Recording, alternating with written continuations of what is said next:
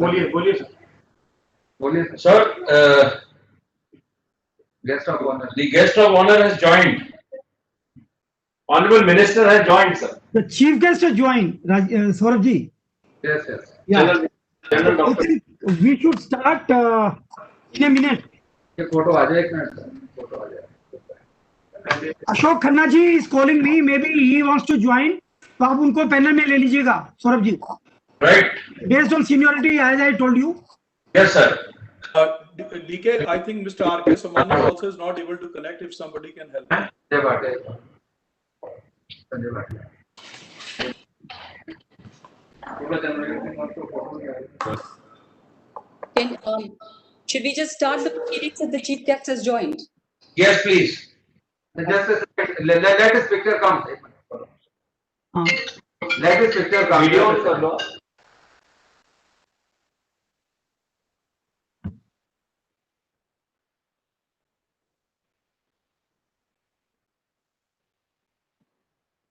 All right.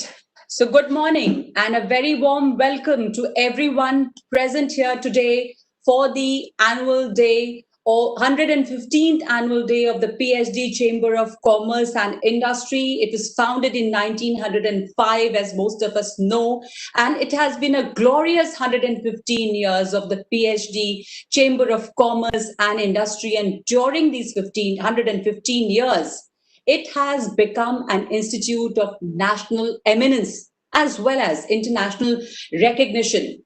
This 115th year is very, very special. And today is a very special and a very unique celebration. When I say unique, what I mean is it is very, very unique because it is for the first time in the history of the chamber that we've all gathered for the annual day celebration on a virtual platform. But that's the reality of the world today. And it is very, very special because in spite of all the obstacles and the hindrances and the obstructions that the pandemic posed, we are continuing with the tradition of our annual day celebration, and we've all still gathered here. So thank you very much, all the delegates, all the panelists, the awardees, the jury members, the sponsors, our chief guest. Everyone is here today and we shall begin the proceedings. But let me just talk a little about the unusual times that we are living in. The outbreak of the pandemic and the subsequent lockdown has disrupted the world in an unprecedented manner as something that the world did not see before. And as the world is in a reset mode, so is India. India is also trying to find its priorities and its focus. And it is at a time like this that the PhD Chamber of Commerce and Industry has gathered today for its 115th annual day to take on this virtual platform to take forward the Prime Minister's vision of Atmanirbhar Bharat. That's what the focus of this annual day is. Atmanirbhar Bharat, how to make India self-reliant. And our focus is to provide a singular platform from which the roadmap to achieving Atmanirbhar Bharat can be presented in a coherent manner because we have the luminaries of the industry present here today. So, without further delay, we shall begin the day very soon. And we are very, very thankful that General V.K. Singh has given his kind consent to be our chief guest today. He's here, he's joining us, and I welcome you all, and I welcome General V.K. Singh, and let's begin the day. But before we begin the day, may I request all of you, all of us, to please rise for the national anthem, and I would request the admin to play the AV, the audio visual, and let us all rise for the national anthem.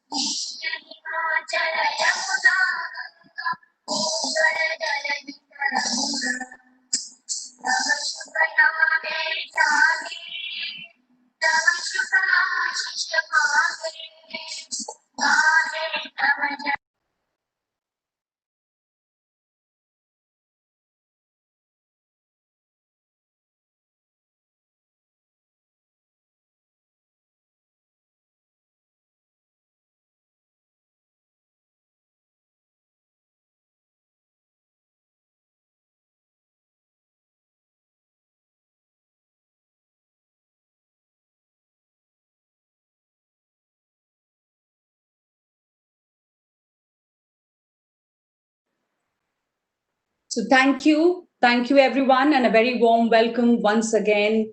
Now, after the national anthem, we are all set to begin the proceedings of the day, which promises to be a very interesting and a very, very memorable day. And going forward, like we always do in our Indian tradition, we shall begin the proceedings of the day by the ceremonial lighting of the lamp. And here, I would like to request the leadership, starting with the President, Dr. D.K. Agarwal. Let us wait for General VK Singh ji.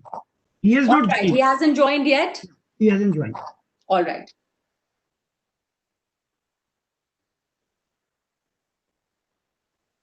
While Can you please coordinate with these people? What time is joining? 3 minutes, as he had another VC, so he's just switching over to that. Okay. Let us wait for him because Yes. lighting should be done. Sure, we shall Yes. wait for him, and we are all gathered on the virtual platform, so we know there will be these technical glitches. There can be, we hope there will be as less as possible, but we can't really avoid it. So we will all bear with it. So we'll wait for the chief guest to join us. He is there, but he's just trying to connect. And then we shall start the proceedings by the lighting of the lamp. And as we wait here for General BK Singh to join, just wanted to thank all our sponsors once again who are present today and the awardees who are here. Many congratulations to all of you, the jury members who are here.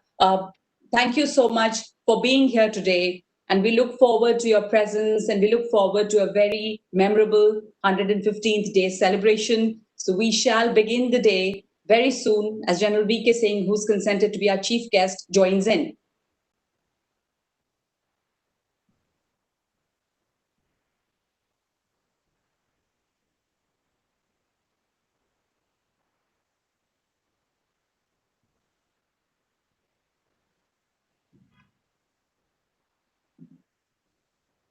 So, but on the other, I am with you, all of you. So, beach mein maybe you will find me.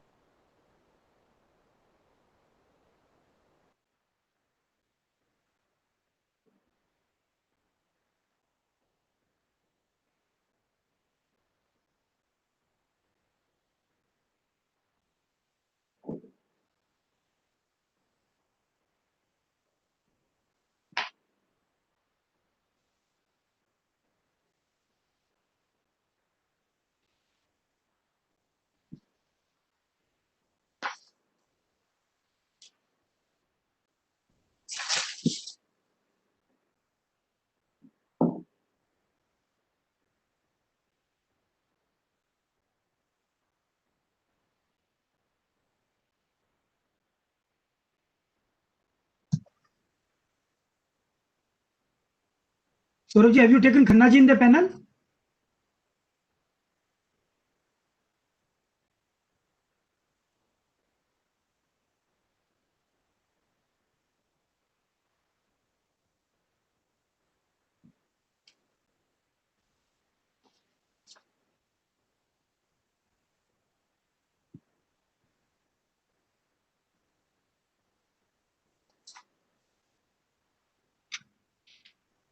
Mantri ji, namaskar. Warm welcome. Nagma ji, we can start now. Very, very warm welcome to our chief guest, General VK Singh. Very warm welcome to you. Namaskar, sir. Namaskar. Welcome, sir. And good morning, Namaskar. We shall begin the day's proceedings, and as we begin the day's proceedings, we shall do it in the traditional way by the lighting of the lamp. And I would request the leadership for the lighting of the lamp, Dr. D.K. Agarwal, President, PhD Chamber of Commerce and Industry, Senior Vice President, Mr. Sanjay Agarwal, Vice President, PhD Chamber, Commerce and Industry, Mr. Pradeep Multani, Mr. Rajiv Talwar, the immediate past president, and Mr. Saurabh Sanyal, the Secretary General of PHDCCI. Please, can we begin the day's proceedings by the lighting of the lamp? And the admin, please, can we have the audio visual of the lighting?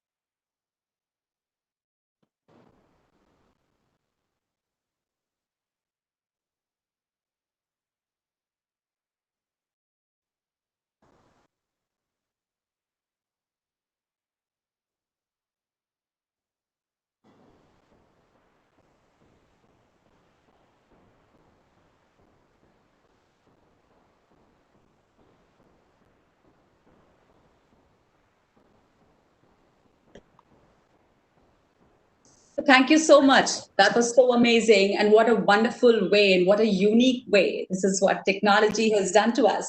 So we have done the lighting of the lamp virtually. And let's begin the day's proceedings.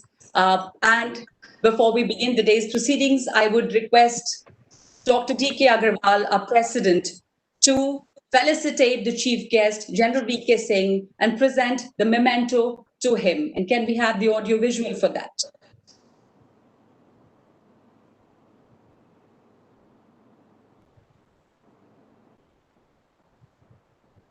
Am I audible? Yes. I would like to request the admin to play the AV for the felicitation of the chief guest and the President, Dr. D.K. Agarwal, to present the memento to the chief guest.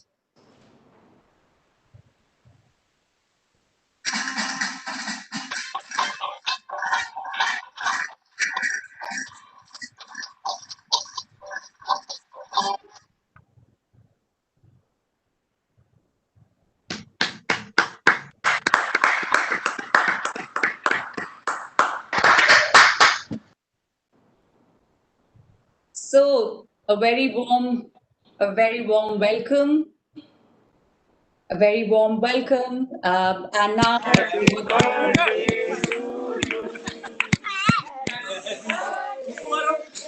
very warm welcome to everyone once again. After the presentation of the memento, and I may now like to call upon the President, Dr. D.K. Agarwal, the President of the PhD Chamber of Commerce and Industry, for his welcome address to actually present his views and his vision, which focuses around the theme of the day, the theme of the 115th annual general meeting, which is building an Atmanirbhar Bharat. So may I request Dr. D.K. Agarwal for his welcome address. Over to you, Dr. D.K. Agarwal.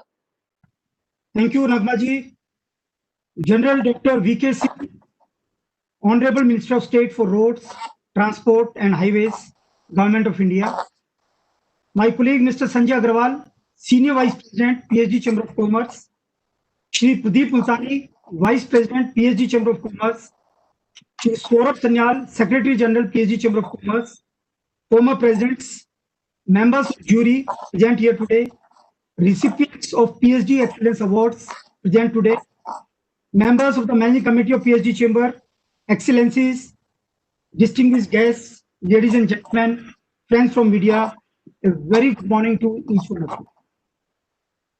On behalf of PhD Chamber of Commerce and on my personal behalf, I extend a very warm welcome to each one of you. My sincere thanks to each one of you for sparing time out of your busy schedule and being with us today on this celebration of 115 years PhD Chamber of Commerce to today's 115th annual session. I am very honored to extend a very warm welcome to General V.K. Singh, a man whom I admire a lot. Sir, thank you very much for your very honorable presence today with the PhD members, with the PhD Managing Committee members, former presidents, and all the distinguished guests. Sir, there is a saying, once a Fauji, always a Fauji. And this is really reflected in your life. The attitude of never turning back, the discipline, the strength which you have demonstrated when you were Minister of External Affairs. At that time, the way you rescued more than 4,700 people from India and also around 1,900 people of other countries from Yemen. And not only that, then there was an Operation Sankat Mochan, when in South Sudan, which was, again, there was a lot of violence, and you rescued a lot of Indians, evacuated a lot of Indians from that place. And sir, even now, when you are holding this Ministry of Roads, Transport and Highways, we have seen the kind of development which has happened in road network infrastructure. It is really commendable. Coming back to the today's topic, this year the theme of our 115th annual session is Atmanirbhar Bharat. When we say Atmanirbhar Bharat, we are saying self-reliant India, self-sufficient India, self-sustaining India. What it really means, we need to focus on our domestic manufacturing. We need to strengthen our domestic supply chain. We have to make sure that our MSMEs, which is the growth engine of our economy, that gets strengthened. We have to bring competitiveness and efficiencies in our domestic manufacturing. And this would require,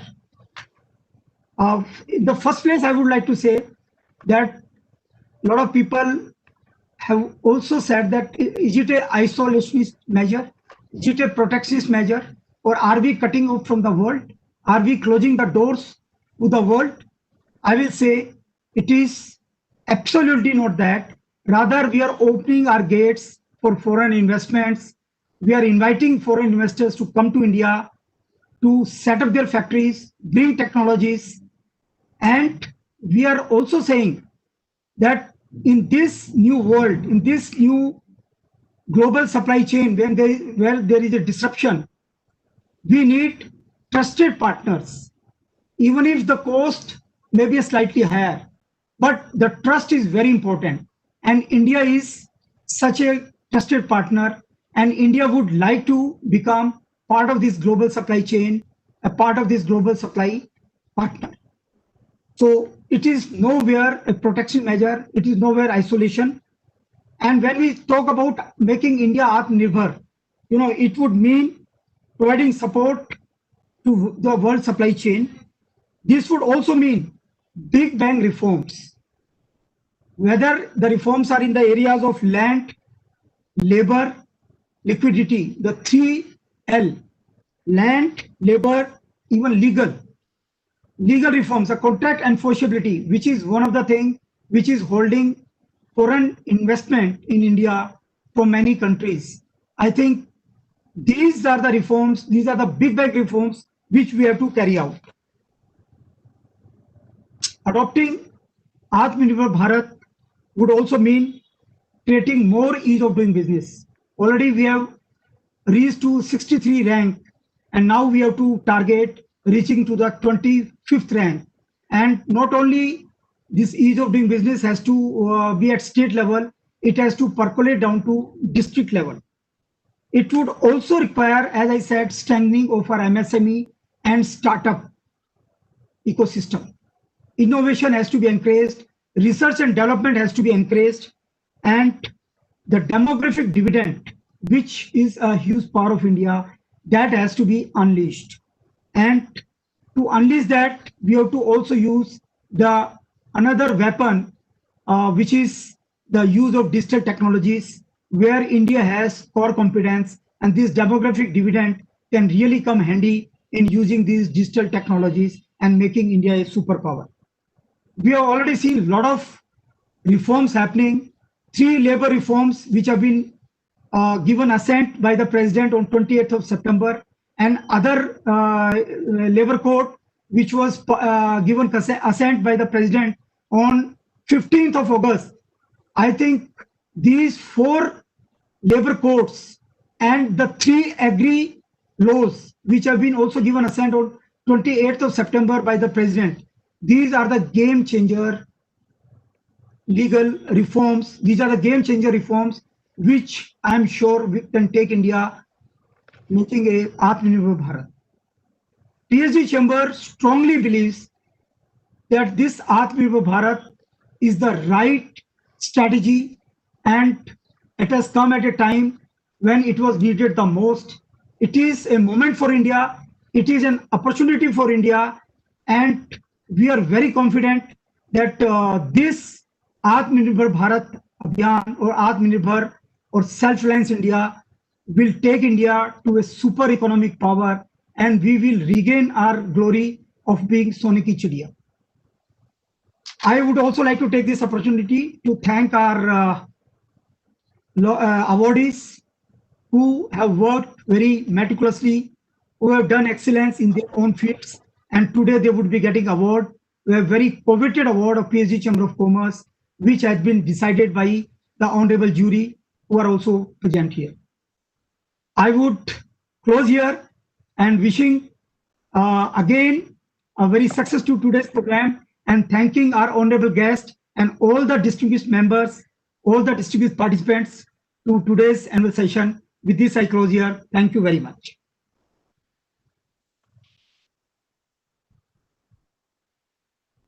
Thank you so much.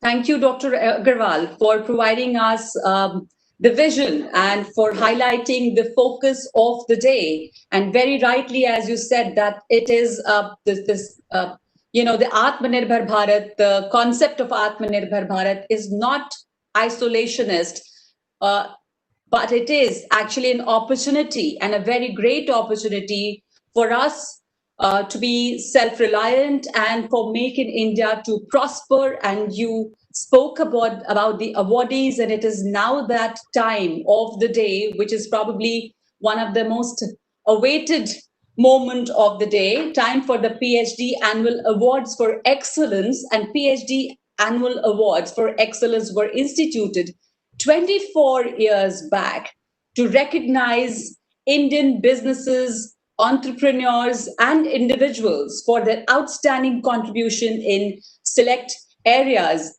And these awards are very, very coveted, one of the most coveted in the business circles, that are decided after several levels of meticulous screening and assessment by a very eminent jury. So, before we move on, I would like to start this ceremony for the award presentation. And I would read out, first of all, let me tell you who are the winners, after which I would request Dr. D.K. Agarwal and our chief guest for the award presentation. But the details of the awardees are as follows. The awardees of 2020. There are 6 categories in which these awards have been given. The Good Corporate Citizen Award for Social Welfare 2020 goes to Grasim Industries Limited, Unit Into Gulf Fertilizers. This is a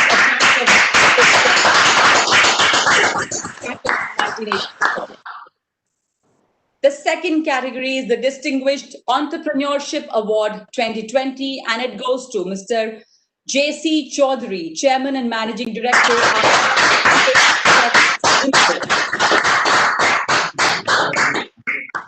It's an entrepreneur, educationist, motivational speaker, author, philanthropist, and numerologist. Now, the third category is the Distinguished Entrepreneurship Award for MSME 2020, and it goes to Mr. Manu Chopra, Managing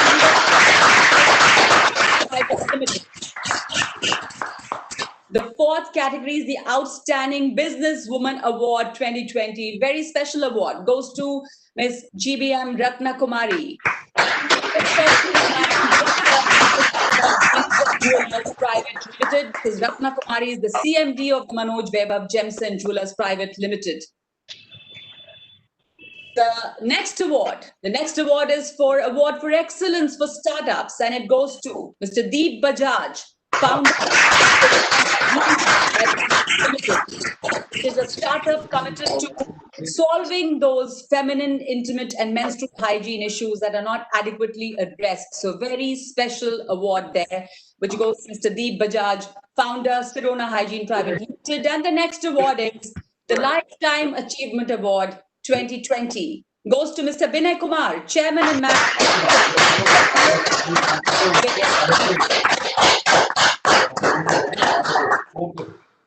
So, now the time for the presentation of the award. Can I request the admin for the AV, the audiovisual?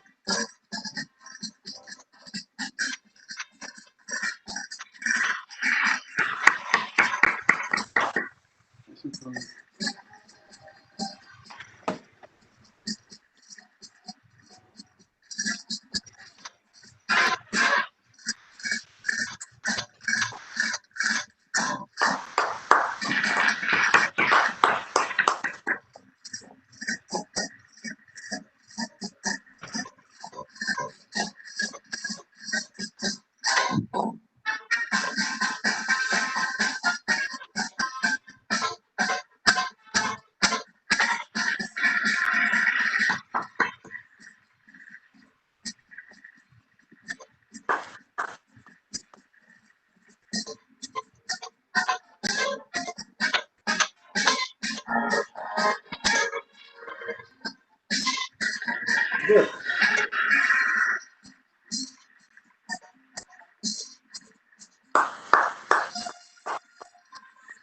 तो button होगा ना video का iPad है क्या है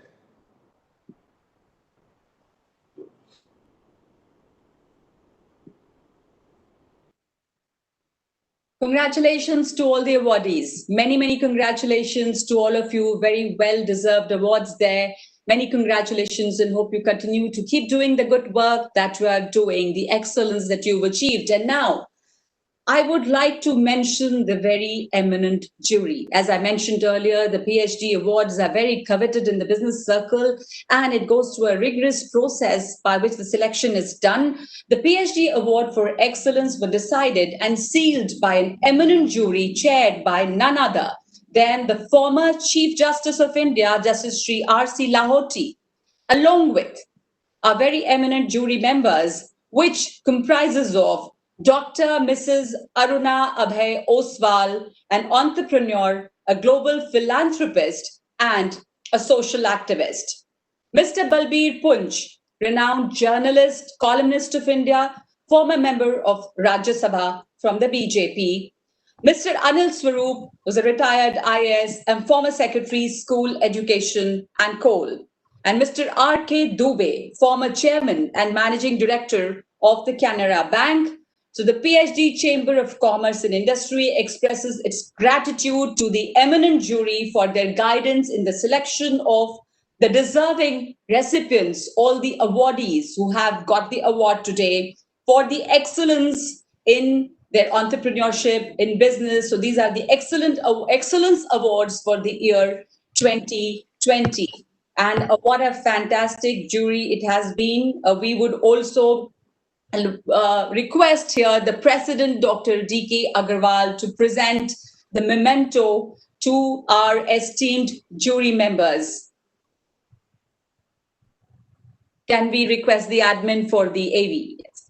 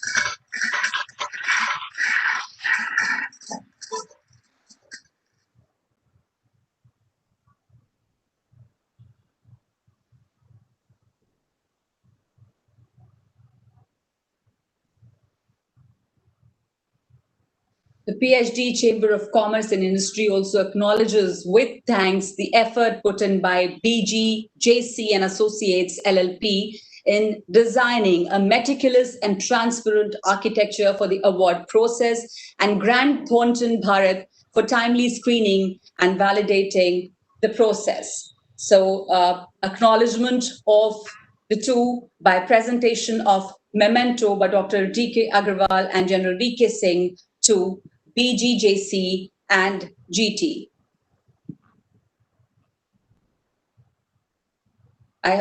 We would like to play the audiovisual, the AV, for the acknowledgement of the BGJC and Associates, or probably we've already, I think, Already done that. it. We've already done that. I would move on and request our chief guest, General V.K. Singh, to present the silver plaque to the President of the PhD Chamber of Commerce and Industry, Dr. D.K. Agarwal.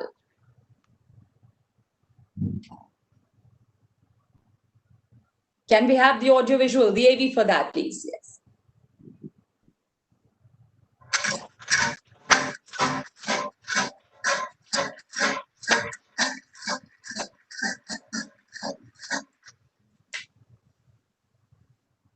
thank you so much. Thank you, General V.K. Singh. And I would now, there are just a few minutes of gaps because we're all on a virtual platform. And thank you all of you for bearing with us and being on this very unique platform today for the annual general meeting, very special and unique annual general meeting that's happening today in the 115th year. Now, I would request our chief guest, General V.K. Singh, for his kind words and provide his vision on the theme. I would request for the address by the guest of honor, General V.K. Singh, Honorable Minister of State for Roads, Transport and Highways, Government of India. Sir, over to you. Thank you very much. I hope I'm heard. Yes. Dr. D.K. Agarwal, President, PhD Chamber. Shri Sanjay Agarwal, Senior Vice President, PhD Chamber. Mr. Pradeep Multani, Vice President. Mr. Saurabh Sanyal, Secretary General. Former Presidents of PhD Chamber. Members of the Managing Committee of the Chamber. All the bodies who have been awarded today. आप unmute हो गए हाँ एक minute आप unmute एक minute हाँ हो गया Somebody has to put off the mic, whosoever was speaking at the moment. Members of the jury, distinguished guests, ladies and gentlemen, friends from the media, it's an honor to be attending your function of 115th annual session of your getting together to discuss various things. And let me compliment you all for choosing a theme which is not only apt, but it is also relevant in the way things are today. Atmanirbhar Bharat. It is not that we are talking of Atmanirbhar Bharat for the first time. Right from independence onwards, self-reliance has been a buzzword. Unfortunately, after certain amount of work that went on in the initial stages of catching up with the industrialization, it has remained a buzzword without much of action. We have moved, not that we have not moved, but I think we have moved without thinking as to what exactly what we wanted. Most of you are from the business community, and let me allude to what was the strength of our business community in the days gone by. One, they had a vision. Now I'm talking of the Marwari way of business. He didn't have much money when he started business, but he had a vision. He went to far-flung areas, carried out a survey, decided on what he wanted to do, and he provided those goods, ensuring that the goods he provided were such that they met the quality standards which are the clientele, and that allowed his business to grow. After that, he opened branches and branches and branches. Somewhere down the line, I think this particular philosophy got subdued, and it was replaced by quick gains and quick. So you were not concerned with quality that much, but you were concerned with a quick buck. Let's put up a thing. It doesn't make a difference what kind of goods go by, and we were not wanting to venture into that uncertainty of the world where it was going in terms of business. And therefore, you had a situation where the Japanese, when they came to do the MOU with the DCM people for DCM Toyota, they said, this is a great country. Here, the car handle or the door handle of the ambassador car hasn't changed for 40, 50 years. We didn't want to change. We didn't want to bring in innovation.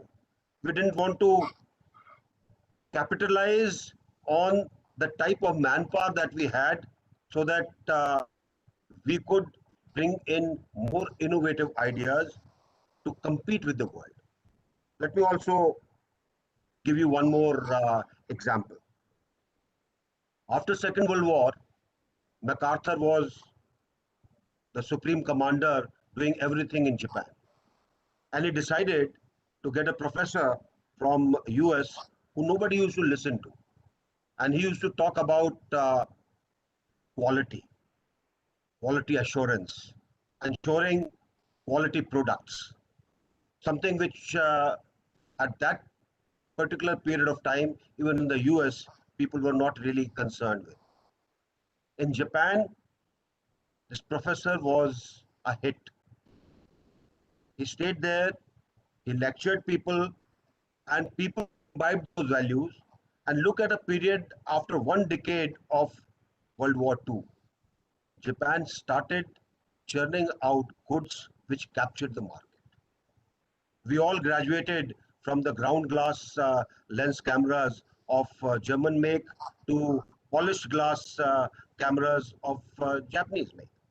And slowly each and every sphere was dominated by the Japanese. I want you all to think about it, because it is very relevant when you talk of Atmanirbhar Bharat and self-reliance. Till the time we do not look ahead, till the time we do not innovate, till the time we do not go to research and development, till the time we are not willing to take that risk, okay, I may not get enough profit this year, but after 2 years, I'll peak. Till the time you don't want to do this, we will not become self-reliant. We will stay at a plateau, which is not what is wanted. Atmanirbhar Bharat, the theme means you should be looking ahead where you are not only self-reliant in terms of what you produce, but you have a huge market. You are feeding that market. You should be able to go out of this market, from the domestic market, and compete with all the goods outside.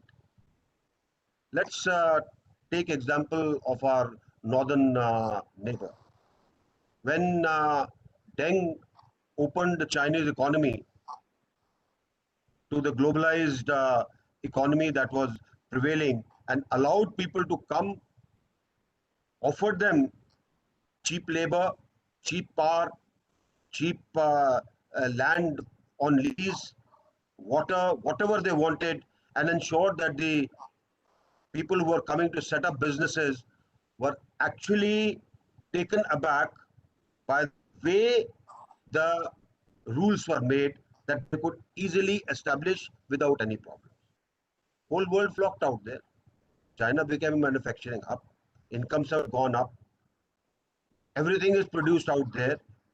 I mean, and everything, because it's a huge manufacturing hub. Even the labor costs are less, therefore the price of the item is less. They created huge hubs.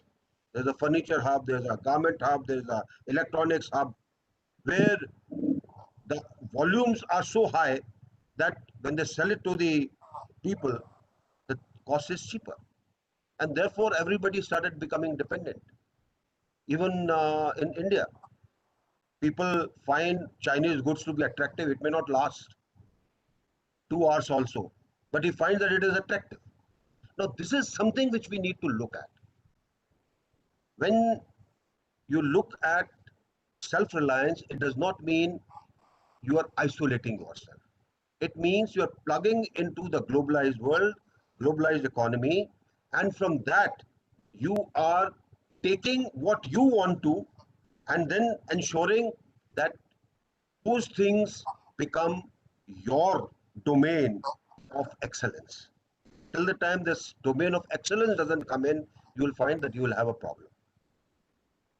And Atmanirbhar Bharat runs through every possible industry, be it farms, be it manufacturing, be it MSME, you name it, it is all there. There was a time when we were very proud of the innovativeness and reverse engineering prowess of the Indians, and that so-called jugaad mentality that we had developed, which we could make things which could do a lot of good. People are still doing it. Can we harness them? The other day I saw a small video on somebody who had made a scooter-like arrangement for arecanut trees. Chap doesn't have to climb, he sits on it and it goes up. There are many things that people are making. And mind you, it is this that is going to fetch results. You need to create joint ventures to ensure that people from outside who are technologically far ahead of us are able to invest with you, which becomes your gain. You train people, you skill people, and then make the technology better by your own research. That makes you self-reliant. And self-reliance is not only saying that, okay, now I can make this and therefore I don't need anything. You will still need, because there are niches in the world where they've created expertise for certain goods. And since those goods are cheaper, obviously you go and get it from there. And there are many examples. I can quote you one from my experience with the army. Serbia. Serbia makes copper cones which go into anti-tank ammunition. For the whole world, Serbia is a hub. Everybody takes it from there. Now, if you were to make it on your own hair, it is going to cost you more. What should you make? What should you manufacture? How you should proceed in the year ahead? That roadmap has to be clear. Without that roadmap, things will not really work. And the buzzword, the foundation must always be excellence and quality. Till the time we do not have excellence and quality, we will falter somewhere or the other. Yes, ease of business is required. Yes, procedures have to be made simpler, which is where all the chambers come in. It is you people who should be able to suggest as business people to the government, look here, if you do A, B, C, it is going to take the economy much more forward than what you have planned. I'm quite sure no government can refuse you. If the ideas are good, ideas will ensure that there's a mutual benefit, it will really go forward. So, self-reliance, Atmanirbharta, Atmanirbhar Bharat is not an empty slogan. It is a slogan which should stir all of us. It's a slogan which should become part and parcel of us. It should be really good in terms of what we produce. Otherwise, we will still go by screw technology, get things, assemble them in India and say this is made in India. Large number of things are made like that. We will still get things made in some other country. For a long time, we were getting things from China, which were coming cheaper, and we were labeling it with our label and saying, oh, we made it. That philosophy has to go. And like I said, we need to go back to that older variety, the older expertise of that Marwadi businessman who had the vision to plan and go forward so that he could really capture the. You need to capture the market. Your goods must be such that they stand out. And then let's look at how we can reduce the cost of inputs. Let's see how we can reduce the competitiveness of our goods in the world market. That is what will make a difference to all of us. Where just a word on roads and infrastructure, this is one sector that can spur growth and economy. A lot of work is being done. And I was very happy the other day when we had an interaction and the people from L&T told me that the workforce is back to pre-COVID days. I think that's a very healthy sign. And where the industry is concerned, which deals with roads and infrastructure, everybody is plugged into it. You require labor, you require machinery, you require fuel, you require all kinds of other things which go into making infrastructure and roads. So all this is needed to ensure that the roads come up. When the roads come up, ease of business becomes better. Your goods move faster. You can ensure that the cost of haulage comes down. Cost of haulage comes down, your goods become more competitive. And the amount of construction that is going on in terms of the expressways, the freight corridor and the railways, the linking of economic corridors by the road ministry, everything is going on at a real fast pace. This last year, we've added almost more than 3,800 kilometers of roads. We are constructing roads at a pace of almost 30 kilometers a day, and we want to take it to 60 kilometers a day. So, can the industry help us in this? Yes, industry can help us in this because that will make a difference. So, my parting shot would be Atmanirbhar Bharat is very relevant, very relevant. We all need to think, walk, and sleep this particular theme and work on it to ensure that we prosper and with us the country prospers. Thank you very much. Jai Hind.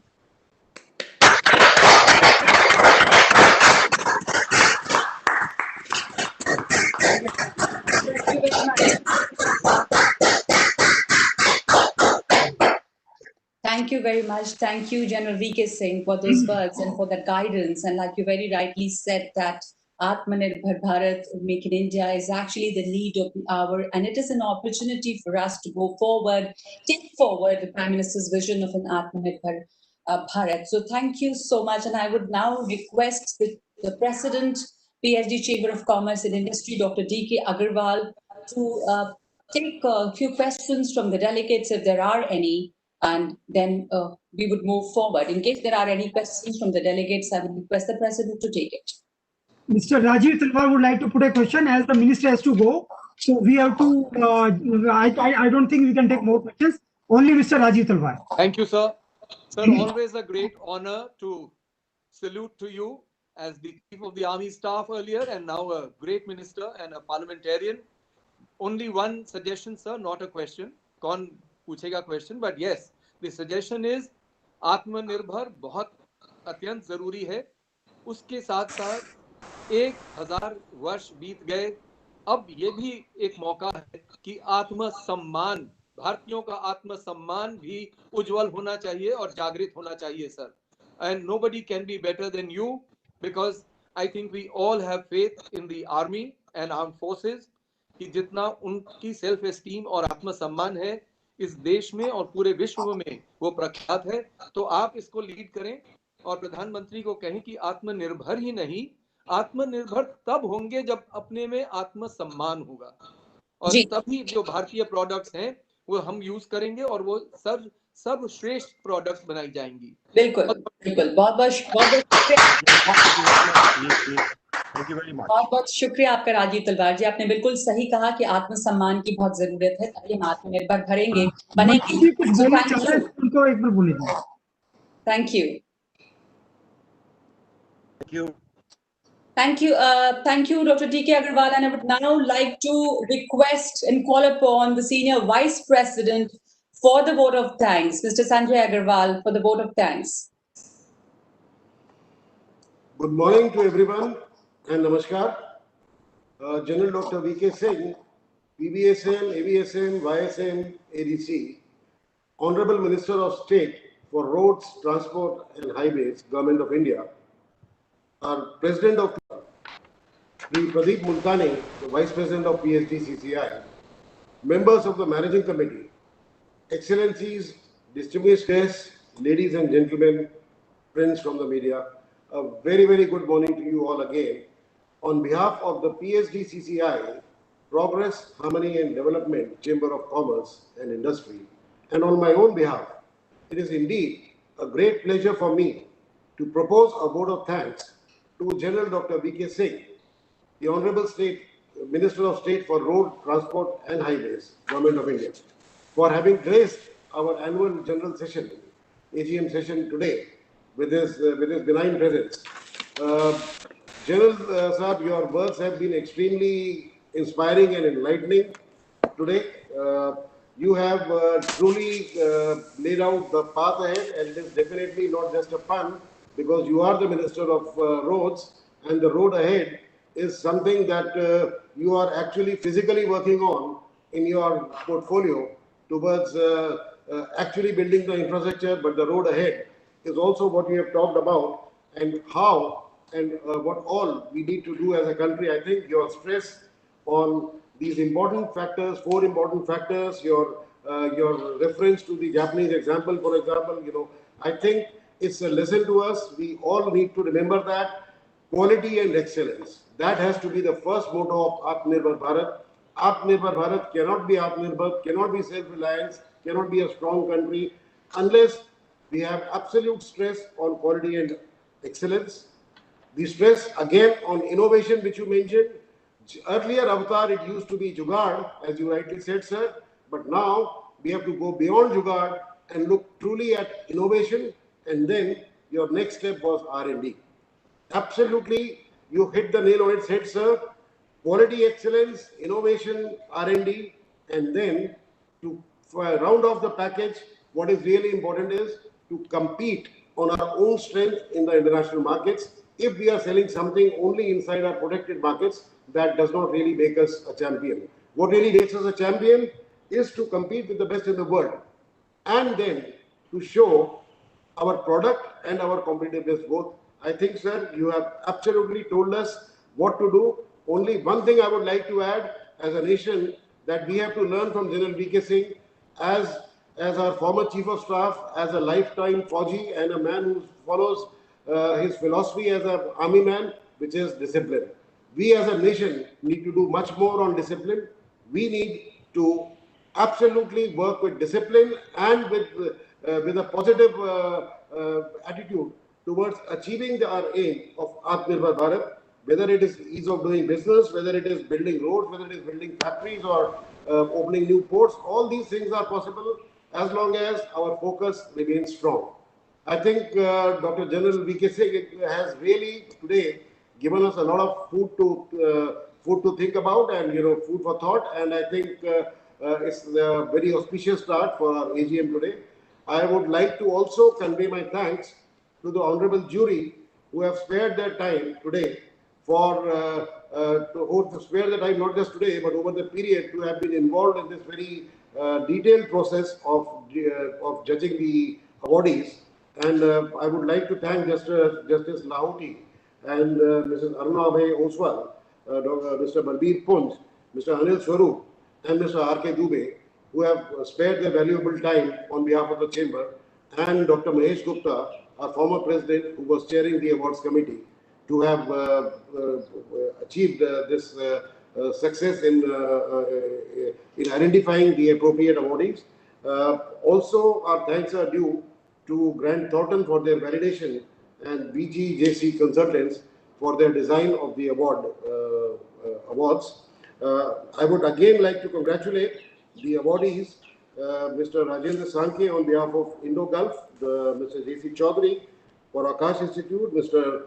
Manu Chopra, for ADS International, Mrs. Ratna Kumari for Vaibhav James, Mr. Deep Bajaj for Sirora, and our own former Vice President, Dr. Binay Kumar, for the Lifetime Achievement Award. It's really been an honor for us as a chamber to have such prestigious awardees and to have the presence of such an eminent personality in the country who cannot just be defined by his ministership or one thing or the other. He is one of the most, I would say, well-known and one of the most loved citizens of India, Dr. General VK Singh. We are all very, very happy to have had a very successful first inaugural session of the AGM. Thank you so much, and namaskar.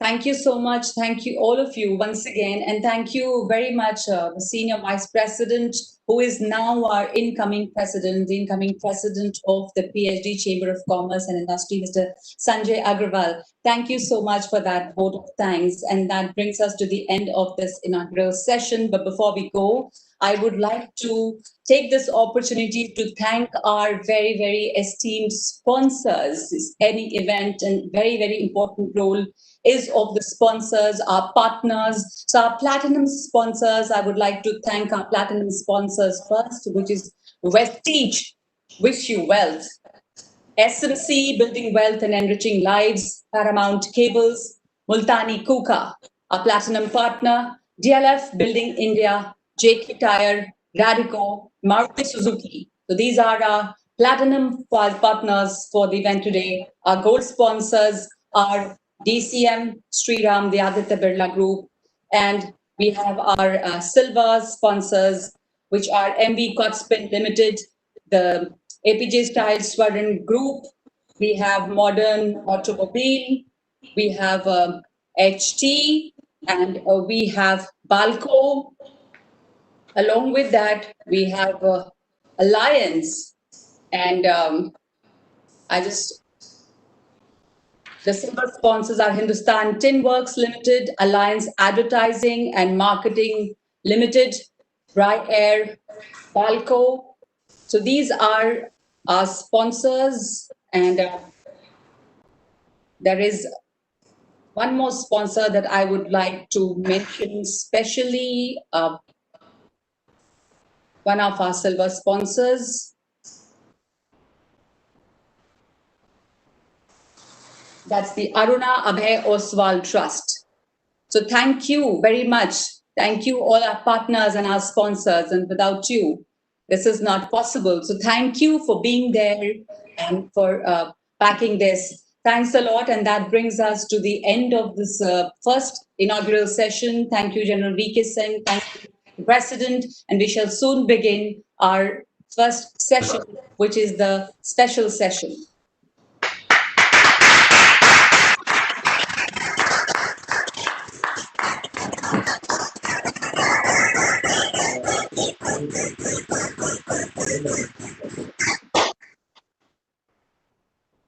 DK, you are muted. We have to start this session immediately and we have to close it by 12. So Sure. are all the panelists there in this session? We shall start the second session, the special session right away. Well. And so this session, after the inaugural session, after the award presentation and everything, now is the time for the special session where we are going to talk about the Indian economy. We all know that the world economy is facing a very challenging time, and India is no exception. So we are facing a very challenging times, especially after the pandemic and the pandemic-induced lockdown. Now we are in the phase of the opening up, and the biggest challenge that we have today is the opening up our economy with our focus on a self-reliant India, with our focus on Atmanirbhar Bharat. The call given by the Honorable Prime Minister Narendra Modi for an Atmanirbhar Bharat, and we know that India can become self-reliant only when Bharat is Atmanirbhar. And like President Dr. D.K. Agarwal rightly pointed out in his inaugural speech, in his inaugural address, that we have the demographic dividend to unleash. We need to provide opportunities for innovation and manufacturing, and that is what is going to bring us out of the economic challenges that the Indian economy is today facing. So we would first request the Senior Vice President of the PHD Chamber of Commerce and Industry and the incoming president, I would like to reiterate, Sanjay Agrawal, to share his views on this and welcome, to present his welcome address for this session, where the focus is on the Indian economy, the revival, the opportunities of the Indian economy. So over to you, Sanjay Agrawal. Good morning to you all again. I think we'd have to ration our time very wisely because we've got only 28 minutes right now for the next session to start, and we have got some excellent speakers who are going to share their views on the Indian economy and the way forward. So I think let me just start with thanking and welcoming rather Mr. Manjeev Singh Puri, former president, former ambassador of India to Nepal, our former president Mr. Sanjay Bhatia, and our former president Mr. Anil Khaitan, and Mr. Gautam Bali, managing director Vestige Marketing, our president Dr. D.K. Agarwal, and vice president Mr. Pradeep Multani, and our Secretary General, Mr. Saurabh Sanyal. Former presidents, former and members of the managing committee, excellencies, distinguished guests, ladies and gentlemen, friends from the media, a very good morning again. It really gives me a great pleasure to once again welcome you all to the 105th annual session of the Progress, Harmony and Development Chamber of Commerce and Industry, PHDCCI. We are extremely grateful to all our distinguished guests on the dais who have been kind enough to spare their valuable time to be present here today with us virtually. Friends, amid the dynamic and difficult times caused by the health and economic impact of COVID-19, the Government of India's very welcome unlocking of the economy well in time as a response to the improving situation nationwide. I think that has been a very big relief to the economy, because if we had continued with the strict lockdowns that were originally imposed for a much longer period, then that might have been more damaging to the economy. The government's announcement, of course, of the mega economic stimulus package of 20 lakh crores, which is 10% of the GDP, with various structural reforms, relief measures, and clarion call for Atmanirbhar Bharat will go a long way, of course, to strengthen India's economic growth trajectory. In addition, the government has ensured that the lockdown, while it is being orderly, does not result in faster spread of epidemic, and I think adequate care has been taken in case of high infection rate areas to be still cordoned off, and I think that is the approach that one has to take. That we have to look at the problem areas and cordon them off, and then try and ensure that the rest of the country still keeps on working. The impact of this lockdown and the initial reaction to the COVID epidemic has been pretty severe. We all know that in the first quarter of 2021, we have lost roughly 25% on GDP, first time in our history that we have a negative growth to that extent. But the good news is that we are already seeing the green shoots emerging at the end of the second quarter. The data for the month of September has been very, very encouraging on many fronts. We have seen 56.8 level of PMI, which exceeds the last 8 years of PMI confidence level, purchasing managers index level. That is something that should give us a lot of confidence. Our exports have gone up 3% year on year in September to 27.4 billion. Our digital payments are up 12% year on year. Our e-way bills are at a record high. All these symptoms, all these indicators do tell us that the economy is on to a revival path. Point is how strong the revival will be, how strong and fast we are able to cover up the deficits that have been created in our growth. That is going to be crucial. One still does not feel confident that the second quarter of this financial year would, despite all these positive signals at the end of September, is going to give us a positive GDP growth in the second quarter. But hopefully, at least for Q3 and Q4, one can hope for some good positive growth. Maybe we can try and minimize the sort of negative projections that one has been getting on the financial year's GDP growth, and maybe we can grow strong enough to actually be able to cover a lot of the deficits that have been generated due to this unavoidable pandemic.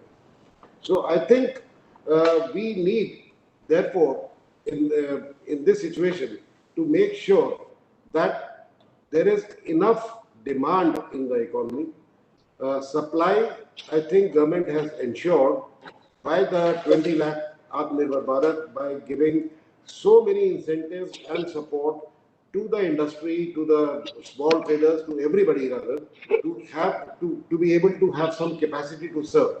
But then you need demand. And for the demand to happen, I think what is really needed is a big investment that has to come from the government.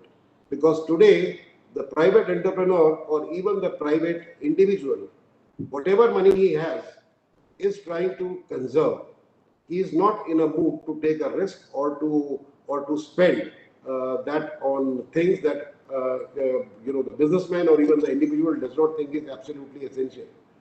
I was just discussing yesterday with a gentleman from the press who shared with me that the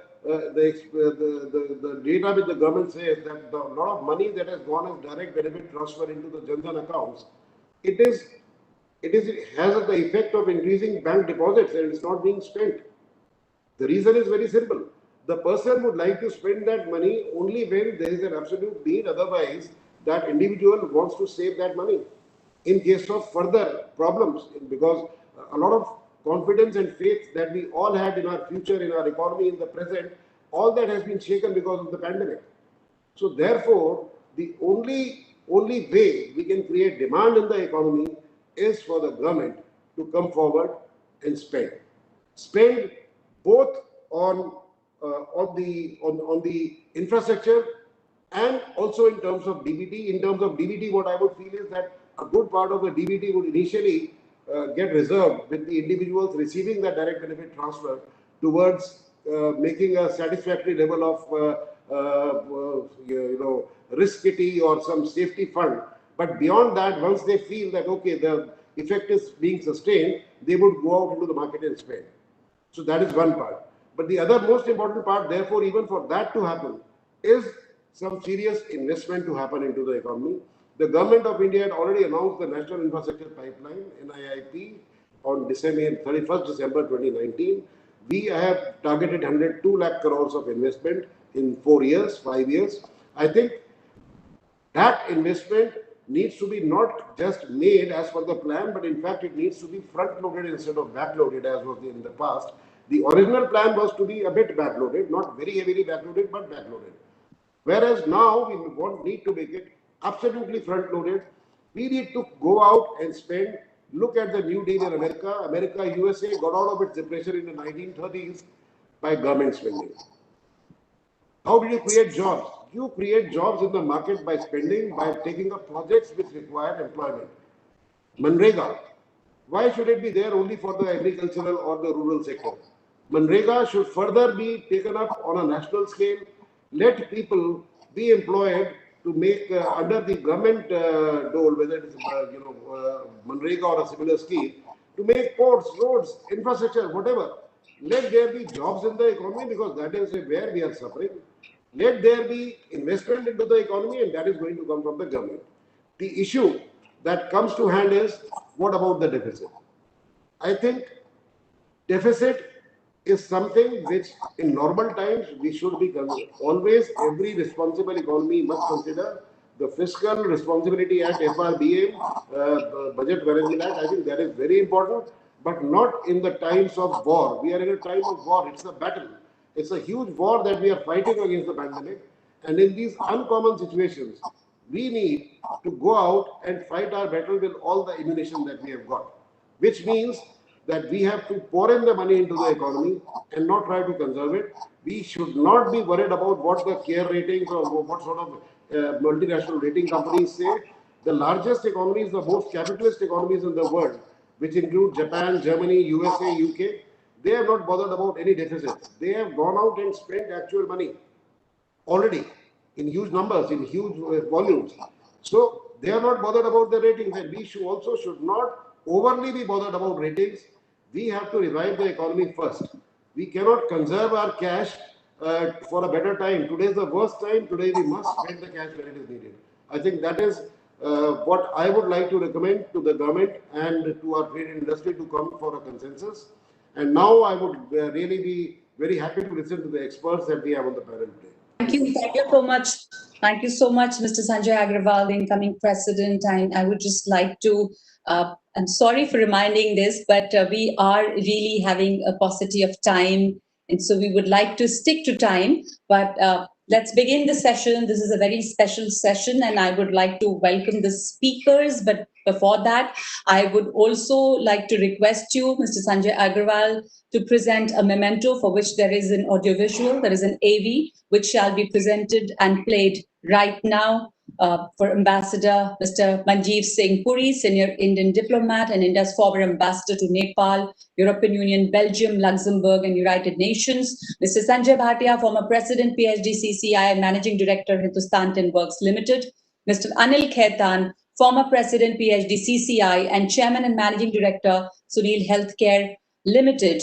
Along with that, Mr. Gautam Bali is the Managing Director, Vestige Marketing Private Limited. Vestige is a leading direct selling company dealing in world-class health and wellness product.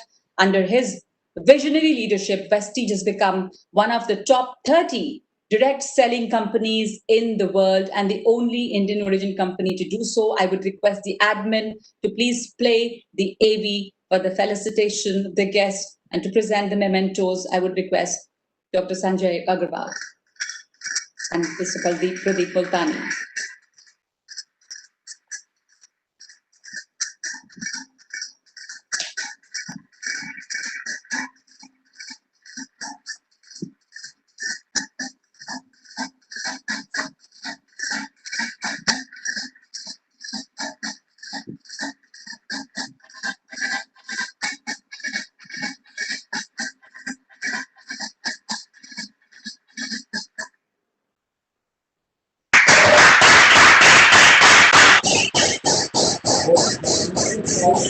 Thank you. Thank you, and very warm welcome to all of you, to all our speakers. Thank you, and we are very keen to hear you. I would first request Ambassador Mr. Manjeev Singh Puri for his vision. You've been a senior Indian diplomat and India's former ambassador to a couple of countries, to our neighborhood as well as European Union, Belgium, Luxembourg, and the United Nations. I would like to, we all are very keen to hear what's your vision on India's economy, what are your thoughts, where are we going forward, and what is unique in terms of the opportunities and challenges that India faces. Thank you very much, Nagma. Just a question. Are you hearing me clearly? Yes. You can. And what is it, 5 minutes or 10 minutes? I believe we are running short of time. We have 5 minutes only. 5 minutes. Okay, so I'll try and make it very short and crisp. First of all, I want to thank the PhD Chamber of Commerce for inviting me here. I was very grateful to the Secretary General when he called me. I want to thank the incoming president and currently the senior vice president for his words just before you invited me to speak. And Mr. Agarwal, I must tell you that I agree with you, as they say in Punjabi, 200%. Fiscal stimulus is the absolute order of the day, and we need to realize that. I know that numbers have started coming back. This is because India is actually a frugal economy. And even though the headline numbers used to come from this top end of the middle class spending and going places, the fact of the matter is large amounts of our economy are resilient, but they need basics. And so therefore, our recoveries are going to be there at a faster rate. I hope they are V-shaped and not K-shaped, as is feared in several other parts of the world. I also want to take just a second to come back to something which Nagma mentioned in the opening session. And she said that Atam Nirbhar did not mean isolationist. Nagma, thank you very much for this word. The Honorable Prime Minister, during the India-EU summit, repeatedly mentioned the point that foreign investments was very much welcome in India. He then said the same thing at a meeting with the United States and with investors and the business community. I want to say that that is the word that people want to see. That is what people want to hear. Because whether we like it or not, Atam Nirbhar does come with a connotation of protectionism. And on my panel, there are many people who are in direct business and they would realize what this exactly means. If Mr. Gautam Bali and his company wish to be global, then I'm afraid we also need to be global in the same sense of the term. And we need to understand that these things have a certain degree of dovetailing and complementarity. Now, let me come back to what I wanted to really focus myself on. My background has been working in the area of sustainable development and climate change. And I want to tell you that what has COVID done? It has greatly sunk global GDP. In the case of India, we saw nearly a 25% decline in our GDP in the first quarter. We hope things will revive, but we have taken a very big hit. Perhaps the silver lining is the GHG emissions fell. And for the first time, you and I stepping out here in Delhi could see the stars. The Jamuna was at good level, and we all felt very good. But do you really think that we can run a global and a very good environmental program by shutting down our economy? I think the answer is clearly no. We also need to remember that climate change is fundamentally impacted not by the flow but by the stock. And the stock of carbon dioxide, GHG in the globe continues to remain very high, which makes it only a momentary respite from the entire issue of global warming that we have been seeing. Why do I make this point? I make this point basically to bring to the attention of all our industry leaders that whether we like it or not, and today our entire effort is one on reviving the economy, doing whatever it takes to get things going, and that is correct. It is a question of the patient. You first need to treat the disease, and then we look at the ecosystem. But having noted this, let us remember that the world is looking at what is happening in climate, and this is going to be one of the greatest issues that we will face. And I want to draw your attention to this. If we are the fifth largest economy in the world, or at least we were before COVID, and we will certainly come back to that and even become better than that, then do remember the eyes of the world are on you. And it becomes incumbent upon you to be able to fulfill your various contributions to the world in a responsible manner, which means we will have to become major players in the area of decarbonization. We have done extremely well in the area of solar energy, becoming one of the global leaders. But we have to do much more. And one of the areas that I would leave with people is the area of solar power in the rural areas. We've again done well with electric vehicles. We want to introduce these. But remember, the world became an internal combustion engine motor car only because Edison Electric Company refused to roll out power stations across the highways of the United States, and Standard Oil did it.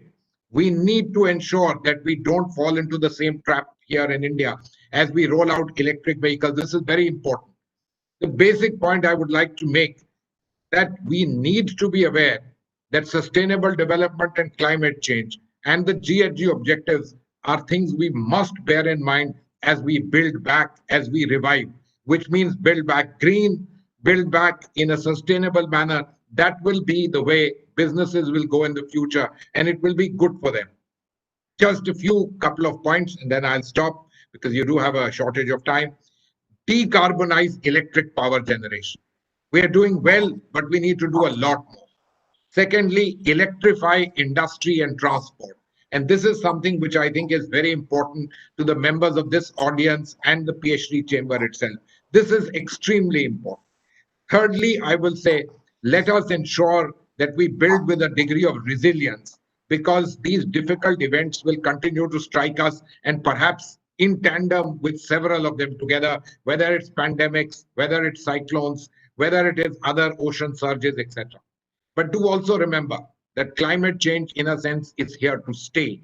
And so we need to do adaptation. And adaptation means we need to build to take into account that there is a certain degree of climate change, whether it means temperature levels, whether it means roads, water levels. We need to build into this into our system and look at technologies which particularly address this. And my final point to all these industry leaders is, as you look at your CSR, do look at very important elements which can do things for our environment, which are things such as urban forests, biodiversity corridors, They may not have much to do with climate change in the big sense of the term and GHG emission, but they do a great deal for a quality of life for all of us. And whatever you can do in terms of your contribution, that will be extremely valuable and very welcome. Thank you very much. I'd be happy to take questions at the end if there are any. Thank you. We shall surely take questions if time permits. But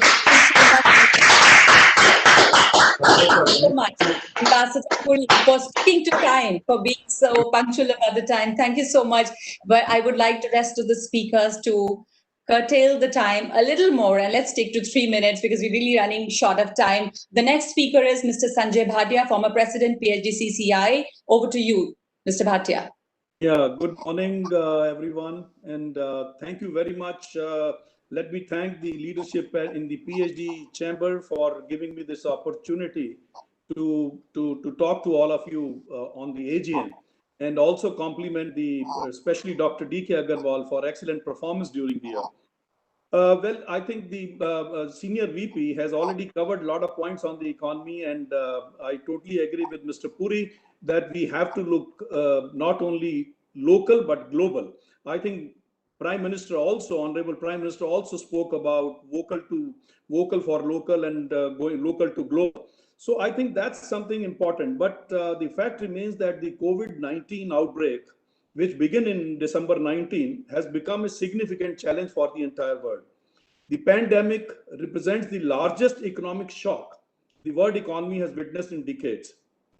Many international organizations have projected subdued outlook for the growth of the global economy and have signaled the risk of the global recession. We have also seen rising trust deficit against China globally. I think that's something which is a factor which really needs to be seen. So therefore, the governments around the world are undertaking decisive steps to limit the human and economic impact of this COVID-19. At the domestic front too, I think as Mr. Sanjay Agarwal already mentioned that there had been a Q1 contraction in the GDP growth, but there are certain sectors of the economy in particular which are really badly affected, like textile, apparels, beverage, motor vehicles, hospitality. I think there's a need to really see that what the government has to do on that.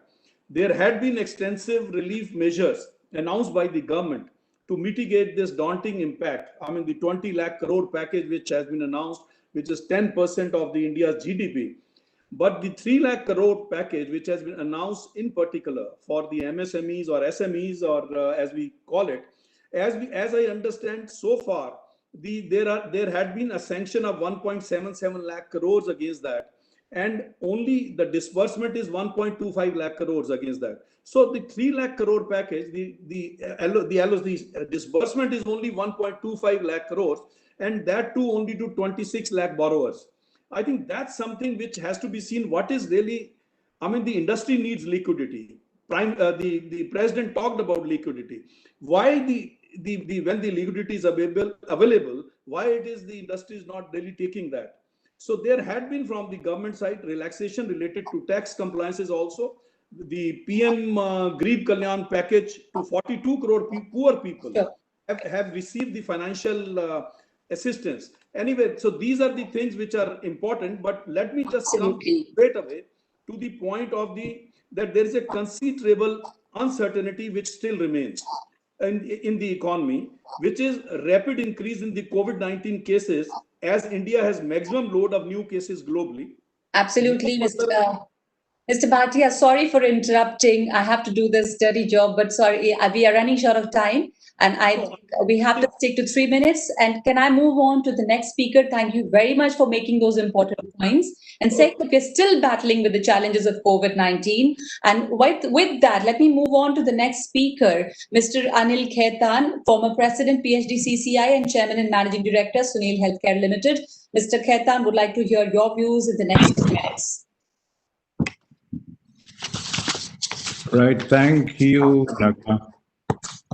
To the leadership of PhD, my colleague, former presidents, my distinguished panelists, nice to be with you on the panel, Balisat, Sanjay, Ambassador Puri. We have shared some glorious moments with each other in Kathmandu, in your beautiful embassy.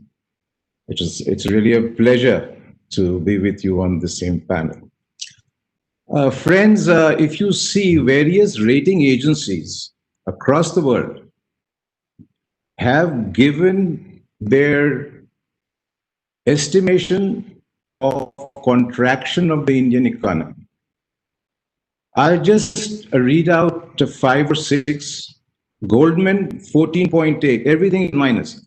Goldman 14.8, India ratings 11.8, Moody 11.5, Fitch 10.5, OECD 10.2, ADB 9, CRISIL 9. So if you add up all, do a simple average, it's coming to 12.5% is going to be the contraction of our economy, which is now worth 200 lakh crores. So whatever is 12.5%, that is the average forecast. But I feel India, the economy of India is like a rocket waiting to be launched on the ISRO launch pad. This economy has got phenomenal resilience. This economy has got phenomenal creativity. This economy has got phenomenal ecosystem, which is a WIP, especially for startups. And I must compliment the government that finally the aggressive action they have taken on the agri reforms. I must commend the government that what should have been done in the 40s, anyhow, better late than never. I think that's going to be a great game changer, and you will find that this 50 or 55% of the population, which are contributing in terms of agriculture only 14% of the GDP, you will find over 5 to 6 years that this is definitely going to increase. We must also understand, friends, that India in particular, it's facing 3 major issues. One is Pakistan on the west, China on the east. So we have a military issue. Second is we have a pandemic issue. Third is we have a economy issue. Now, confining ourselves to the economy and getting straight to the point before Nagma tells me time's up, I'll just give straight the steps which the government has taken and what I would suggest. Niti Aayog is a fantastic idea. Niti Aayog grid is a fantastic grid. I would strongly suggest the government, they should take the same grid and put it in all the states, so the center and the state have to be in sync with each other. Second suggestion I want to strongly make is that power and labor should be a central subject. It should not be a concurrent subject, because we as industry face huge amount of problem on account of these 2 issues being a concurrent subject. Another idea would be that if the government of India could make an India Governance Council, and in this council they have industrialists, they have chief ministers, they have officials, which are basically sort of fathering and guiding the idea of the growth of economy. Second, the next point is, we must create district-wise. In India, we have 714 districts. We must have 714 EODB, that is ease of doing business committees at the district level, with a proper composition from all areas, so we see the implementation on the ground. Sure. Next suggestion is we should have a permanent fiscal body, like we have a GST council. We must have a fiscal council which basically controls, like, the GST council controls the, you guys understand what I mean by a fiscal body, just like the GST council. Next point now, which is very, very important for the government to do, they have to come with a sector-wise package, especially the hospitality, tourism, and these most affected sectors, they have to be immediately looked after. Otherwise, they are going to die. As it is, you guys must have seen that the Confederation of All India Traders They have already published in the newspaper that 1.75 crore businesses have just shut down. So we must take that into consideration. Another suggestion I would like to give is we must have state-wise MSME entrepreneurship universities, including for entrepreneurship as well as skilling and concentrating on MSMEs. Sorry, Mr. Another Khattak, idea I is need to focusing on interrupt there. tourism. Sorry, I need to interrupt there, but you've been Right. very. I'll just take a minute. And Okay. to conclude, we must have a huge focus like the UP state government did. One district, one product. We must basically focus our thing. And lastly, Nagma, is what as to what Sanjay mentioned, the NIP is 102 lakh crore. I did an analysis of 102 lakh crore. Government has allocated in 4 sectors 74 lakh crores. Energy, 24 lakh crores. Roads, 20 lakh crores. Railways, 14 lakh crores. Urban infrastructure, 16 lakh crores. So this money the government has to source, it has to start spending. Sure. And the demand will get generated and India will grow. So I'm very positive that from July, September 2021, India would recover. Till then, we have to learn to Thank survive you. and get to Thank you for stability. that Thank very you very much for your time. optimistic. Thank you for that very optimistic remark.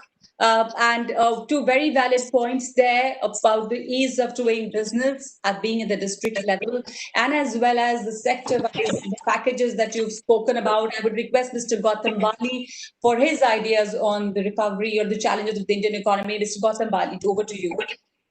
Thank you so much, Nagma. And at the outset, it's a privilege for me to speak in the 115th annual general meeting of PHD Chamber of Commerce and Industry. I'm thankful to the Chamber for inviting me to share my thoughts. I believe everybody has definitely all the figures, the statistics on how exactly our country or our economy has performed during the pandemic. I must take a point out of Journal VK Singh's presentation in which he talked about Japan. And that's my view also. India as a country, for us to be Atmanirbhar and for the economy to come out of this kind of a shock which the pandemic has brought in not only into India and it is there in the world economy.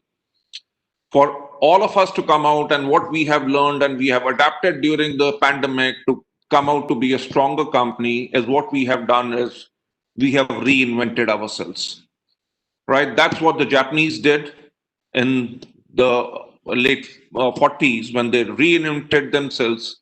That's what China did, right, to reinvent and to become a global sourcing hub. Not to take much of your time because I already realize we have the paucity of time over here. I would like to talk about direct selling industry to which I represent. India's direct selling industry, which provides livelihood opportunities to approximately 6 million people, is reinventing itself to deal with the adverse impact of COVID-19 pandemic. Amid the rising unemployment and layoffs during the pandemic, the direct selling industry has become the savior for the youth in the country. Many unemployed people under the age of 35 are opening up to direct selling because traditional employment landscape is witnessing disruption. Direct selling offers opportunity to work from the safety and convenience of home. The entire business can be done online with flexible hours, right? Direct selling has become a good source of income for families during the pandemic. In direct selling, products are sold through relationship selling, and the mode of business has gone from physical to telephonic and digital based upon selling owing to pandemic and social distancing norms. I would just like to mention over here, this is a business which was done not only in India, but all across the world for last more than 65 years. And it was only a business which was based upon one-to-one contact. When we are talking about pandemic, the thing which I talked about reinventing ourselves, that's what people have done, have taken to social media, have adapted to technology to reinvent the entire modus operandi of doing business. And I know we are really, really short on time. And the last I would like to say that I'm sure that the initiatives of PHD Chamber of Commerce and Industry during this uncertain times will create awareness amongst our policymakers to come out with initiative which will create growth and momentum in our economy. Thank you very much, everybody. Thank you so much. Thank you so much, Mr. Bali, for really being very punctual about the timings. And I would like to especially thank you for that. And before moving on to the next session, which is very, very special again, because it talks about vocal for local, let me request the Vice President of the PHDCCI, Mr. Pradeep Multani, for a vote of thanks, a very quick vote of thanks. Mr. Pradeep Multani.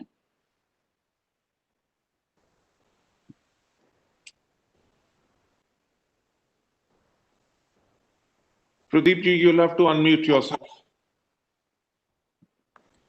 Yeah. It is my privilege to propose a vote of thanks to our esteemed guests of the session. We would like to express our heartfelt gratitude to the esteemed dignitaries for having spared the precious time to join us and share valuable insights and viewpoints with us. It feels great to listen to such valuable insights, future economic path for the Indian economy post-COVID-19, and we are sure that the deliberations made during the session will prove useful for policy-making purposes and the healthy revival of the economy. Atmanirbhar Bharat, some of our members are wonderful examples and role models. Kajaria Ceramics, Hindware, Kentaro, DLF, Radico, Vestige. The list is long. I'm sure we will be able to achieve the goal of Atmanirbhar Bharat. I again thank each and every one of you for participating in this session. Apologies for cutting you people short because of shortage of time. Thank you very much. Jai Hind. God bless. Thank you so much, Mr. Multani. Thank you for those words and thank you for taking the time. Straight away, we move on to the first session of the day, which is especially focusing on vocal for local. The first session focuses on the need of the hour, being very, very vocal for local, supporting local businesses, entrepreneurship, and raising awareness about them, which will be instrumental in laying the foundation of a really Atmanirbhar Bharat, a self-reliant nation. We've seen during this pandemic, when global supply chains were disrupted, that the focus was on creating employment opportunities and giving a boost to our economy, which could be done by encouraging local manufacturing. We are joined here by very eminent panelists for this session. Mr. Sanjeev Sanyal, Principal Economic Advisor, Department of Economic Affairs, Ministry of Finance, Government of India. Mr. K.V. Kamath, former Chief, the New Development Bank and ICICI Bank. Mr. Ridham Desai, Managing Director, Morgan Stanley, India. And I would like to request the President, Dr. D.K. Agarwal, to felicitate the guests. Can I request the admin for the AV, the audiovisual?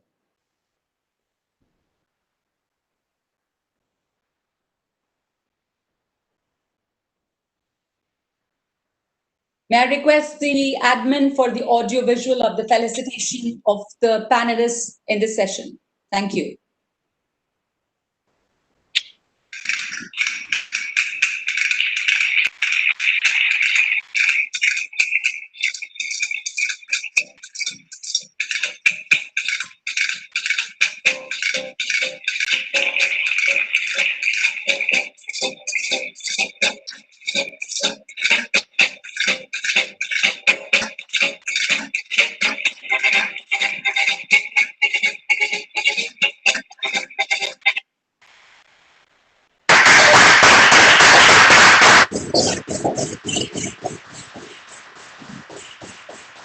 So thank you so much, and a very warm welcome to all our panelists. Very warm welcome to Mr. Sanjeev Sanyal, Mr. K.V. Kamath, and Mr. Ridham Desai. And I would like to request and call upon the President, Dr. D.K. Agarwal, for his views on vocal for local, and then we will move on to the panelists. Thank you, Nagma. Good afternoon, everyone. On behalf of PHD Chamber of Commerce and on my personal behalf, I extend a very warm welcome to our guest of honor, Mr. Sanjeev Sanyal, Principal Economic Advisor, Department of Economic Affairs, Ministry of Finance, Government of India. Mr. K.V. Kamath, Padam Bhushan, also former Chief of the New Development Bank of BRICS and ICICI Bank. Mr. Ridham Desai, Managing Director of Morgan Stanley India. my colleague Mr. Sanjay Agrawal, Senior Vice President, Mr. Deep Mutani, Vice President, former presidents, members of the managing committee, excellencies, distinguished guests, ladies and gentlemen, friends from media, again, a very warm welcome to each one of you. What a panel we have today. We have a very seasoned banker, someone who has headed the largest private bank, ICICI India, somebody who has headed a BRICS bank, the New Development Bank. He was also the chairman, Mr. KV Kamath. And I'm sure with his presence today, we are going to get a very good perspective on various requirement of the industry in terms of liquidity, what the bank should be doing. I'm sure that it is going to be a very enlightening session. We have Mr. Ridhav Desai, one of the largest money manager, and he is the managing director of Morgan Stanley. So there is a question being raised a number of times when the economy is going down, when we are seeing contraction of almost 23.9%. How come the markets are going up? Is it for real or is it a bubble building? We have Mr. Sanjeev Sanyal, a very young, dynamic, most sought after the economist, very celebrated economist. He has written a number of books and a very, I'll say, diehard environmentalist also. He believes that the walking should be the best culture, and we should promote walking culture in the cities, and that can really decongest a lot of traffic in the cities. So we have three very celebrated celebrities, I'll say, and who are going to talk on the subject that is vocal for local. In our inaugural session, we talked about the clarion call given by our Prime Minister, Shri Narendra Modi ji, of making India Atmanirbhar Bharat, self-reliant India, or self-sufficient India, self-sustaining India. So he also talked about the local supplies, the local manufacturing, the local supply chain, local markets. And what he said, that it was this local which has fulfilled our needs. It was this local which saved the day for us. In these COVID times, when every country was facing problem, when global supply chain got disrupted, and at this time, this local was the savior. And he called upon the countrymen to make it their mantra of their daily life.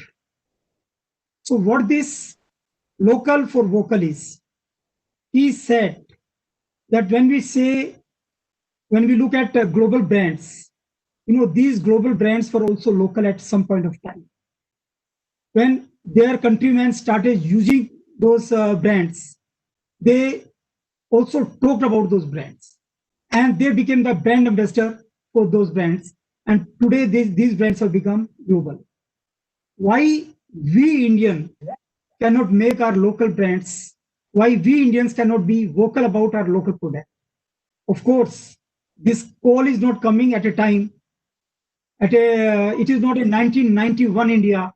It is a 2020 India. An India which has the capacity, which has the bandwidth, which has the will, which has the wherewithal, which has the ways. So this is a very strong India. This strong India, if 130 crore people thinks that we have to go vocal for our local products. And of course, our local products, they have to bring efficiency, they have to maintain quality standards, they have to produce quality as per the best standards, as per the world standards. And when 130 crore people use these products, I'm sure the economy of scale and the kind of infrastructure we have now, we have all the ingredients, be it infrastructure, be it demographic dividend, be it the demand, be it the economy, be it the technology. Even Industry 4.0, we are more capable as compared to any other country. Yes. So myself. Dr. Agarwal, I'm so sorry for interrupting, but just to keep the time and because we all have. Don't worry, I'll manage. Yeah. Yes, sure. We have So, positive time. I would request the panelists now. We would request the panelists to share their views. And may I request Mr. Sanjeev Sanyal, Principal Economic Advisor, Department of Economic Affairs, Ministry of Finance, Government of India, to please share his views with us, which is really important, the government's vision on vocal for local. Mr. Sanjeev Sanyal, over to you.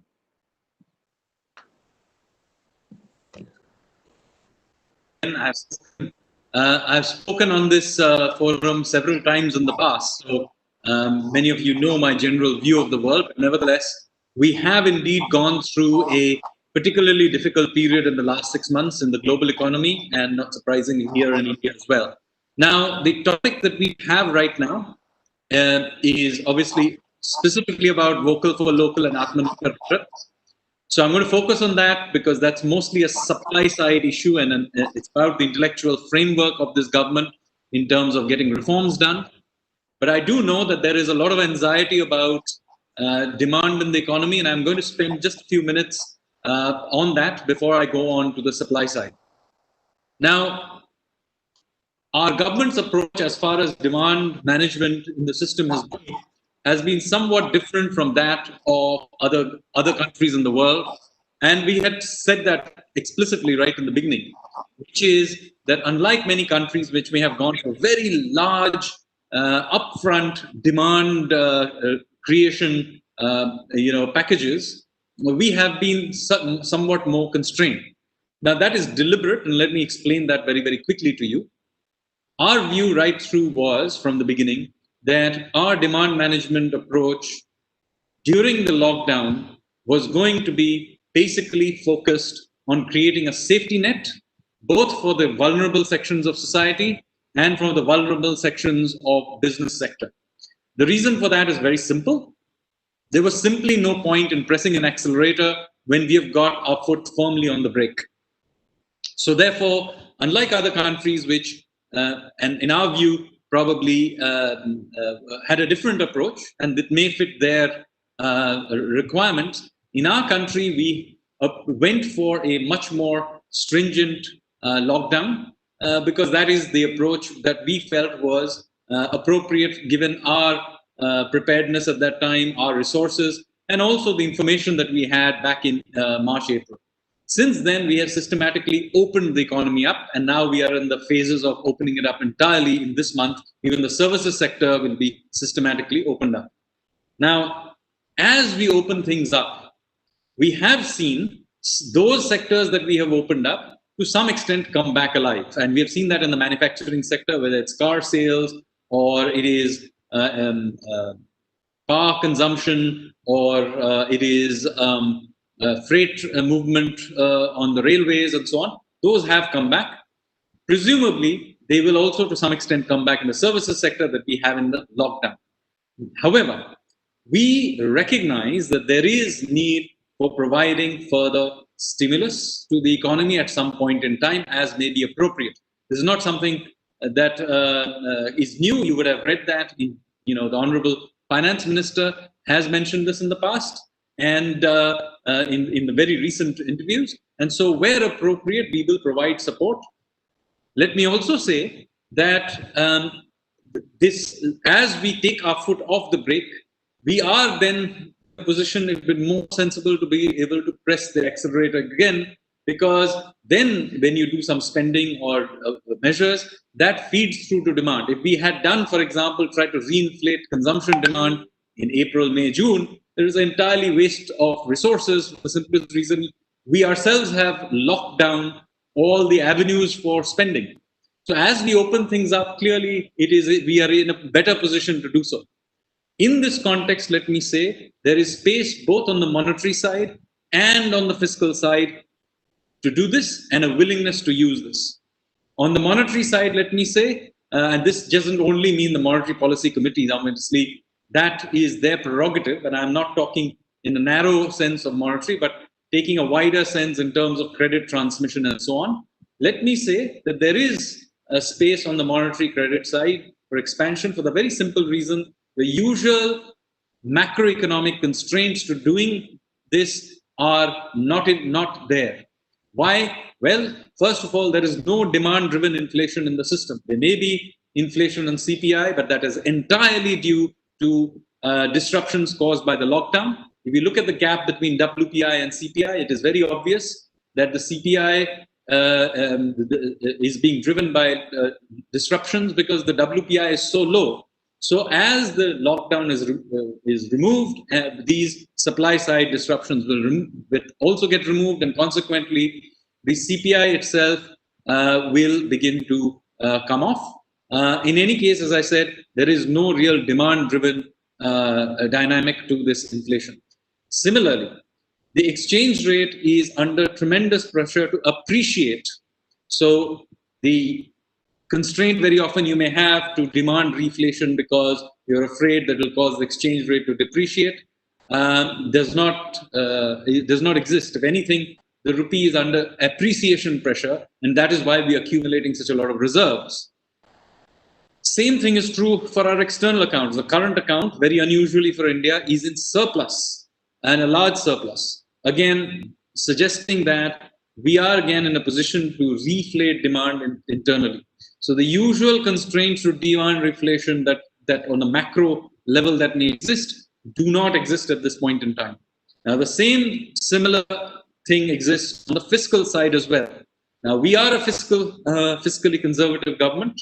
We have shown in recent past over the last few years that we typically tend to stick to the fiscal trajectory. However, we also recognize that this may be a year where we have to make certain special arrangements for spending for all the supply side reasons, for all the safety net reasons I mentioned earlier. It is also the case that revenues are down. So we, recognizing that, are willing to allow to accommodate this on the fiscal side. Our debt to GDP ratio is much lower than that of many countries, and so there is a case for allowing that to go up for doing things that will reflate demand. However, let me be clear as well at this juncture that it is not our idea to simply go out there and spend blindly. We will be very careful about what we spend on, and a very important part consequently is of creating assets as a result of the spending. That is why if you listen to the Independence Day speech of the Prime Minister and subsequent statements by the Honorable Finance Minister, you will hear that infrastructure build-out is an important part of the demand re-inflation effort. So be sure that whatever resources are already budgeted for, and if extra resources are also needed, those will be made available for getting infrastructure going again. And this, since it's an infrastructure, it's not a one-time transfer of some sort, consequently of several years. Because once you set an infrastructure project going, you can't simply switch it off. So when we are saying we're going to use infrastructure as a key way of reinflating demand, we are committing for a period of time. Now that I have been made it clear that we do intend to invest into the demand revival effort, as I said, with the foot off the brake, we are in a position to press the accelerator. Let me now come to the other side of what this discussion is about Atmanirbhar Bharat and for local. In this context, why did we, unlike many other countries, put in such a lot of effort into the supply side? The reason we have invested into the supply side is very simple, because we believe that this is not merely a reinflation of the pre-COVID world. The post-COVID world will be fundamentally different, but it's very difficult to tell how it will be, because it will have its own geopolitics, its own supply chains, its own technologies, its own consumer behavior, and all of these will interact with each other in entirely unpredictable ways. So because we are entering a world that will be quite different from the world we left behind, it is very difficult for us from top down to pick winners. We may have to on occasion do so, but an important part of this has got to be flexibility and ability to adapt to whatever this new world throws up. And that is why, if you look at the supply side, a very important macro approach that we have is that we have to be adaptable to this. So if you look at all the reforms we have done, all of them at some level aim towards flexibility and adaptation. This is true for the labor markets, where we have both introduced safety and working conditions measures for labor, which are 21st century, but at the same time introduce flexibility so that industry and employers can adapt to the new challenges of this new and opportunities, by the way, of this new environment. We have done the same thing for agriculture by freeing it up and liberalizing this sector so that it can also adapt to it, and we get away from the old path, sort of the license permit Raj that had been perpetuated in agriculture. But since I do have some key members of the financial sector here, I should also mention that we have also similarly done this in the financial sector by putting in place foundational reforms for this sector.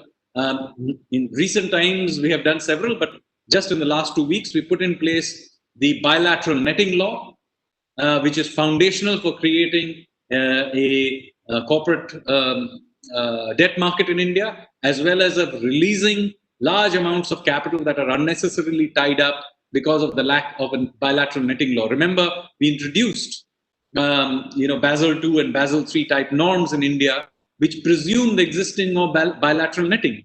But because we didn't put it together here, it meant that lots of capital was tied up, and then entire markets didn't develop, like the CDS market. So we have consequently put this foundational reform in place. We have done something similar with factoring, because that was needed for the trade finance side of things. These are foundational reforms that will be in existence for long periods of time. Now, how does all of this connect through to Atmanirbhar Bharat and Vocal for Local? Now, let me say right up front that Atmanirbhar Bharat is not a vision of a return to import substitution of the 1950s. Some people try to paint it that way. That is not the case. It is also consequently not the case that we are trying to recreate the license permit Raj. So let me say here very quickly that I panic when I hear suggestions for creating district level committees of any kind or national level committees. This, I'm afraid, is the path to Sarkar Nirbhar Bharat. It is not the path to Atmanirbhar Bharat. It is, we would like to have simpler rules, create paths for the entrepreneurial class to be able to leverage itself into doing various risks, take opportunities.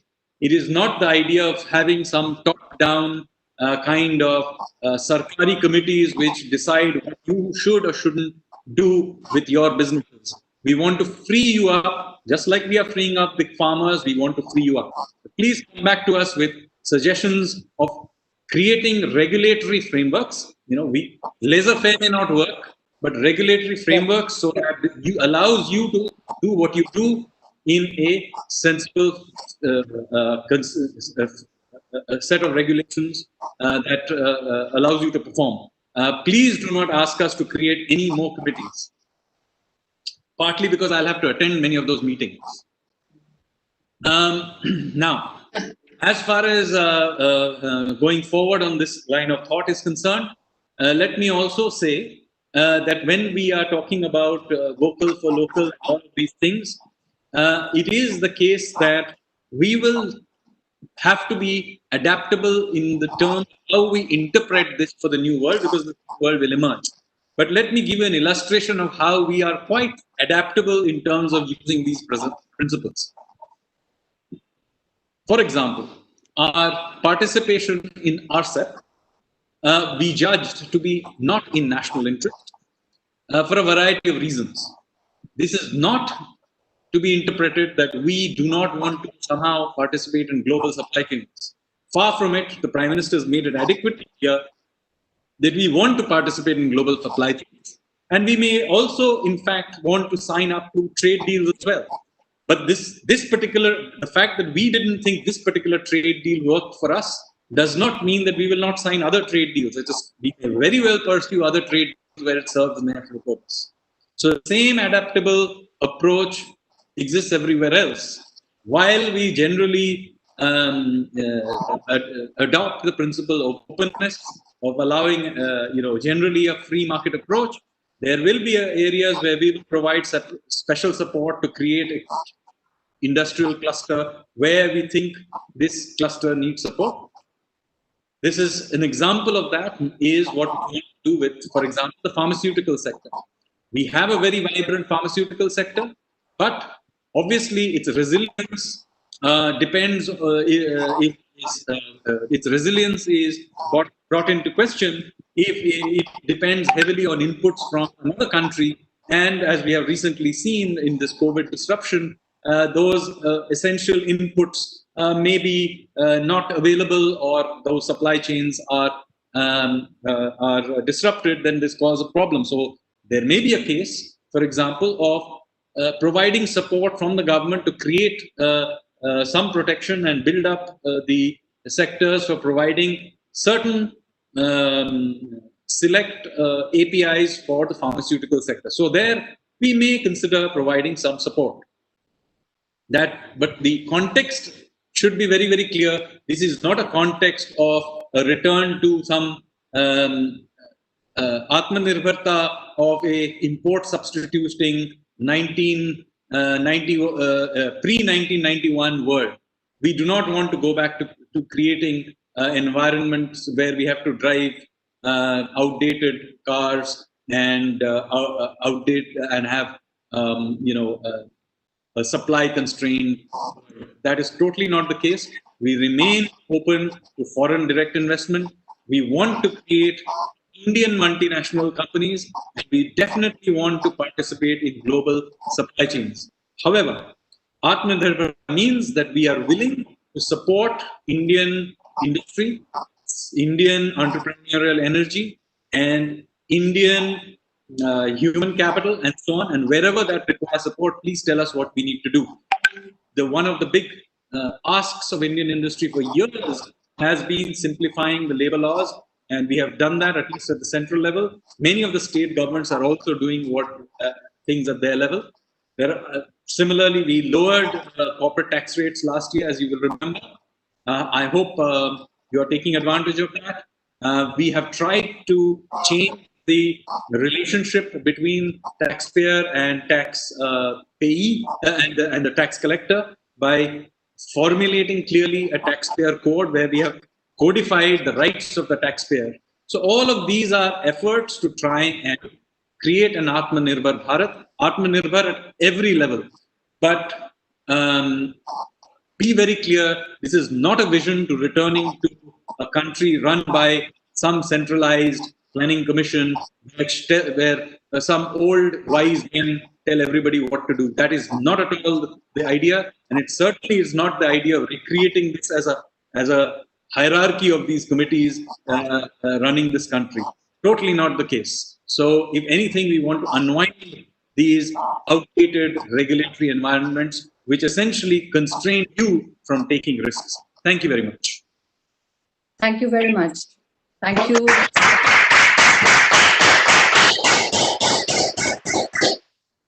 Thank you, Mr. Sanyal. And without really taking much time, since I'm reminding everyone again and again that we are running a little short on time, I would request Mr. K.V. Kamath for his views on vocal for local. And once again, would like to request to Mr. Kamath to stick to time. And here, I think the time that we can allow is about 8 to 9 minutes. So let's please try to stick to time. Over to you, Mr. Kamath. We'll be all really looking forward to hearing your views on this. Thank you. Mr. Agarwal, let me compliment the Chamber on its service.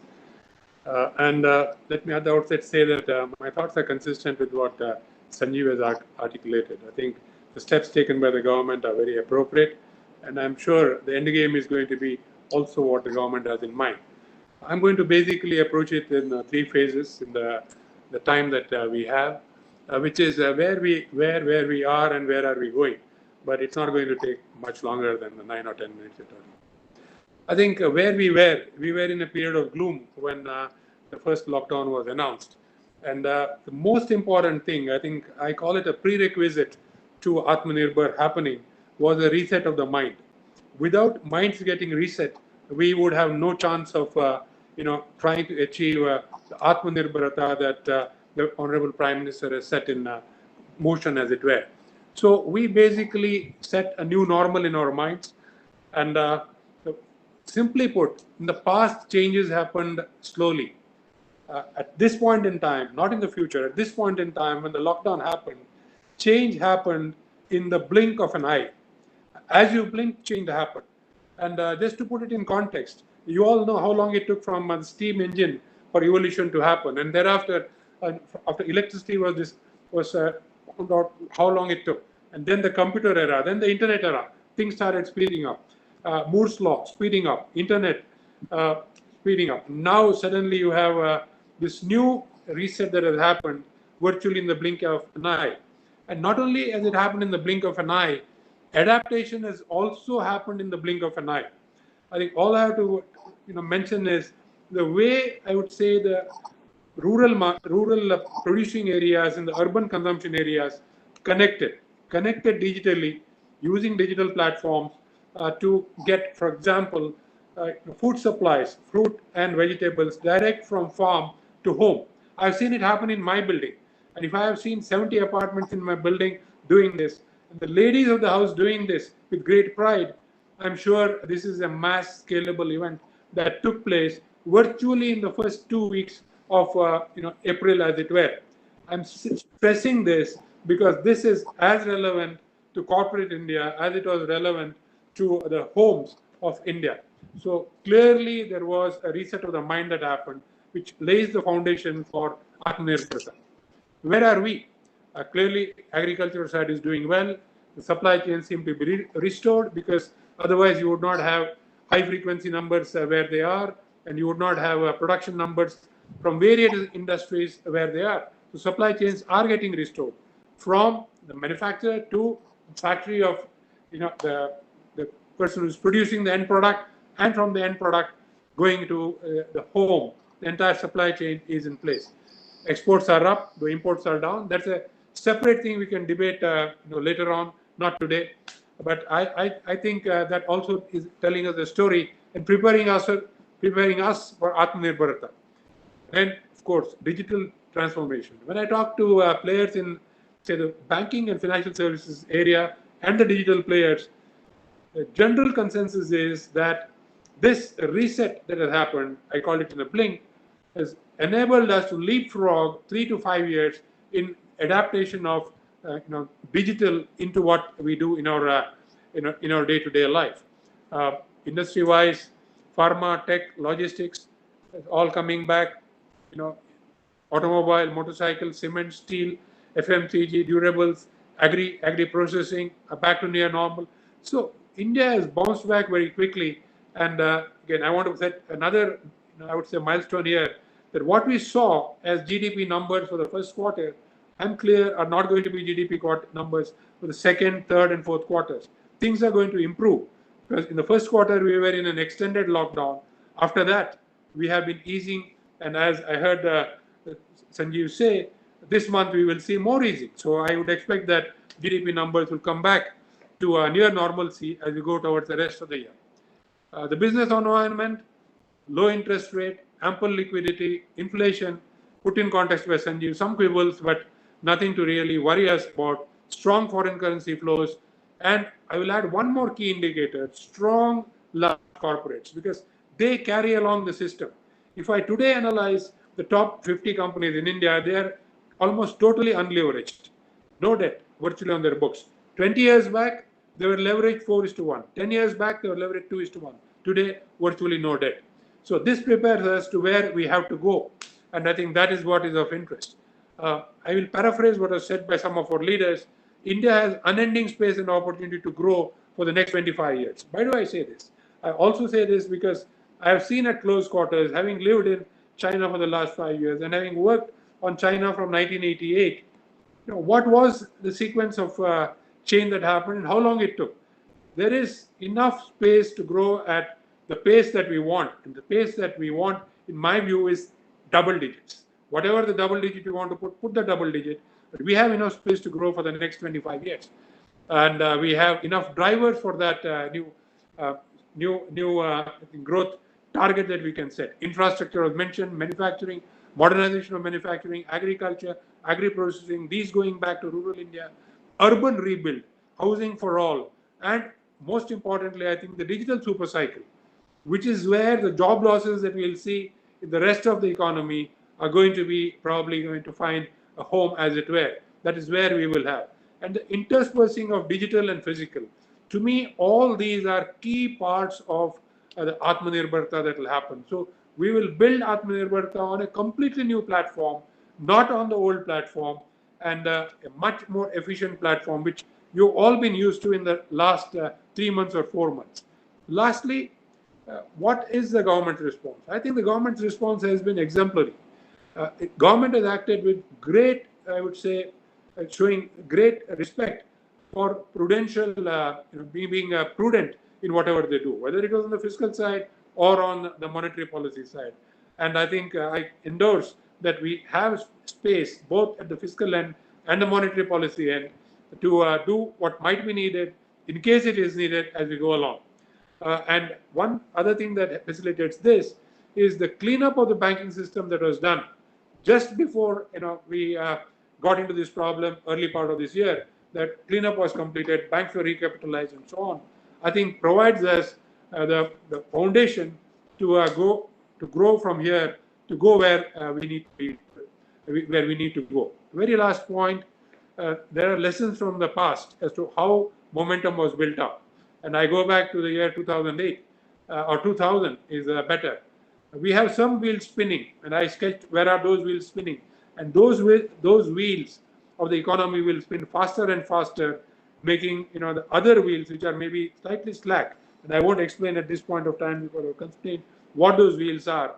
But I would expect that by year end 2021 March, I think we should have all wheels spinning at the pace we want. What needs to be done? Just a few things. I think some reforms have already been done. I think we need to keep the foot on the reform process. Particularly what I hear industry talk about is reform in the ease of doing business. I'm sure it is top on the government's agenda, and this will continue as we go through the next three quarters or 4 quarters. Finally, continuing support, which is again, I heard Sanjeev say that support will happen. And for me, I think Atmanirbharta is now a way of life. We are standing on our own feet, doing what we need to do for us and for the world, at our individual level and at the corporate level. And having reset the mindset, we are, I think, all set to achieve this. Thank you, and all good wishes. Thank you. Thank you so much. Thank you so much, Mr. K.V. Kamath, for actually sticking very punctually to the time, and great to hear you, great to hear your views on the challenges in front of the Indian economy, on the topic of vocal for local. I would like to now request Mr. Rhythm Desai, Managing Director, Morgan Stanley India, for his views on how to go forward with vocal for local and the challenges that the Indian economy is facing right now. How do we really confront and overcome those challenges? Mr. Rhythm Desai. Thank you. Thank you for inviting me to this prestigious forum. So I'll break this up into 2 parts. Long-term growth outlook. So I'll spend a minute or 2 on that, and then I'll go to the topic which I'm very passionate about, which is vocal for local. So on GDP growth per se, I think there was a speaker from the previous session that cited some forecasts from various agencies, which I think he said added up to a minus 12% GDP growth, which is a 12% fall. We at Morgan Stanley completely disagree with that. Our forecast is minus 4.7% for this year. We think that the economy is coming back and coming back very quickly. We've had this view for now a few months. And fortunately for us, COVID is not leaving dramatic damage on the Indian mindset. Yes, of course, we have had some unfortunate deaths, but the case fatality rate is way below world averages. So I would actually applaud the entire healthcare sector, the government at the state level, at the center, and in fact, even at the municipal level for managing this disease, which could have proven to be quite catastrophic for India. So in our view, as we can see in the sectors that have opened up, we've seen a V-shaped recovery. Sanjeev mentioned rail freight, the PMIs, and also GST collections, by the way, are up year on year. So we are really not too concerned about the immediate growth prospects for India. Coming back to the issue, that's the topic of the day, I think Atmanirbhar Bharat and its launch could have come at a better time in the global context and where we are. So let me lay down the global context. We at Morgan Stanley think that the world is moving away from what has predominantly been a bipolar world consisting of production in China and consumption in the US to a multipolar world. And this is a secular view that may last for several years from now. So what it means is that production incrementally moves out of China and consumption gets more diversified with India, the rest of Asia, and even Africa contributing a lot more than they did. And therefore, the US's share in global consumption actually could fall. Now, this therefore has a lot of implications of how policy is enacted in India. And I think it is probably the vision of this government that has seen these changes at a global level. And therefore, we are getting a series of policy reforms which are directed to improve manufacturing in India. So let me make the headline forecast. We recently published a report which projects that India's manufacturing sector could triple in the next 10 years. And this comes as on the back of our view that we are entering a multipolar world and the changes that the government has brought about in policy and in laws. So when we talk to companies abroad, when we talk to large manufacturing companies, a lot of them are eager to come to India to set up manufacturing. These companies were never worried about demand in India. And therefore, you can see that India has had a very steady flow of FDI. But generally speaking, this FDI has concentrated in buying existing businesses which are already up and running, managed locally, rather than setting up new businesses. In fact, the lack of capex has been, I think, the biggest drag on India's growth. And what the changes do, starting with GST, then with RERA, then with the bankruptcy code, more recently with the labor laws, and I would actually also put agriculture sector, the farm law changes, and the production link incentives, is essentially address this big drag on the Indian economy, which is capex. So we expect capital spending both from companies abroad as well as domestic companies to come back as a consequence of this cumulative change, a multipolar world, and the post-COVID desire to shift supply chains to diversify them. So India sits at this threshold where I think it can attract a lot of investments, and therefore these policy changes are very appropriate. So companies are looking to invest, and I think you will see this in the headlines. Just this morning, we have seen that the government has approved mobile phone companies under the new production incentives. And when we talk to these mobile phone companies, they are overly eager to start investing in India. So you will see these investments come through very quickly. A lot of companies have own compulsions. They have, I think Sanjeev mentioned, geopolitical compulsions, and they also have concentration compulsions to deal with. And India is an ideal destination for them. So I think we are looking at a very optimistic situation going forward. And as I said, we think that the manufacturing sector could triple. Of course, there's a little bit more work to be done. There has been a lot of work done on infrastructure. The dedicated freight corridor will start operations. The road network in India has improved considerably in the last 5-6 years. And let's not forget, the turnaround time at ports has improved a lot. You remember from 20 years ago, companies in India preferred to import steel from China rather than transport it from from Russia, rather than transport it from Bihar, because the inland transportation costs in India were prohibitive. That is now also changing. And with the port turnaround times changing, India can actually be a viable destination, export hub, and a destination for global companies to invest for exporting to other markets.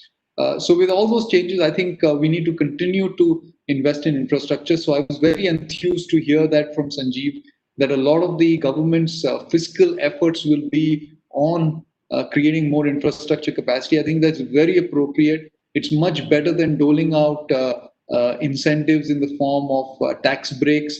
I think you need to address those supply side things. We also need a buy-in from states. Sometimes I do worry that some states may refuse to implement some of these law changes. So it's very important that the states understand the importance of this for their voters, and governments in various states, especially non-BJP states, do not shy away. But of course, when I think about that, I'm also reminded about the Prime Minister's clarion call on the federal competition that happens, and therefore I think that if a few states move, others will be forced to move. I also hope that in the few months ahead, we see changes in the compliance burdens that businesses in India have to go through. That's a real cost of doing business. And together with that, I think if changes happen in the contract law and its execution, I think India will be ideal setup for a pretty big growth surge in the coming decade. So I'll close my comments here. I'm far more optimistic than the previous panelists who suggested that India's GDP growth is going to drop. I think we'll be surprised with the upside, and a large credit of this will go to all the changes that the government started. In fact, from the middle of last year, which people have conveniently forgotten. But a lot of changes were already afoot before COVID unfortunately hit us. So over to you. Thank you. Thank you so much, Rhythm Desai, for those words and for that optimism. And I would now request the President, PHDCCI, Dr. D.K. Agarwal, to take a few questions in case there are some questions from delegates on camera. So, the President, Dr. D.K. Agarwal. Dr. D.K. Agarwal, if you would like to go ahead with some questions from the delegates. Yes, I have one question which is addressed to Mr. V.K. Kamar. The question is that Atmanirbhar will require creation of more capacities to be created, easy access to bank finance for our MSMEs. But we have seen that whatever credit growth we are seeing now is either the loans are disbursed to PSUs, say power companies, PFC, REC, for giving loan to discoms as per 20.97 lakh crore package, or it is given to AAA or double rated companies, or this is given under this emergency credit lending guarantee scheme. No fresh loans are being given to MSMEs or to A-rated or double B rated or triple B rated companies. So is there the fear of triple C, the CBI, CVC and CAG? Or what should be done to make sure that a bank starts dispersing loan to the industry?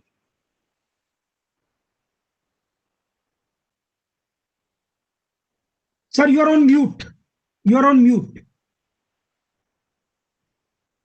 You're on mute, please. Yeah. Again, you're on mute. Yeah. I'm now unmuted, I think. Yeah. Let's just stay very simple here, and that is banks are assessing what really is the impact. And I'm sure that you saw the first quarter impact was severe. The banks are unable to assess what could be the impact of that GDP slowdown on their clients. By second quarter, which numbers I think will be out this month, the confidence level of the bank should improve. And I'm sure lending will start by third quarter. Ultimately, lending is a banker's dharma. It is also his karma. So he has to a bank has to do lending, because that is, I think, written as his purpose in life. So it will happen. Give a little time. By little, I mean a quarter or so for the stock taking to happen, and that will get kicked off. Sir, another question is also addressed to you. It is by Mr. Sanjeev Gupta. 111 lakh crore is to be spent on this national infrastructure project. And in last 5 years, our state government as well as central government put together, they have spent close to 50 lakh crore. So how this double of this amount will come, where from it will come, and particularly we do not have the development financial institutions who lend for long term. And if the lending is borrowing is done from banks, again there will be asset liability mismatch. So how what should be done? I think there are two parts to this question. One is source of funds, and second is execution. I think clearly execution will gear up. I had similar doubts 20 years when there was talk of when initially the Pradhan Mantri Gram Sadak Yojana was topped off. This is 20 years back. We did execute in an India which at that time had a per capita income of $500. So clearly we found the resources, we found the execution capacity, and we went about and put those infrastructure projects on the ground. And what again is required is clear mind to do this.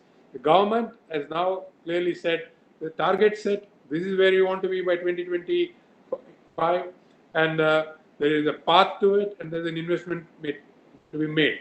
It has two parts: find the money and implement it on the ground. And I'm sure implementation on the ground in the past has been shown to have happened. I think this time around it will have to be done through a mix of resources that come out of generation and out of borrowings. Now, where and how, I think the government will articulate as we go along. Again, let's be a little patient because we have had this new challenge coming in between, and we need to make sure that within the constraint of fiscal prudence, we are able to do this. Thank you. Mr. Ashok Khanna, he wants to put a question. You have to unmute. Yeah. Khannaji, please. Khannaji, you can ask your question. Can you hear me, Mr. President? Yes, we can hear you. I want to ask a question which you made, you said in your remarks, in your welcome address. That is, the figures being shown are very negative. Stock markets are going up. Now the talent is. You had asked this question. I will repeat that question. How is it that stock market is going up and up and up, and the figures being for minus growth? Same question what President asked. So I will put this question to Mr. Ridham Desai. Yeah, you see, the stock market is a forward-looking animal. The growth print was the last quarter, so it doesn't care. That was already priced in when the markets fell sharply in March. Going forward, I think, as I mentioned, our growth outlook is basically India goes back to positive growth rate, and that's what the market is looking at. And in fact, even more importantly, we have to see what happens to corporate earnings growth. People should not forget that there was a massive tax cut that was put in place in the previous fiscal, and the benefits of that tax cut will come when companies make more money, which will be in the next 12 months. We've already seen companies respond very well to the COVID crisis. Companies have cut costs. They have engaged in acquisitions, restructuring of businesses, raising capital. It's an unprecedented response from the corporate sector. They have not shied away from taking greater risk. They have sensed an opportunity rather than something to shirk about. So I think all this will reflect in earnings, and that's the optimism that is there in the market. And one final point is that let's not forget that there is a lot of liquidity that has been pushed into the system by the Western world in particular, and the US through both fiscal and monetary stimulus. The numbers are pretty staggering. I think they will add up to almost 25% of global GDP. And with that type of liquidity, it's not just stock prices, even gold prices are going up. And I dare say even property prices will go up. That's what happened in the aftermath of the global financial crisis, 12 years ago. So you have to deal with that liquidity as well. But I think there's a fundamental underpinning to this, which is that the growth outlook is a lot better in the eyes of the stock market than what forecasters are currently saying. How do you see the future, sir? Mr. K.S. Mehta. Mr. Pradeep Gultani ji. Yeah. Sir, Mr. Kamath, I would just like to say that, MSMEs and all industries need funds. They are still talking and thinking like those prehistoric village lenders, where if you want to borrow 1 crore rupees, they're asking for immovable properties worth 5 crore rupees and also personal guarantees of the promoters. I think somewhere down the line, and Mr. Sanjeev Sanyal is there also, I would like to request something needs to be done where if we're a company with an outstanding track record, if from them also you're asking for these sort of things, I think we are trying to sort of, stab in the back the wonderful initiatives being taken by the Honorable Prime Minister and his full team. We need the banking sector to really think with an open mind and help and support in taking the economy forward. Thank you, sir. I'm fully with you. I think we are short of time, so I will request Nagmaji to take over and request for vote of thanks. Thank you so much for all those questions and the answers, which kind of provide a vision of where are we going, what are the challenges. And now I would like to request for the vote of thanks from Mr. Sanjay Agrawal, the incoming president of PHDCCI. Mr. Agrawal, over to you. Yeah, Mr. Mr. Sanjeev. For vote of thanks in 2 minutes. Yes, Mr. Sanjeev Sanyal, Principal Economic Advisor, Department of Economic Affairs, Ministry of Finance. Mr. K.V. Kamath, former Chief of the New Development Bank and ICICI Bank. Mr. Ridham Desai, Managing Director of Morgan Stanley India. My colleague, President Dr. D.K. Agarwal of PHDCCI. Vice President PHDCCI, Mr. Pradeep Multani. Mr. Saurabh Sanyal, Secretary General, PHDCCI. Former presidents, members of the managing committee, excellencies, distinguished guests, ladies and gentlemen, friends from the media, a very, very good afternoon to you all. On behalf of the PHDCCI, Progress, Harmony and Development Chamber of Commerce and Industry, and on my own behalf, it is indeed a pleasure to propose a vote of thanks to our eminent speakers today, Mr. Sanjeev Sanyal, Mr. K.V. Kamath, and Mr. Ridham Desai, for having given us this excellent opportunity to look at the Indian economy from some different angles as to what we usually are seeing and looking at. It's very interesting to note that all our three eminent speakers, who are from different segments, one is at the highest levels of government in terms of the economic policy, one is among the highest levels of banking industry, and the third is the person who is actually the man who puts his money where his mouth is. He is the investor, one of the largest investors in the country. All three have got some very, very common points of agreement, as we found. All three are very, very confident about the future of the Indian economy. All three are very clear that the setbacks that we have suffered are, of course, to be acknowledged, but then they are not unsurmountable. They are not things that are going to hobble us forever. I think what Mr. Sanyal has said is very, very reassuring. We are going to be hurrying, but carefully. We are going to invest, but carefully. We are not going to just spread our money thin on non-productive assets. What we are going to spend the money on is going to be infrastructure to create solid assets that are going to be useful for the country in the long term. The country is not averse to engaging with the world. In fact, it is very active in engaging with the world. But yes, where we find our interests not to be protected like RCEP, we do not hesitate to refuse whatever others might say. I think we as a nation have come to a stage where we know what is in our interest, and we know when to say no and when to say yes and when to go forward. I think all the efforts that we are having now towards Atmanirbhar Bharat, I think just two very simple examples prove the wisdom of it. Number one, when COVID pandemic hit us, we had zero manufacturing capacity for PPE kits. We were a country utterly lacking in them. Now, just a few months later, by the month of September, our capacity is 8 lakh PPE kits per day, mainly by MSMEs. What does this show? We are Atmanirbhar. We are Atmanirbhar Bharat. At that time, the supply chains across the world were affected. So in an immediate short term, nothing could have been done, but we did it ourselves. And now we are supplying PPE kits to the world. The other issue, why Atmanirbhar Bharat? When there is a certain geopolitical shift, we had a certain aggressiveness from our neighbor China. And a lot of our sources, a lot of our materials, a lot of our inputs, which we used to take for granted, became difficult. And again, that also told us how fast we need to move. And I think the country as a whole, starting with the government to the industry and trade, and I think the man on the street, we all realize where we need to go, and we are all moving on it together. What Mr. Kamath has really, again appreciated is the prudent approach that the government has towards the fiscal and monetary policy side.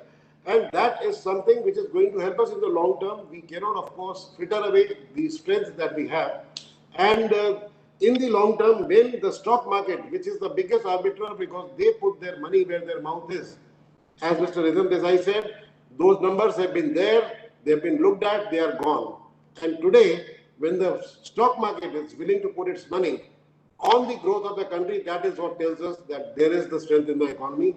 My only request, the Chamber's only request is, let us just continue on this part of Atmanirbhar Bharat. As Sanjeev Sanyalji said, we will not going to have a committee Raj, we are not going to have the inspector Raj, we are not going to be going back to those times pre-1991.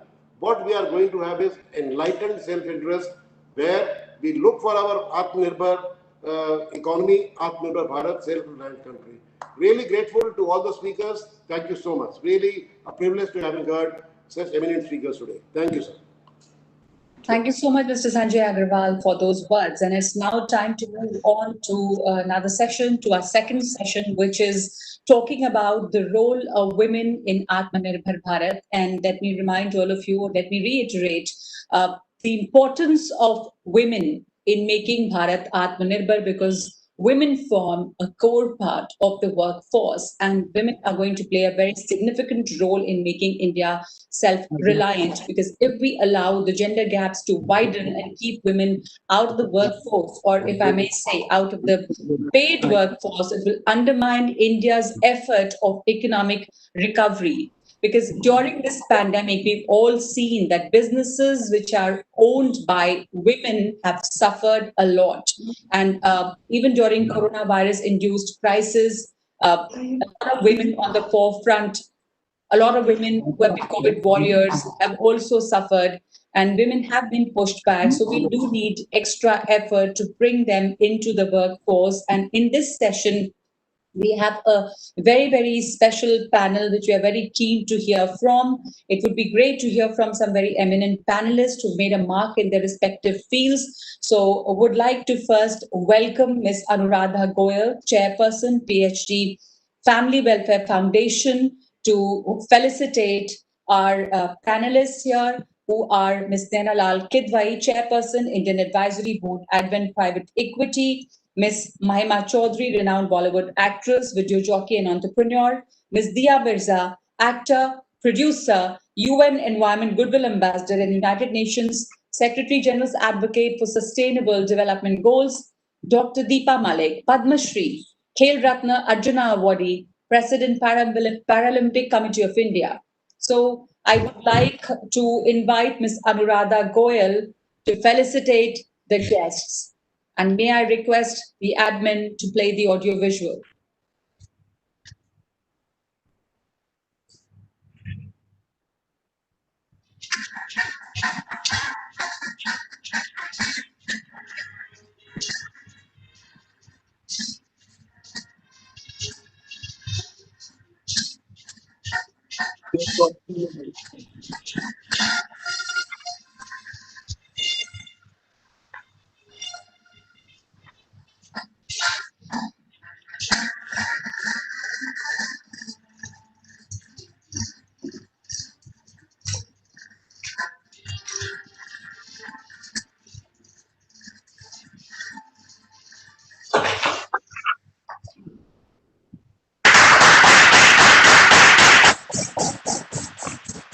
Thank you.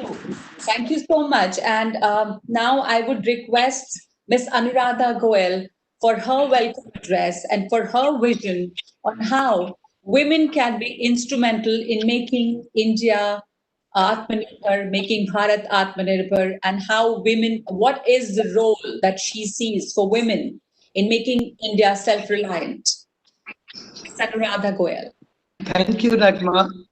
Esteemed panelists, Ms. Naina Lal Kidwai, Chairperson, India Advisory Board, Advent Private Equity, past President, Ms. Mahima Chaudhary, well-known actor in Bollywood, Ms. Dia Mirza, actor-producer, UN Goodwill Ambassador, Padam Shri Dr. Deepa Malik, Khel Ratna, President, Paralympic Committee of India, Dr. D.K. Agarwal, our own PhD President, our President-elect, Shri Sanjay Agarwal ji, Vice President, Shri Pradeep Untani ji, Secretary General, Shri Saurabh Sanyal, former President, board members, Aruna Oswal ji, Chairperson, Women Entrepreneur, PhD Chamber, friends from the media, distinguished guests, Namaste and a very warm welcome to you.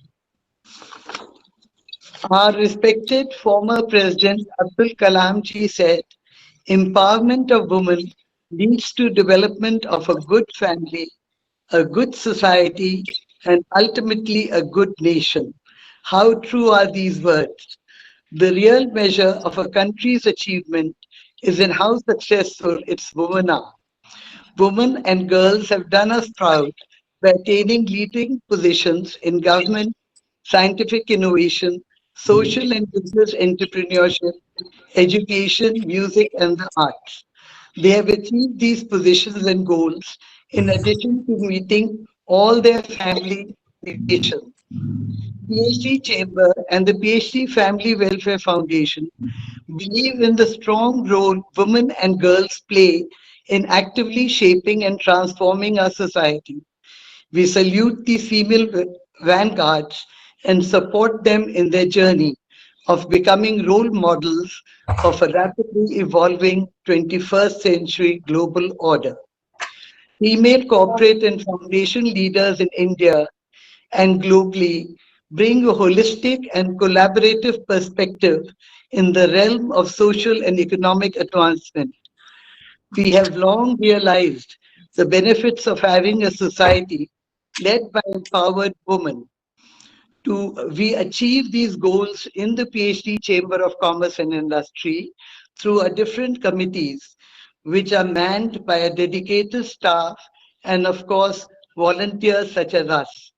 These committees include the PhD Family Welfare Foundation, the Women and Child Development Committee, the PhD CAS, and the PhD Women Entrepreneurship Committee. The Family Welfare Foundation completes 35 years this year. We have focused on community development projects in India, health and family welfare, skill development training, education, mobile medical care, primary health, sanitation facilities for girls and women, prevention of STD, HIV/AIDS, eye and dental care, care for people with disabilities, digital media training, self-defense training, among others. Our primary focus has always been self-sufficiency, self-reliance, and self-empowerment for the girls and women of our society. Atmanirbhar, as envisioned by our Honorable Prime Minister Narendra Modi ji. We have 14 skill development training centers across India as far as Assam, which are run in a holistic manner.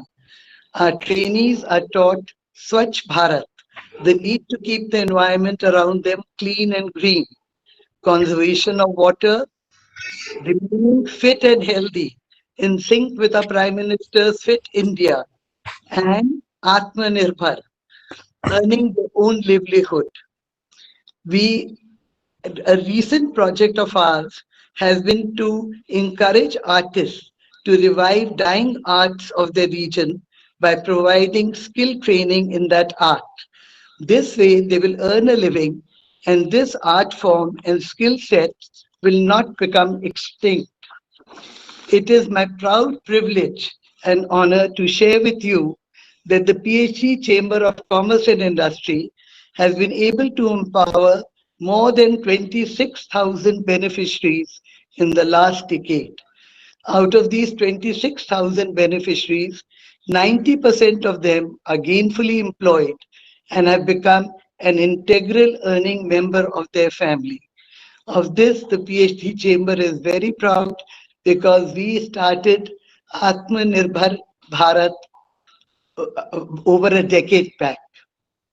We also provide training in self-defense to help girls and women develop physical skills to protect themselves and others against adverse circumstances they may encounter. These classes are done with the help of the local police. We run 5 medical vans providing free medical health camps in remote rural areas and resettlement colonies. Highly experienced doctors and paramedical staff conduct these camps. Free medicines are also distributed to needy women and their children, youth and the elderly as prescribed by our doctors.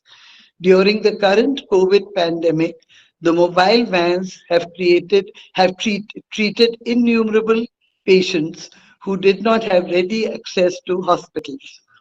Every year, the PhD Family Welfare Foundation recognizes world-changing women leaders and innovators who are helping create a brighter, better future with the Astitva Samman Awards. This year, we honored an organization from Coimbatore which manufactures pumps in a factory manned only by women. This was in the corporate sector. We also honor MSMEs run by women. We encourage MSMEs run by women. The Women Entrepreneur Committee of the PhD Chamber is dedicated to the mentorship and empowerment of our female entrepreneurs at every stage by providing them the tools and opportunities to be change makers. We employ innovative techniques such as creative thinking, business modeling, and other technologies. We mentor them on ethical business practices to make good quality product with long-term sustainability. PhD Chamber believes in the power of women to build, nurture, and sustain positive change. Women are CEOs, entrepreneurs, philanthropists, and much more. Their practicality, empathy, and holistic approach to inclusion allow them to be great leaders and inspire the next generation to reach for the stars and meet aspirations. Once again, a very warm welcome to you. And to conclude, I will quote astronaut Kalpana Chawla: "The path from dreams to success does exist. May we have the vision to find it, the courage to get onto it, and the perseverance to follow it." And with these words, esteemed panelists, a very warm welcome to you. Thank you. Thank you. Thank you so very much, Ms. Anuradha Goyal, for those wonderful words and for all those wonderful work that the PhD Family Welfare Foundation is doing. It's really great and heartening to hear how PhD Family Welfare Foundation has been encouraging the women MSMEs, especially in the mobile vans, which has been providing healthcare to patients in remote areas. So thank you so much for highlighting all of those achievements and the work that you are doing. Now, I would like to call upon our first speaker, our first panelist of this session, Ms. Naina Lal Kidwai, Chairperson, India Advisory Board, Advent Private Equity. And Ms. Naina Lal Kidwai has been a non-executive director on the board of Lafarge Holcim, Max Financial Service, Larsen & Toubro, and Cipla. She has been president of the Federation of India Chambers of Commerce and Industry, where she continues to chair the Water Mission. She retired in December 2015 as executive director of the board of HSBC Asia Pacific and chairman HSBC India. And she's an MBA from Harvard Business School. She has appeared on listings by Fortune and other leading international women in business. A very, very warm welcome to you, Ms. Naina Lal Kidwai. It would be great to hear from you, somebody who's made a mark, who's made a presence in today's world. It's really important to hear from you. What do you see? How do you see women contributing in making India Atmanirbhar or taking forward in this post-COVID-19 world? Because women have been a big sufferer, especially in terms of the damage that the pandemic caused to small businesses and startups run by women. Thank you very much, Nagma and Anuradha ji. I'm really happy to learn about the PhD Chamber's own Women Entrepreneurs Committee and all the initiatives you take on the women's front. I've been associated peripherally in some of that, and I'm delighted that you will continue to keep that agenda going forward.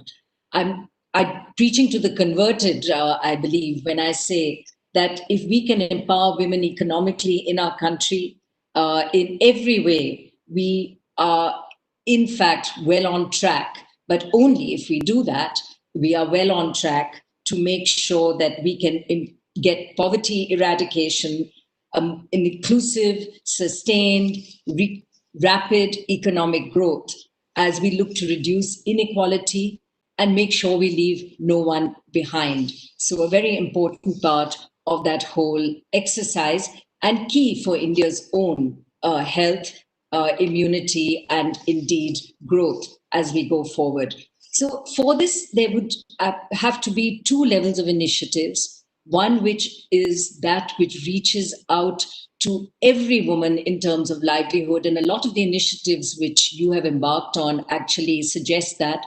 I would just add one more, which is the whole microfinance movement in the country, which enables women through self-help groups to access finance. And in the process, if through that movement, we can teach them how to run a business or indeed have a livelihood, whether it is just rearing cows and chickens or indeed embroidery, but even more if we can show them how to sell vegetables, how to actually employ others. And I have seen this, in fact, worked on projects such as this, where a woman who availed of microfinance was just tailoring petticoats and this was through Mandeshi Bank in Maharashtra, with the right and very limited, actually, training that was provided. Today, she has 20 people who work for her, and she stitches these petticoats for her village and supplies surrounding villages as well. So very simple interceptions of this variety can actually take us a long way. I'm happy to share a couple of good examples of women being Atmanirbhar through the COVID situation. And all of this gives me much hope. The success story of Adivasi women in Chhattisgarh is one of these many examples of a self-reliant India. As COVID-19 spread, we know that there was a shortage of hand sanitizers.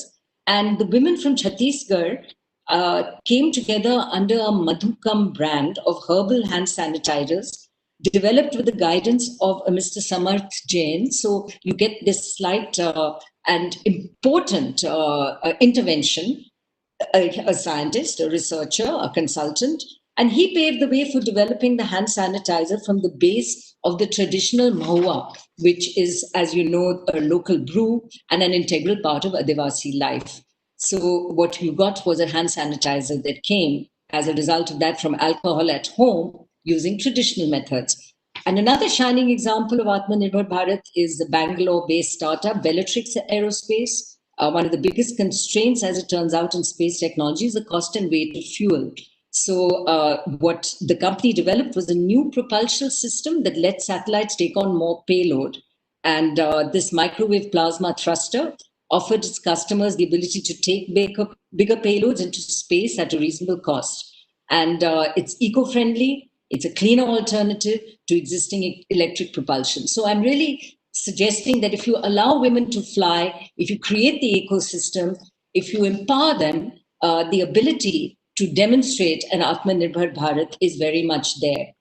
This is the good news. The bad news. And the bad news, in a survey which FICCI undertook recently with UN Women, suggests that women entrepreneurs have been more seriously impacted than maybe male MSMEs. And we do know that the MSME sector has been impacted very badly.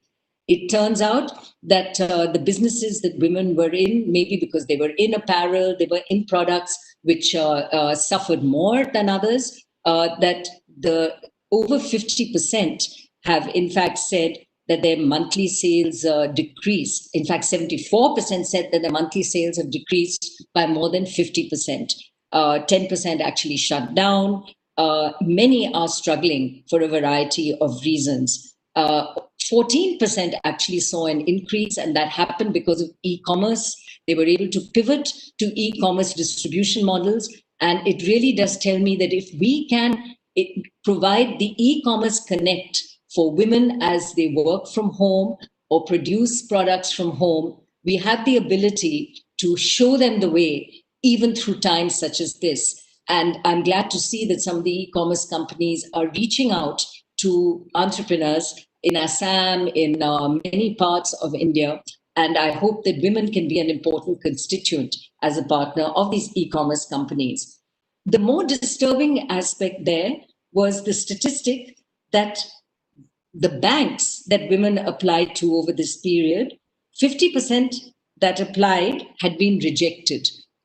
And it was a small number that applied, because women tend to have businesses which are largely debt-free. But the 50% rejection came from the fact, as I see it, because they did not have a credit history. Women did not borrow. So now when they go to borrow over a time when the business is down, the bank says, well, you don't have a credit history, ignoring the fact that they are profitable, that they have good businesses. And so you've now got a chicken and egg situation that just when they need the money, they aren't given it. And in fact, rather than reward them for not being debtors in the first place. So there is correction required in the way finance is delivered to women. It is well known that it is discriminatory, and we have to push the financial agenda and access therein for women. And these statistics over COVID are really quite worrying. I think the other aspect is the work from home and the pressure it is putting on women. As long as the social structure in our family requires the woman to tend to the children, to everyone at home, to cook the meals, and to juggle her job, it's virtually impossible. So women have actually found, contrary to what I would have thought initially, because I was one of the first proponents of women having flexi hours, women have the ability to work from home, looking at it primarily from the child support angle when women work in a corporate world.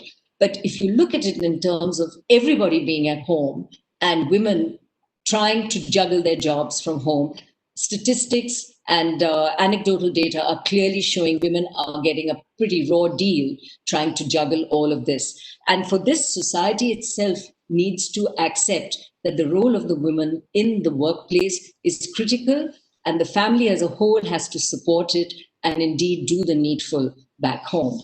So I will just end by saying that we have the good news, the companies that have succeeded and will continue to succeed. We have the good news that organizations such as you at the PhD Chamber are doing what you're doing to ensure that women stay in the workplace. But on the other, we have both society and institutional mechanisms which are not kicking in the way they should. And we have to make sure that that happens so that women in the workplace stay in the workplace, that they weather this COVID crisis and come out ahead. So on that note, Nagma, over to you. Thank you. Thank you so much, Nena. And thank you for those examples from Jharkhand and of letting us know how women are coping with this calamity. And now I know, Dia Mirza, that you are here for a short time and you need to leave. So I would like you to speak next. And you're doing so much work, other than being an actor and a producer. You are the UN Environment Goodwill Ambassador and United Nations Secretary General's Advocate for Sustainable Development Goals. Dia, what's your vision really on how to make this Atmanirbhar Bharat inclusive, where we do not widen the gender gap, or where we bring in our women in a productive workforce? Thank you so much, Nagma, for allocating me time so quickly. Very, very honored, and I consider it a privilege to be able to address this amazing forum. 115 years of PHDCCI and the wonderful work they've done so far. Thank you, Nena ji. It was so wonderful to hear you speak.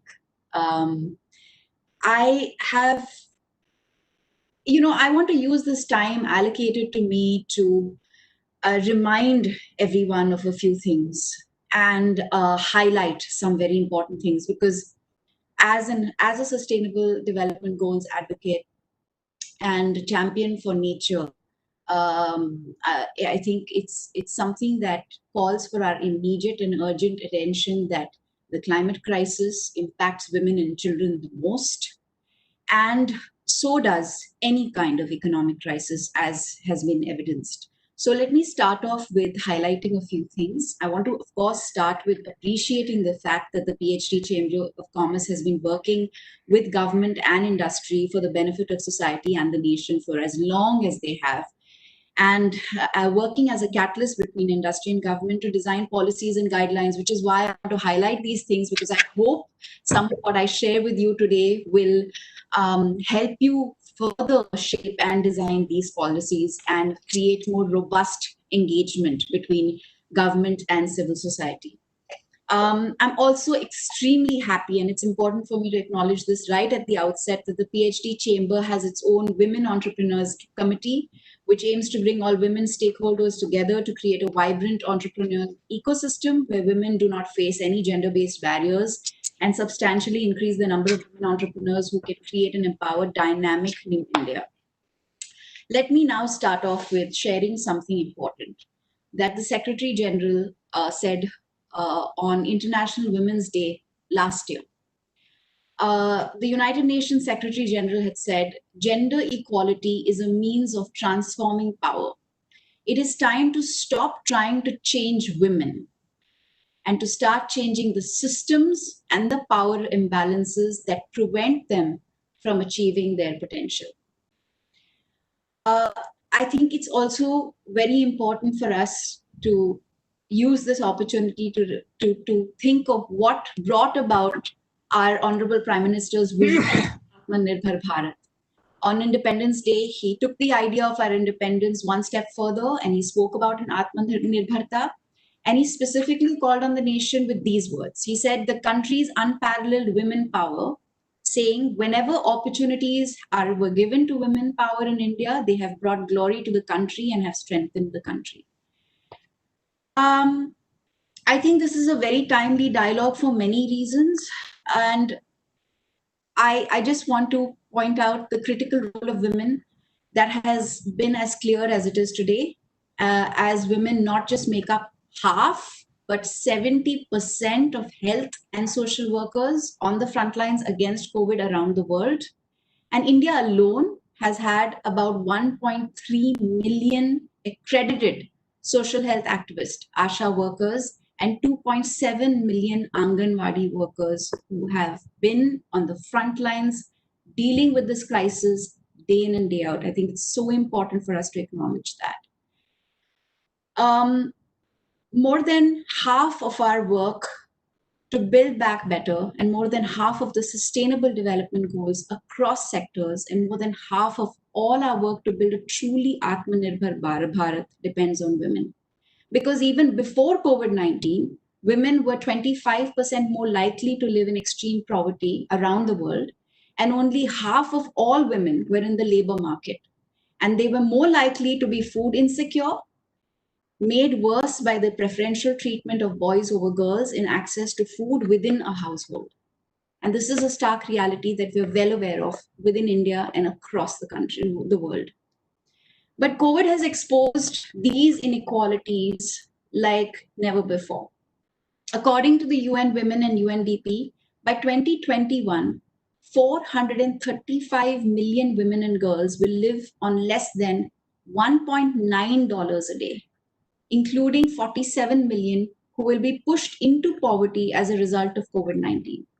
COVID-19 has shown us how severe the economic impact of a pandemic is on women, because they're more likely to hold insecure jobs and earn less. Globally, 72% of domestic workers, 80% of whom are women, lost their jobs. Unpaid care work increased with children out of school.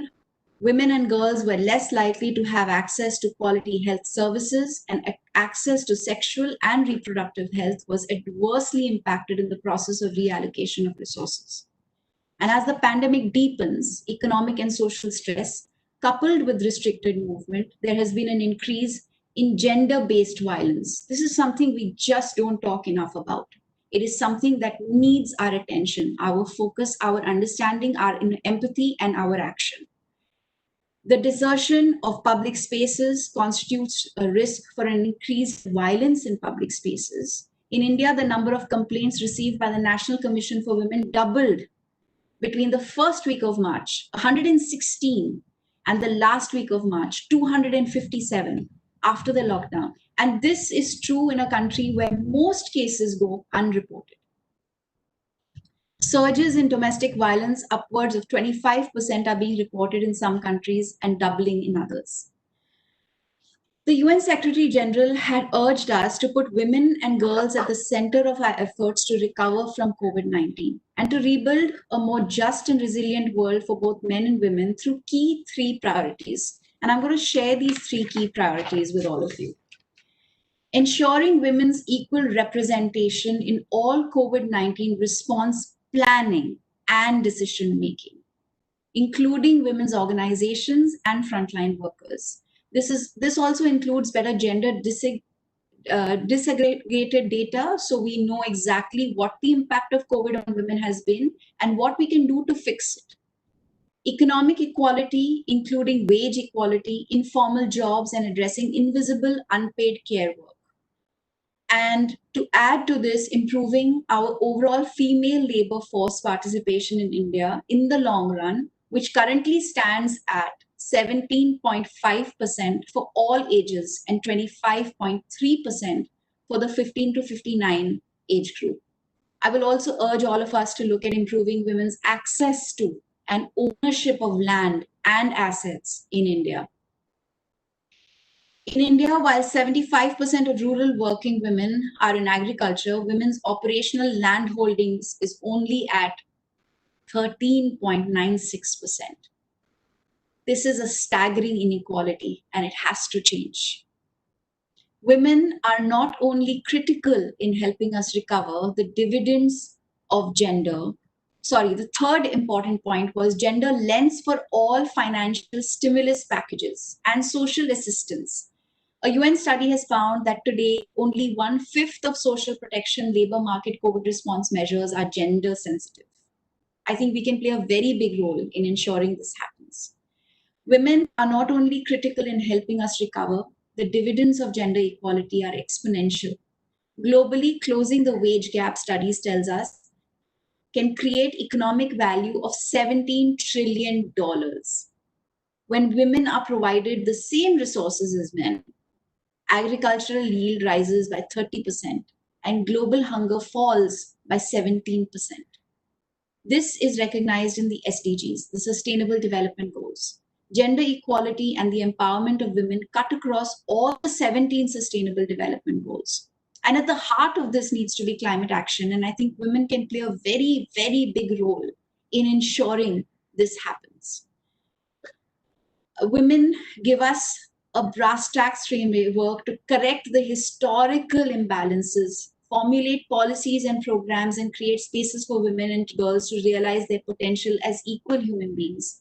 They show us how leaving no one behind is key to just and sustainable development. And women at the center of forming these policies and leading work towards sustainable development goals will ensure the success of the goals. Because as Anuradha ji has already beautifully spoken about in her opening comments, was the fact that wherever, and this has been evidenced as well, wherever women have led, inequalities have reduced, empathy has risen, there has been more justice and more equality. I'm proud of India's role in always pushing for another seat at the table for women. I truly am. I don't know if many of you know this, but it's a wonderful fact that I really want to share. Back in 1948, India's delegate to the UN Human Rights Commission was a woman called Hansa Mehta ji. A woman who saw that Article 1 of the Universal Declaration of Human Rights read, "All men are created equal." And she pushed back till the words were changed to, "All human beings are created equal." Since then, India's women have always been the voices of change. The very first all-female contingent to a United Nations peacekeeping mission in the UN's history was India's all-women police contingent to Liberia. India's Archana Soreng, who's a young, dynamic activist from the Northeast, sits on the Secretary General's Youth Advisory Council on climate change. And I have the opportunity to work with 16 other Sustainable Development Goals advocates. And it gives me a great sense of pride to be able to do this. At the national level, India has put women at the heart of all aspects of economic growth, in agriculture, in entrepreneurship, in financial inclusion, and by giving housing deeds in the name of women of the household in what is the world's largest social housing program. In India, when we say climate change is our priority, we don't just mean an ambitious 450 gigawatts renewable energy target. We also mean clean cooking fuel for women. And I think this is a big, big win. Today, half, which is 44.37% of all elected Panchayati Raj representatives across India are women. And I think this is a big win for us, and this must continue. I have a lot more to say, but I'm not going to take more time because it's short and we have an illustrious panel who will continue to, I'm sure, add to the points.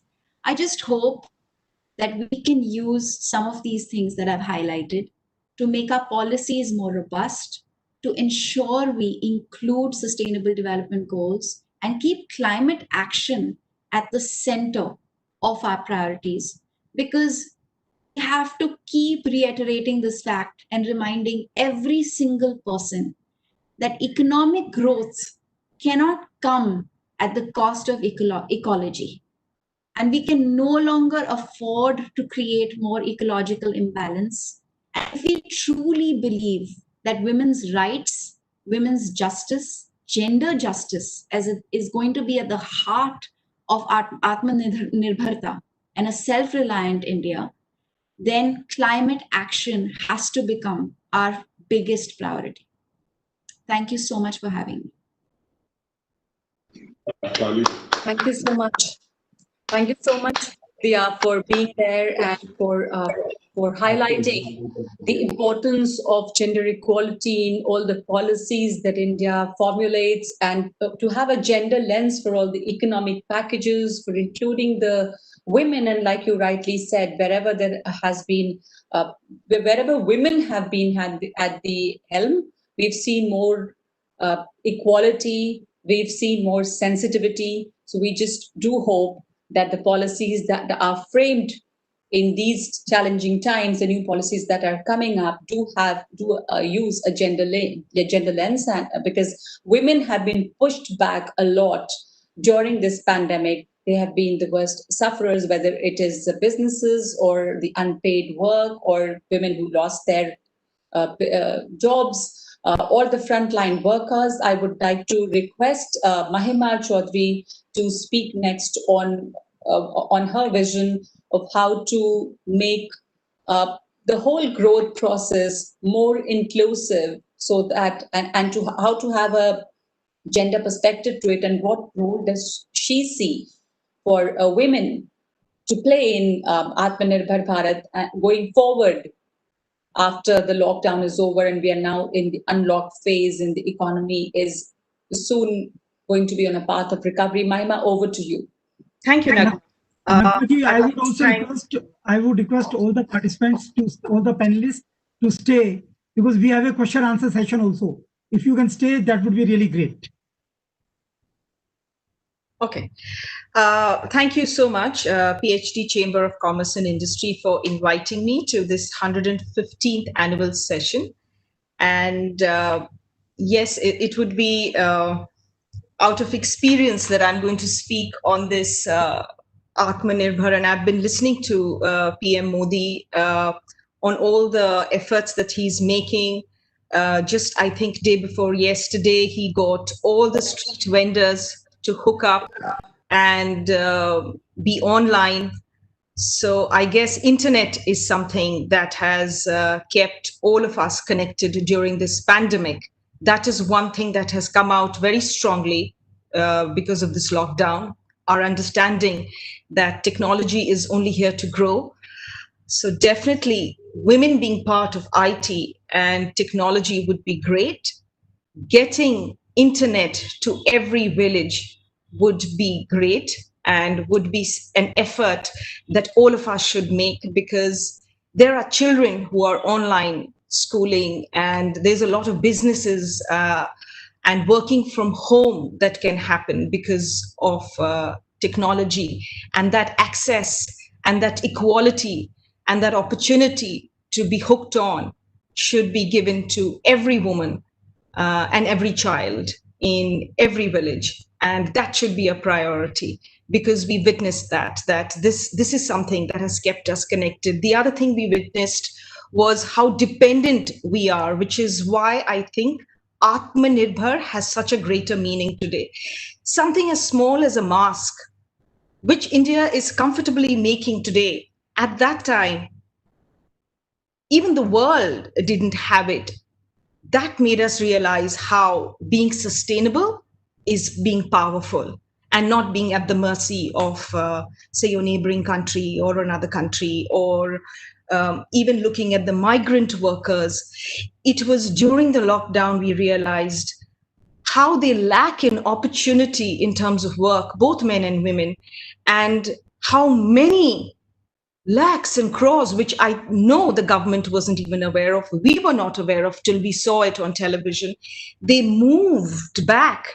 And that is the challenge today, is that everybody has moved back, and we are going to need sustainability or livelihood or opportunities, employment created in the rural areas, because they don't look like they're going to be coming back very soon. And especially the hardest hit are the women, because as it is, the number of women, the gender gap in education was narrowing, but the number of women taking up employment, work, was actually falling, was actually increasing.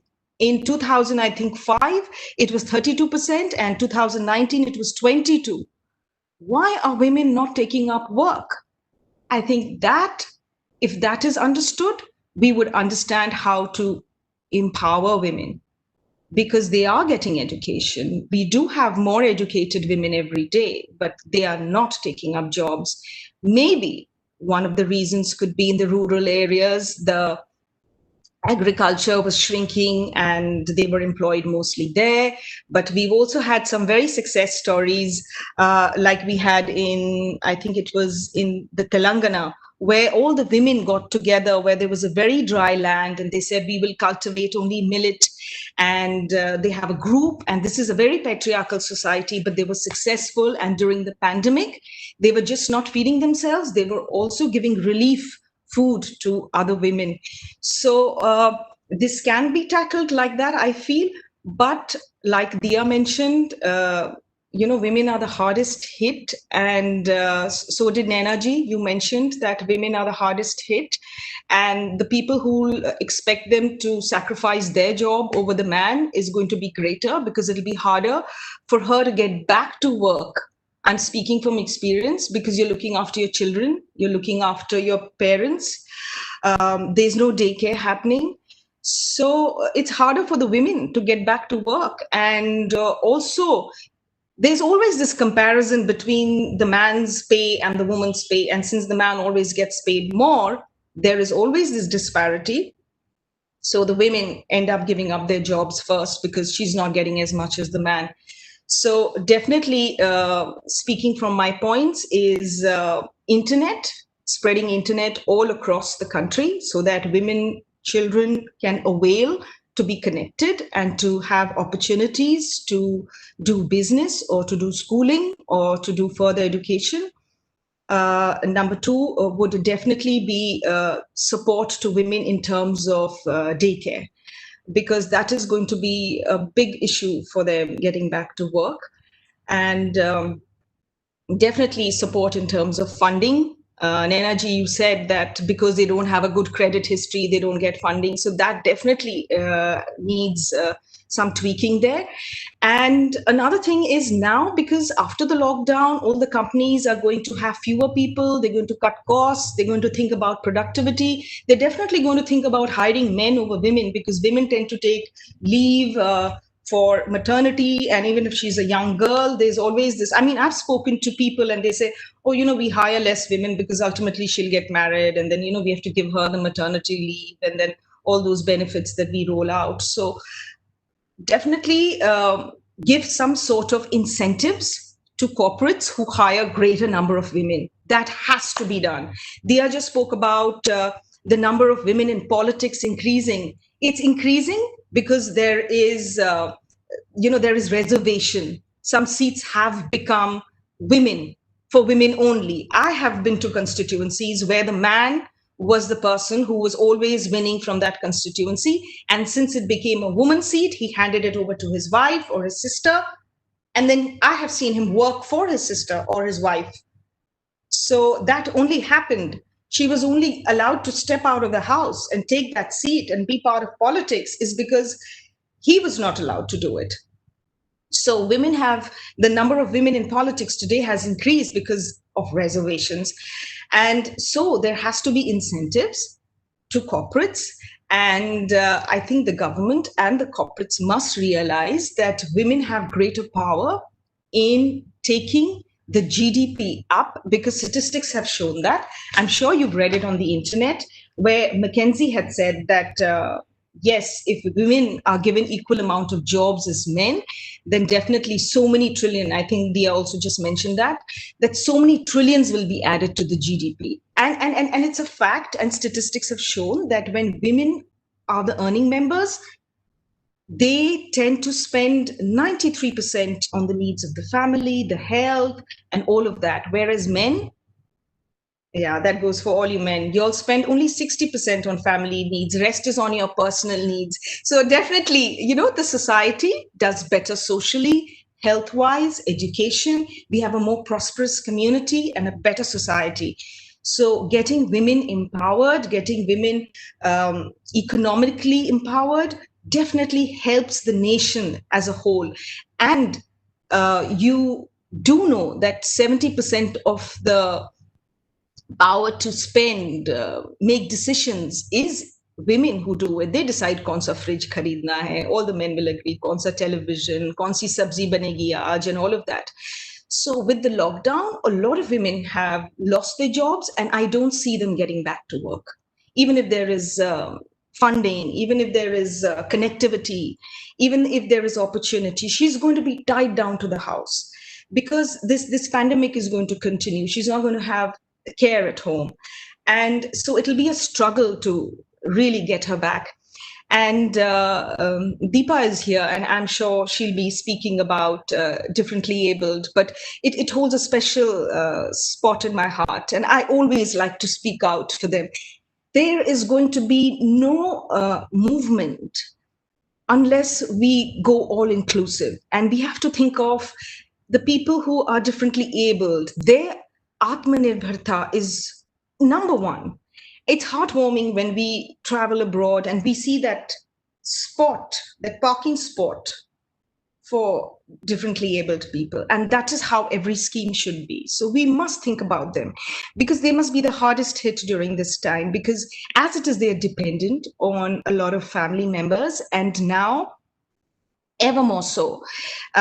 So there should be schemes. There should definitely be like spots reserved for differently abled people, and we must insist on that. And it'll just the feeling of including them just is going to make it a much better society, because their Atmanirbharta is of prime importance, and then is all women. And the other thing one could do is, because everybody has experienced, all you men have also experienced staying home and seeing what it is to be online for a webinar like this. I mean, the child just barges in, or the servant says khana taiyar hai, and all of that. It's difficult to work from home. And I'm sure you've been contributing and babysitting or looking after your parents and all of that. So we must start campaigns right now where we show, especially Indian men, that it is wonderful to be a partner in caring.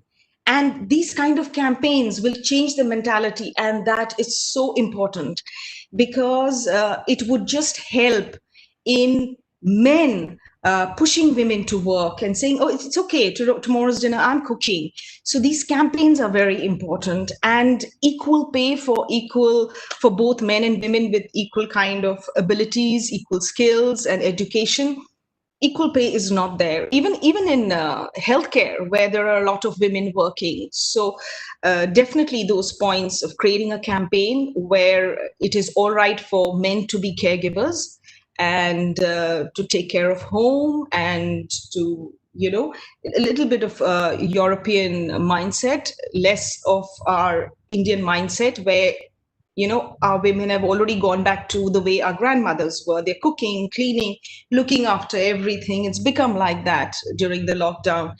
And yeah, domestic violence all across the world has increased, not just in India, because she's already so dependent, and now she's economically also dependent. I'm sure she's lost her job, so she has a smaller voice. So I would say these few points would be important, and tax incentives for companies that are going to hire more women, for sure.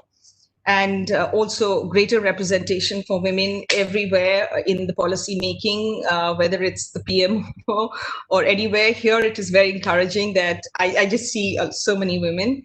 So yes, I would think these are my few points to get women out there, is to give them a lot of support and to start campaigns and to have a bit of reservation, and definitely never forget a little bit of an extra effort for people who are differently abled, women who are differently abled and are looking to be Atmanirbhar. Thank you so much for giving me time to talk. Thank you. Thank you so much. Thank you, Mahima. Thank you for pointing out some very practical things that we need to do, about talking about campaigns that we need to have and run. So, and the moment men enter kitchen as well, and the moment men realize that they also need to do work which is not paid for, then there will be a big change, because a lot of women do work which are unpaid work. And especially this pandemic has been a great leveler, and there is a greater realization. We need to really bring women forward and bring them back into the economy, which will be great, which will be so beneficial, and which will add trillions to the economy and bring women into the workforce. Not the unpaid workforce, but the workforce where they get paid for the job that they do. And it is so important to provide that connectivity in today's time to women, also in remote areas, so that they can work from wherever they are. Because really, let us all realize that the nature of work has changed a lot, and this pandemic has brought in the fourth industrial revolution sooner than it would have come. Now, moving on, I would like to invite Dr. Deepa Malik, Padma Shri Dr. Deepa Malik, who's got the Khel Ratna Award, the Arjuna Award, and she's the president of the Paralympic Committee of India, to share with us her views on this topic.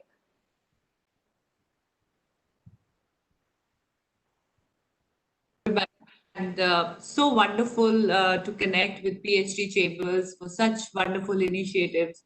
Always purposeful, always thought-provoking. And personally, I feel very happy to have met Dia and Mahima. I have met them at various other platforms, and meeting them in person virtually like this is amazing. Everybody has said a lot, and thank you, Mahima, for bringing in the whole thought around inclusion, and especially for specially able people. To me, Atmanirbhar Bharat, I think, stands on 5 pillars: economy, infrastructure, technology, demand, and vibrant demography. A lot has been spoken about economy and technology, demography. Well, my personal concern definitely will go to infrastructure, because in recent past studies of 2018, 1 billion, that is 15% of global population, are physically challenged, and about $8 trillion is, earnings or spending power is untapped. So that's the talent pool, or the earning pool, or the pool that can contribute to the growth economy is specially abled, and then definitely women in it. Well, Atmanirbhar also stands for vocal for local and self-reliance for sure. So now, how does one talk about self-reliance, and especially when we talk about women? I personally feel that skill development is definitely a very key ingredient in this, because if I take my own journey, the moment I started gaining skills in this, when I got paralyzed, people totally thought that I'm going to be a dead body in chest below paralysis with no bladder, no bowel control, and I'll be a financial liability on the family. I'm going to be just lying in a bed for the rest of my life. I did not fall for the stereotypical mindset. What we are struggling with when it comes to women role in society is a stereotypical mindset, because policies, when the constitution was formed, when India was getting independent, constitution does not show any disparity, it does not show any difference between a man or a woman. Any policy which is designed does not show any difference. There is no written law which says that a woman has to be paid less than the man. There is nowhere it is written a woman will not come to education, only man will be getting educated. So if logically we see on the paper, in the form of policies, there is no difference. But and same goes, there are a lot of policies. In fact, for disabled people also, the bill for disability has increased from 7 disabilities, now 21 are increased. The building code, the urban code for infrastructure, everybody has everything has clear definition of inclusion in it. But does it really happen on ground? That is the point of worry. That is where I feel concerned. So at a human level, we fail to execute, and this gap has to be filled. This mindset has to be changed, and I think it will only happen when each one of us take the initiative. When I say each one of us takes the initiative, we have to stop becoming a consumer Indian. Women themselves have to start thinking about it. They have to start taking initiative, and they have to become a voice of their own. And it is on us to also empower the other woman, stand by her. For example, let me make a request. Dia and Mahima, they are Bollywood popular actresses. They are the role models. People follow their fashion trend. When we're talking about vocal for local, if they start putting their pictures on Instagrams wearing local outfits, Indian fabrics, handmade tribal jewelry, it will become a trend. There have been cases that in movies when the heroine is wearing long fabric bugru print skirts with mirror work bags, they trend for almost a year after that. So maybe this kind of trends we women can create for each other. So automatically the people who make it, the handicrafts, the textile, that is going to be. I'm really impressed with Smriti Irani ji. She's the textile minister. She would always wear wonderful handmade textiles and rural based prints, and that speaks volumes of promotion of local vocal for local. And similarly, my husband left army thinking that Deepa is paralyzed and she will not be able to travel from place to place. There are different type of accommodations. How is she going to? We're going to ensure in an accommodation where she's comfortable because she can't walk. And he got bitten by the stereotype which was imposed on him by the society, by the people. I mean, so out of love and care, he did it, but he did it at a time when he had not waited for the seventh pay commission. Recession had hit the country. That was the last time when recession hit the economy. And at his level, when he exited army as a full colonel, as a commandant, he wasn't getting his level of employment. And that's the time I, sitting on a wheelchair, started a small tiffin packaging thing. And I started, I'm Ahmednagar, Maharashtra. And slowly, my tiffins got so popular because there was no Swiggy and Zomato and all that time. The young students, the young army officers, the young Javans get tired during the day in the training and they started asking for the tiffin, and then they wanted to have a garam roti. So we put a tandoor in one corner of our farmhouse, then one shed, one table, 10 table. And within months, I was running a full-fledged garden restaurant and a catering business. And from that day in 2003 to this day, I am earning way more than my husband's pension. So I'm the breadwinner of the house, and people will still not believe it. And similarly, why this happened? Because I was willing to learn, I was willing to participate. When people said, I can't have two meals, more than two meals a day. But family has breakfast, then they have a morning tea ceremony, then there's an elaborate lunch, and you know how Indian families are in the evening, फिर चाय पकौड़ी बन जाती है. And if I sit there, I get tempted to eat. My digestive system is weak, my body movements are less, I have hypothyroid, I gain weight easily. I am now a sportswoman. I'm not supposed to eat that stuff. So I don't join them.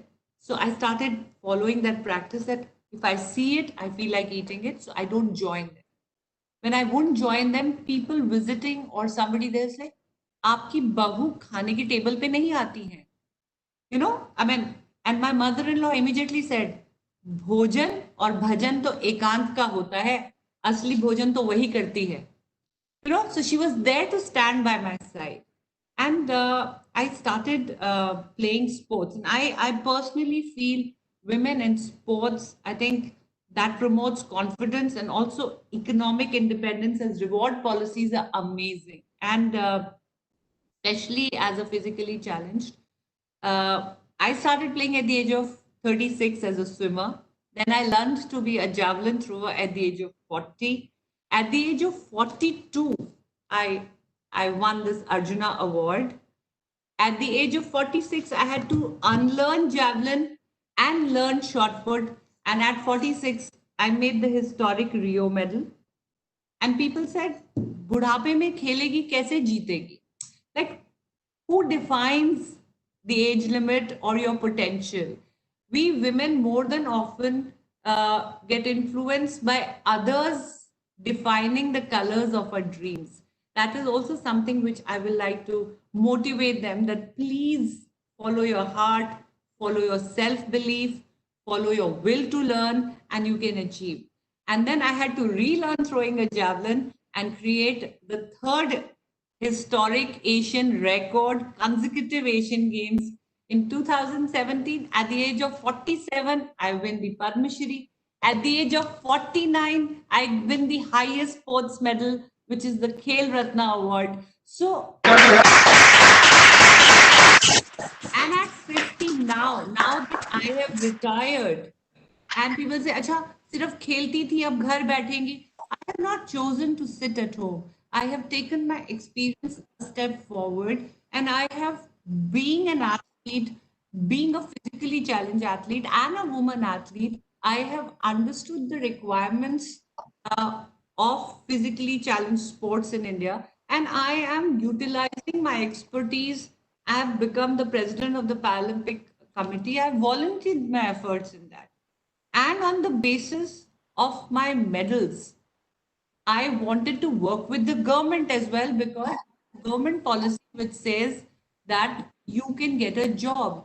And then everybody says, अरे 50 साल की उम्र में क्या government job करोगी अब जाकर? But here I am. I went and I said, no, I want to stay, work and contribute. And they say, ma'am, where can we fit you? You can't be a policeman or a custom inspector because you are physically challenged. So then we sat down and I gave my requirements. I said, I have the expertise to be able to speak, to be able to be a mediation person, and I am willing to learn. But the only thing is that I can't do long sittings. If I have to do long sittings, then maybe I have to keep my feet up. So you give me a chair where I can keep my feet up. You give me an office where, in case I need to change my diaper, I have a room with a bed where I can go change my diaper and come back to work. I made them understand my requirements. And look, They made me a director of grievances and redressal for public mediation in RERA, Real Estate Regulatory Authority, where I'm also sensitizing builders to make the infrastructure disabled friendly. I'm working for war widows and disabled people and helping them mediate without taking rounds in the court. And see, these are the handbooks. I'm learning. I'm learning. So that is what I'm trying to say here is that a time has come when we women have to realize potential. We have to come forward and volunteer our contribution. मैंने medal जीता. अगर हम लोग खुद आके आके अपने हुनर को निखार कर अपने देश की तरक्की में योगदान देंगे तो माइंडसेट्स भी बदलेंगे. मुझे याद है 2016 में I belong to village Bhainswal in Sonipat district from Haryana. And, it is a Jat community. It is a patriarchal community. If you say that, things have changed with Beti Bachao, Beti Padhao. But the famous wrestler, the medal winner wrestler Yogeshwar Dutt, he has made India proud, but he missed his medal chance in Rio 2016, and everybody said, गांव में खेलों के प्रति, कुश्ती के प्रति, कबड्डी के प्रति बहुत प्यार होता है. रूरल गेम्स जैसे अरे गांव का कुश्तीबाज का मेडल नहीं आया और सरपंच को दूसरे सरपंच इधर उधर के बोलने लगे कि बात होगी भाई, मेडल नहीं आया. And can you believe it? The sarpanch turned around and said, "रुको, अभी हमारा एक शेर बाकी है, पैरालंपिक होने दो." And I got a medal. And the moment I got a medal, I was received by 5,000 villagers, mostly. They tied a pagdi around me and they gave me a gada. Gada is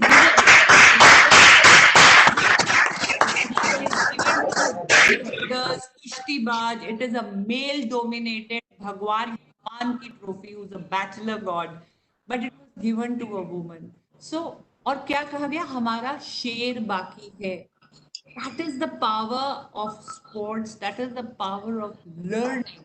So let us all women come together and make sure that whatever be the thing, we will support each other. We will create opportunities for each other, and we will ourselves create our own hunar in a way that people have faith that we can do it.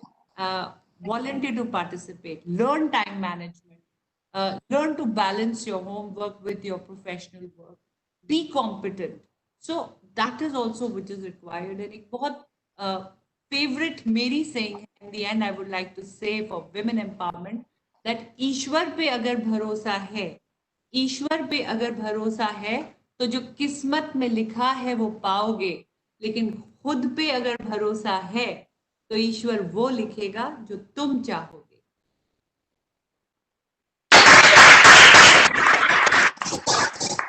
Thank you so much. Thank you so much, Dr. Deepa Malik. It was indeed a pleasure to listen to you. And if I may add from my side, that for me, hearing you was a really great experience, and you're like inspiration personified. Absolutely. Thank you for all those personal anecdotes and those lovely, lovely experiences that you shared with us. Thank you so much. I would request all the delegates here, in case anyone has a question, you may post your question to any of the panelists. But we have altogether about 8 minutes of time in which we can take maybe 2 or 3 questions. And then I would request for the concluding remarks and the vote of thanks by Dr. Aruna Abhay Oswal, who's the chairperson, Women Entrepreneurs Committee. So if anyone has a question, then I would like to take the question first. Any of our esteemed previous... or Vartika Divya. Yes, please go on. Hello to everyone. It is so heartwarming to listen to such women of courage, of women who has done it themselves. And I totally agree with both Mahima ji and Deepa ji when they say that we have to come forward for getting them, for making sure that they are for making sure that they learn, they become competent. They should also ask for help at the same time. Deepa ji से एक बात पूछना चाहती हूँ. Deepa ji, it is so inspiring to have you in this panel along with so many inspiring women here. मैं जानती हूँ कि आप एक संस्था भी चलाती हैं, an NGO where you are extending help to other women. क्या बताएंगे थोड़ा सा? So Wheeling Happiness is our संस्था जिसका नाम है Wheeling Happiness. और Wheeling Happiness ये नाम मेरी बेटी ने रखा था. Incidentally, my daughter, my elder daughter Devika, also suffered a stroke of hemiplegia due to a road accident. The left of her body got paralyzed. So daughter duo who struggled with our individual disabilities and rose above it. We are the only mother-daughter duo of the entire world who play together at international levels in para sports. It was her idea because she's a psychology student and said that, Mummy, we must have done something right to be able to rise above our challenges and especially, how you feel inferior to others by being physically challenged. So what kept us going? Where did the positivity emerge from? Why did we both decide and start working towards policy making, etc., etc.? So we discovered that we were able to identify our sources of happiness. When I say sources of happiness, something which rejuvenates, reboots our system, something which keeps us self-motivated. So if I loved sports, I played sports. If I loved adventure sports, I did river swimming. I took I participated in rallies, and even to participate in rallies, I had to fight for a rally license, a proper high-risk insurance. So, but that kept me going. So we started this NGO called Wheeling Happiness, where we're trying to empower people to first not only discover their sources of happiness, and if they have already chosen one, for example, we are educating girls in disability. We are customizing and getting their vehicles modified, teaching them how to drive to workplaces. We are distributing the prosthetics and the proper wheelchairs required for proper function, because every sport has a different wheelchair. All we use is a patient wheelchair. So we are identifying if somebody is playing basketball, we give them that chair. Somebody is playing, so various things which we are doing. And what I'm most proud of is that my daughter is also involved in rural awareness workshops, where we need to educate caregivers and teach them their opportunities, what are available in the policies, and what are the other schemes that they can participate and get benefited from. So a lot of work around that. Yeah. Deepa, there is another question for you, but let me first take this question because we have time for just 2 questions, I guess. This question for Mahima Chaudhary. Mahima, very quickly and in short, if you could reply to this question from Miss Asha Thakur, who's a journalist, who asks, what do you intend to do to promote women entrepreneurship in India and women's role in Atmanirbhar Bharat? I mean, in case you have any plans on or ideas of how would you like to promote that? Like I said earlier, right now it's more important to support them in terms of allowing them that time to leave the home, because they're all stuck in the home looking after children because there is online schooling going on. So I think the most important thing is internet connectivity, because I have my parents living with me. They're both above 70, and I have a little daughter who's got school. So I'm unable to leave and go out for work, because even if I did go out, I'm afraid I'll infect my older parents, and I have nurses staying at home, and they have concerns of their parents back in Karnataka, where they are from, both the nurses. The children are not getting enough internet, and they're missing school. So they have all these things and they want to go back. And they said, I don't think so this year I'll be able to come back and work. And I said, why? And she says, because the children are home and my husband is not able to go to work. And he's like, you leave your job and come here and look after the kids.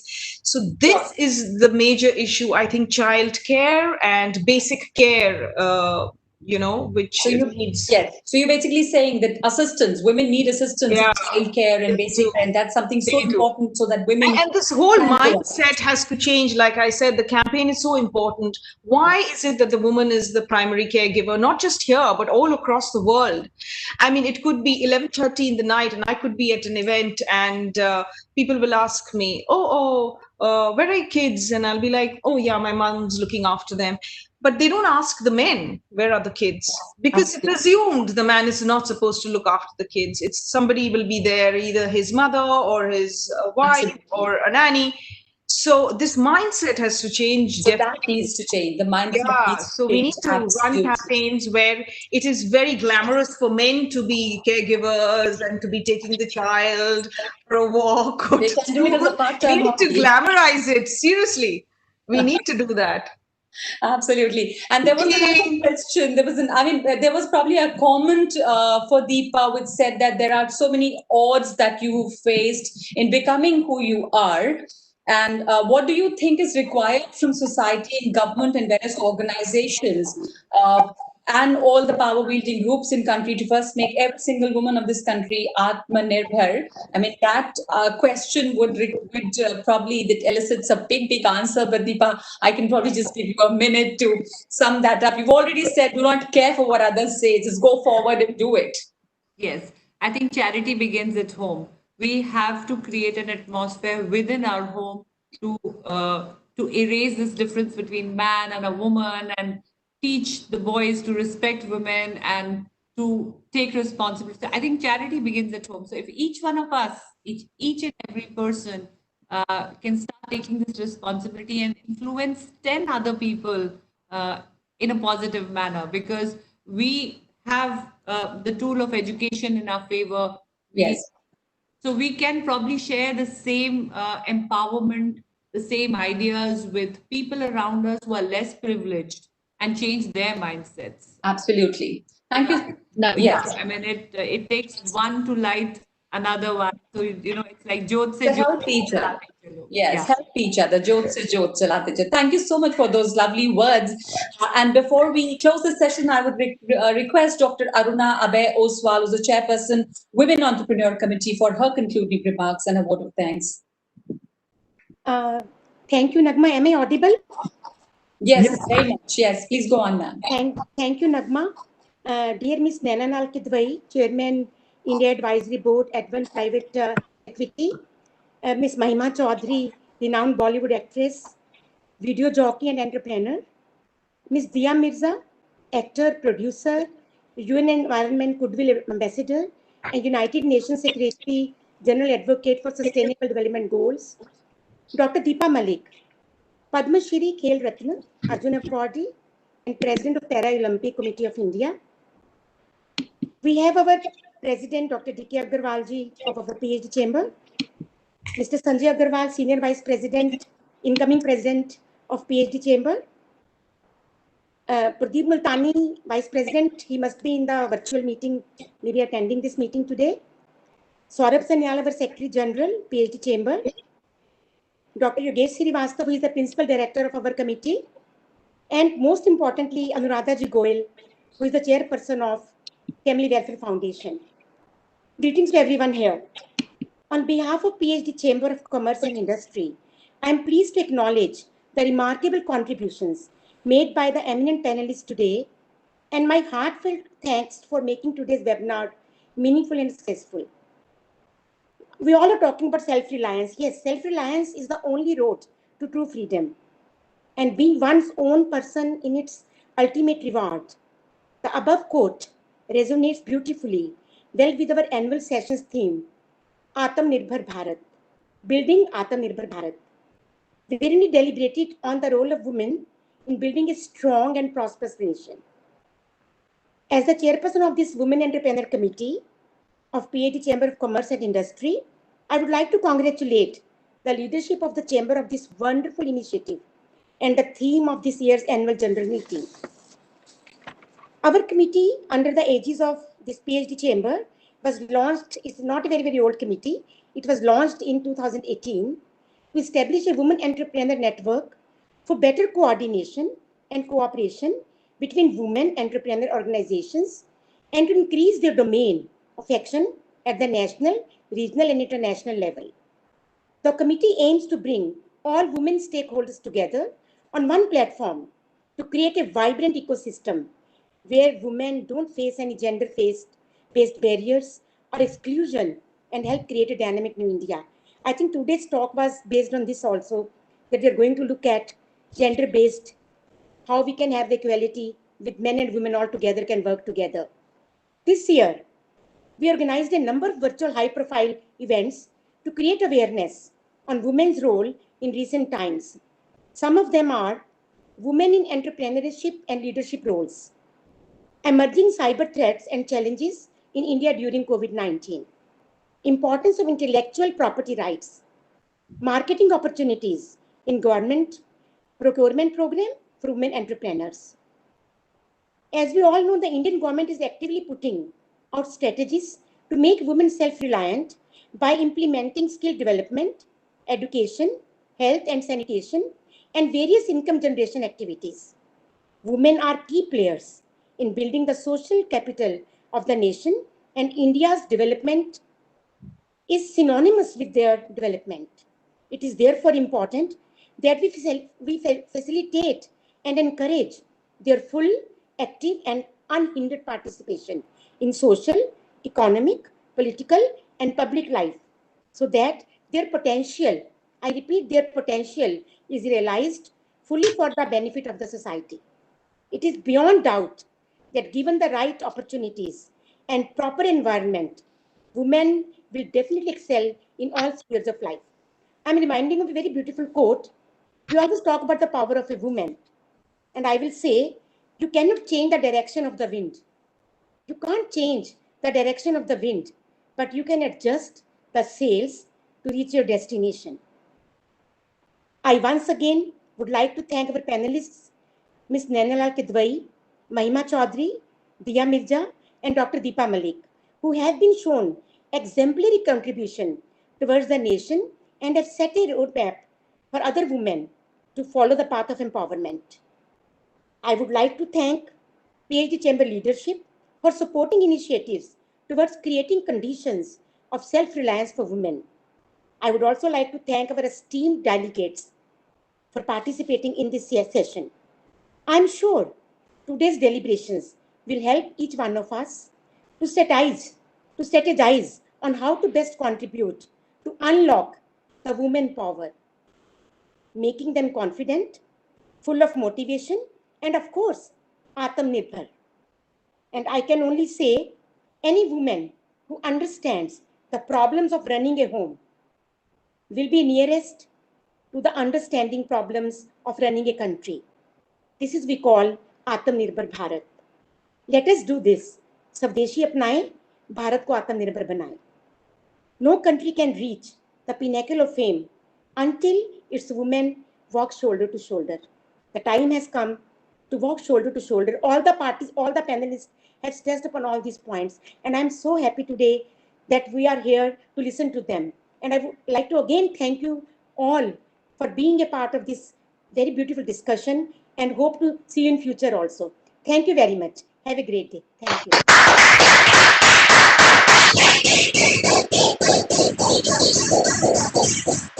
Thank you so much. Thank you so much, Dr. Aruna Abhay Oswal, for those words. She's a chairperson, Women Entrepreneurs Committee, and thank you so much. I would like to thank all the panelists for participating in the session and for staying on. Thank you very much. Naina Kidwai, thank you, Mahima Chaudhary, Deepa Malik. Thank you, Anuradha ji. Thank you. And very soon we're going to begin our next session. We shall talk about skilling India for Atmanirbhar Bharat, and we're going to start that soon. We do not have time, otherwise we had plans of showing all of you a corporate AV, audiovisual, about the PhD Chamber of Commerce and Industry, but we are now just in time to start the next session, and that session is Skilling India for Atmanirbhar Bharat. Skilling, upskilling, or reskilling is the need of the hour. We've all discussed and talked about the challenges that the economy faces, not only in India but worldwide. And if we look at the Indian economy, the biggest challenge is in the manufacturing sector, to step up manufacturing, to increase employment opportunities. And for this, we need to upskill our demographic dividend, or if I may say, reskill, because times have changed. There are new challenges. Post COVID-19 world totally looks different. India's workforce will play a crucial role in the success of government's vision of Atmanirbhar Bharat. The role and responsibility of the industry in terms of skill development has increased during the current scenario, even as the government is sharing ideas and working together even with the private sector. And we have the chief guest for this session, who is going to join us soon, Dr. Mahendra Nath Pandey, the Honorable Minister for Skill Development and Entrepreneurship. Dr. Mahendra Nath Pandey is going to join us for this session. If we are already joined by the chief guest, then we would like to begin the session by the felicitation of the chief guest, for which I would call upon and request the incoming president, Mr. Sanjay Agarwal, to felicitate the chief guest, the Honorable Minister of Skill Development and Entrepreneurship, Dr. Mahendra Nath Pandey, and address the gathering. Dr. Mahendra Nath Pandey is here. He's joining us. I can see him on our virtual screen, so he shall be with us just in a few seconds. I think he should be with us shortly, so let us wait for him to actually Sure, join. we are waiting for him. We can see that he's already there and about to join, and as soon as he joins, I shall request you, Mr. Sanjay Agarwal, to felicitate him. But like I said, he's going to join us soon as this session has already joined. Honorable Minister has already Yes, joined. we can see the frame. We can see that he's already there. We're waiting for him to be seated. And in this session, the focus of this session is about skilling India, which is so important, and we cannot reiterate how skilling is so important for making an Atmanirbhar Bharat.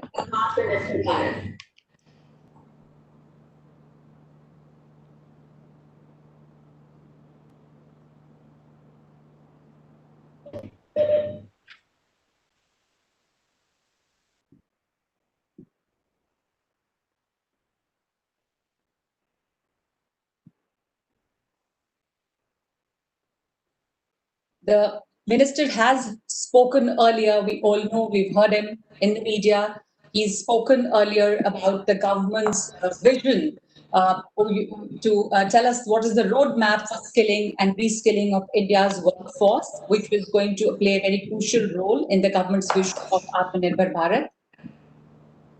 And there are a couple of schemes that have been launched earlier. The Kalyan Rozgar Abhiyan, which was announced by the Honorable Prime Minister earlier. So there are a couple of schemes that the government has already launched, and very soon we will hear from the minister what is the government's vision and what is the government, what are the actions that the government is taking on the ground to take forward this concept of upskilling or reskilling India to meet the challenges of the changed times. Remember, the world has changed drastically. The post-pandemic world is different from what we knew the world to be earlier. And the new challenges, the nature of the work has also changed, which is why we talk of upskilling and reskilling, which is what we are going to discuss or hear from the minister, from the Honorable Minister in this session.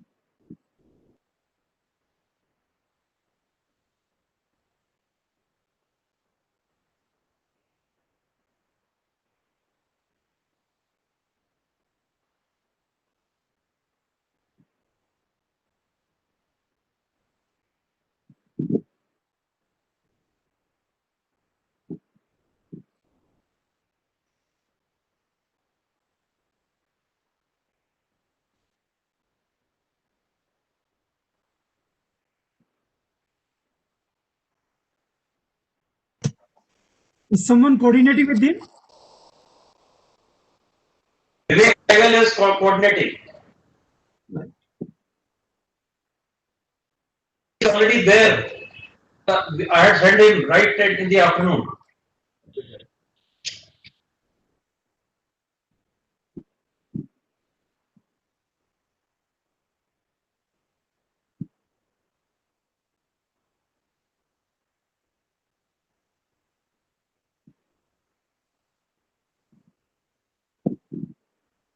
Would you just send a SMS in 5 minutes? Can we show the corporate movie by then? Would we? Would you like to? Should we screen the corporate movie in the meanwhile? I think, Nagma, Yes. I believe that we would launch our corporate AV in the next session. Okay. Because minister may come in any time, so let us wait for 5 minutes. All right. All right. In the next session, we start with this corporate AV because that is with our former president. So I think we can use that time. There's no issue. Sure.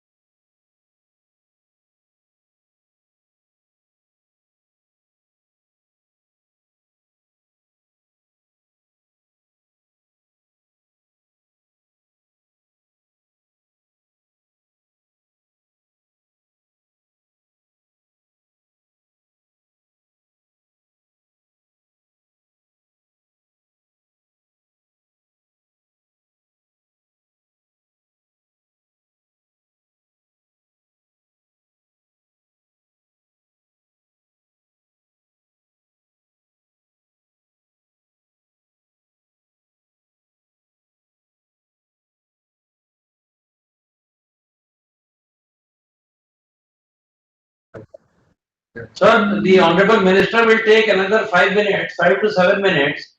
So I spoke to his PPS who gave me a call that we can show the movie if you want, if you wish. Otherwise, we can wait. Had you told us earlier, we would have used our entire 15 minutes. Because showing the movie for 5 minutes would not be the right thing to do. Yes, We sir. show it at a stretch, that is better. Right, sir. Right.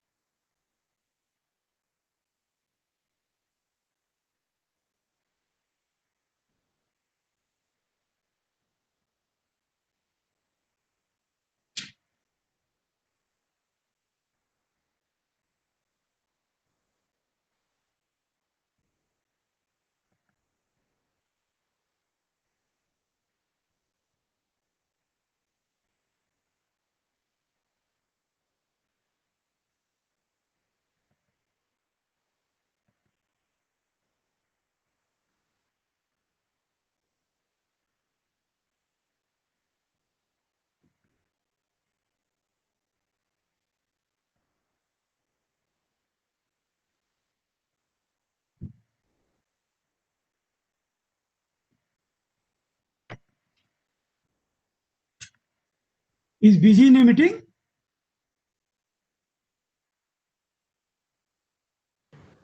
He said that Mr. Nikhil, his senior PPS, who is an IAS officer, he said he's just joining you in 5 minutes. So maybe any time now. Anytime now, anytime now.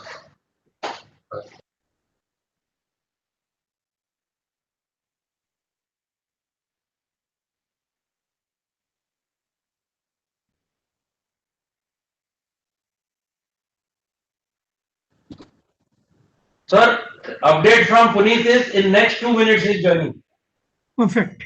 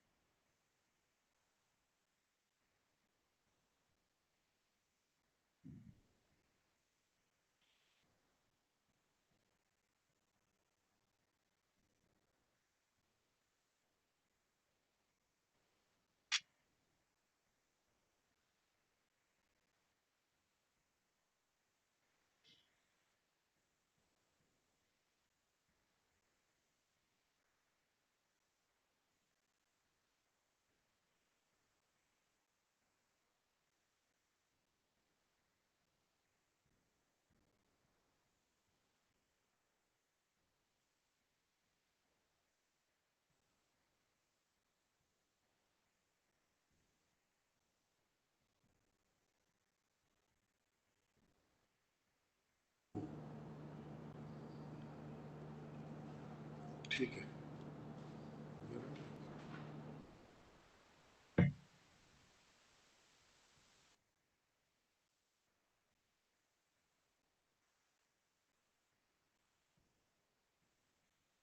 ji, we will not be left with time also. Sir, ऐसे वाला अच्छा. 8 minutes. Okay. Okay.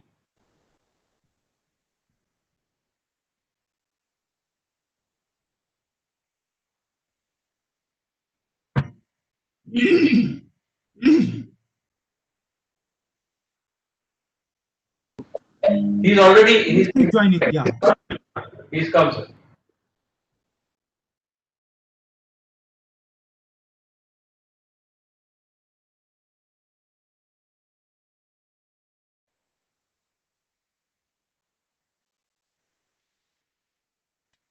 मंत्री जी नमस्कार. नमस्कार sir, नमस्कार. Namaskar, sir, and a very, very warm welcome to you. This is a session, we are looking forward to this session and to hearing your views, because this is a session that talks all about skilling India for an Atmanirbhar Bharat. And we know you always talked about how skilling and upskilling and reskilling is the need of the hour. So Dr. Mahendranath Pandey, we would really like to hear from you what is the government's roadmap for this. So I would now request the incoming president of PHDCCI, Mr. Sanjay Agarwal, to felicitate our chief guest for this session, the Honorable Minister of Skill Development and Entrepreneurship, Dr. Mahendranath Pandey, and henceforth I'll address the gathering. So over to you, Mr. Sanjay Agarwal.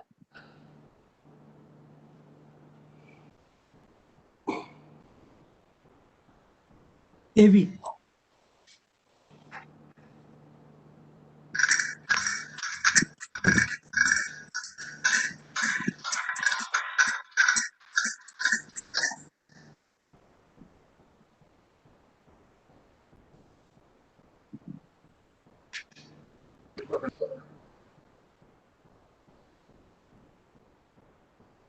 Yes, Mr. Agarwal would now request you for the welcome address for the session. आदरणीय Shri Dr. Mahendranath Pandey ji, Honorable Minister of Skill Development and Entrepreneurship, Government of India. Dr. D.K. Agarwal, President of PhD Chamber of Commerce and Industry. Shri Pradeep Multani, Vice President, PhD Chamber of Commerce and Industry. Shri Saurabh Sanyal, our Secretary General, former presidents, members of the Managing Committee, Excellencies, distinguished guests, ladies and gentlemen, friends from the media. A very good afternoon to you all. It's really a pleasure for us to today welcome Shri Mahendranath Pandey, the Honorable Minister of Skill Development and Entrepreneurship, to this annual session of the chamber. It's very appropriate that we today have the one cabinet minister in charge with us whose portfolio actually is the most important and crucial for the subject of today's session, Atmanirbhar Bharat. We cannot be Atmanirbhar Bharat without skilling our country, without skilling India, for which I think we have the privilege of having one of the most proactive and dynamic ministers in our country for tackling this one huge issue that we all feel has to be tackled on a war footing in our country. There are extensive efforts being made by the Ministry of Skill Development and Entrepreneurship with the aim to bridge the gap between demand and supply of skilled manpower and to enable the ecosystem for entrepreneurship development in the country. Sir, it is our honor to welcome you and to extend my sincere gratitude to you for having agreed to address us today in this gathering. Friends, our Honorable Prime Minister Narendra Modi ji has laid a vision of self-reliant India, Atmanirbhar Bharat, based on 5 pillars of economy, infrastructure, technology-driven systems, vibrant demography and demand. Making India self-reliant is the only way to make the 21st century belong to India. So out of these 5 pillars, we can take true advantage of our demographic dividend, of our demographic advantage, only if the country is fully geared to actually do what is needed on the manpower front, our vocational training levels, our skills have to match up to the requirements that the country will have if we are really to reach the top 2 or top 3 economy status in the world and to cross the $5 trillion target. The economic stimulus package of 20 lakh crore rupees announced by the government post-COVID and the big bang structural reforms under the Atmanirbhar Bharat Abhiyan are absolutely appreciated by the chamber and we fully support them.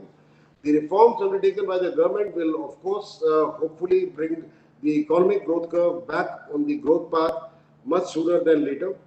We believe that if this reform momentum is continued at a faster rate with effective implementation, it will refuel the economic fundamentals of the economy, resume the lost economic activity that that we incurred due to the COVID lockdowns, and contribute making India a self-reliant country in the long term. The government over the last few years has laid substantial focus on scaling of the country and has adopted the mission of making India a fully skilled country.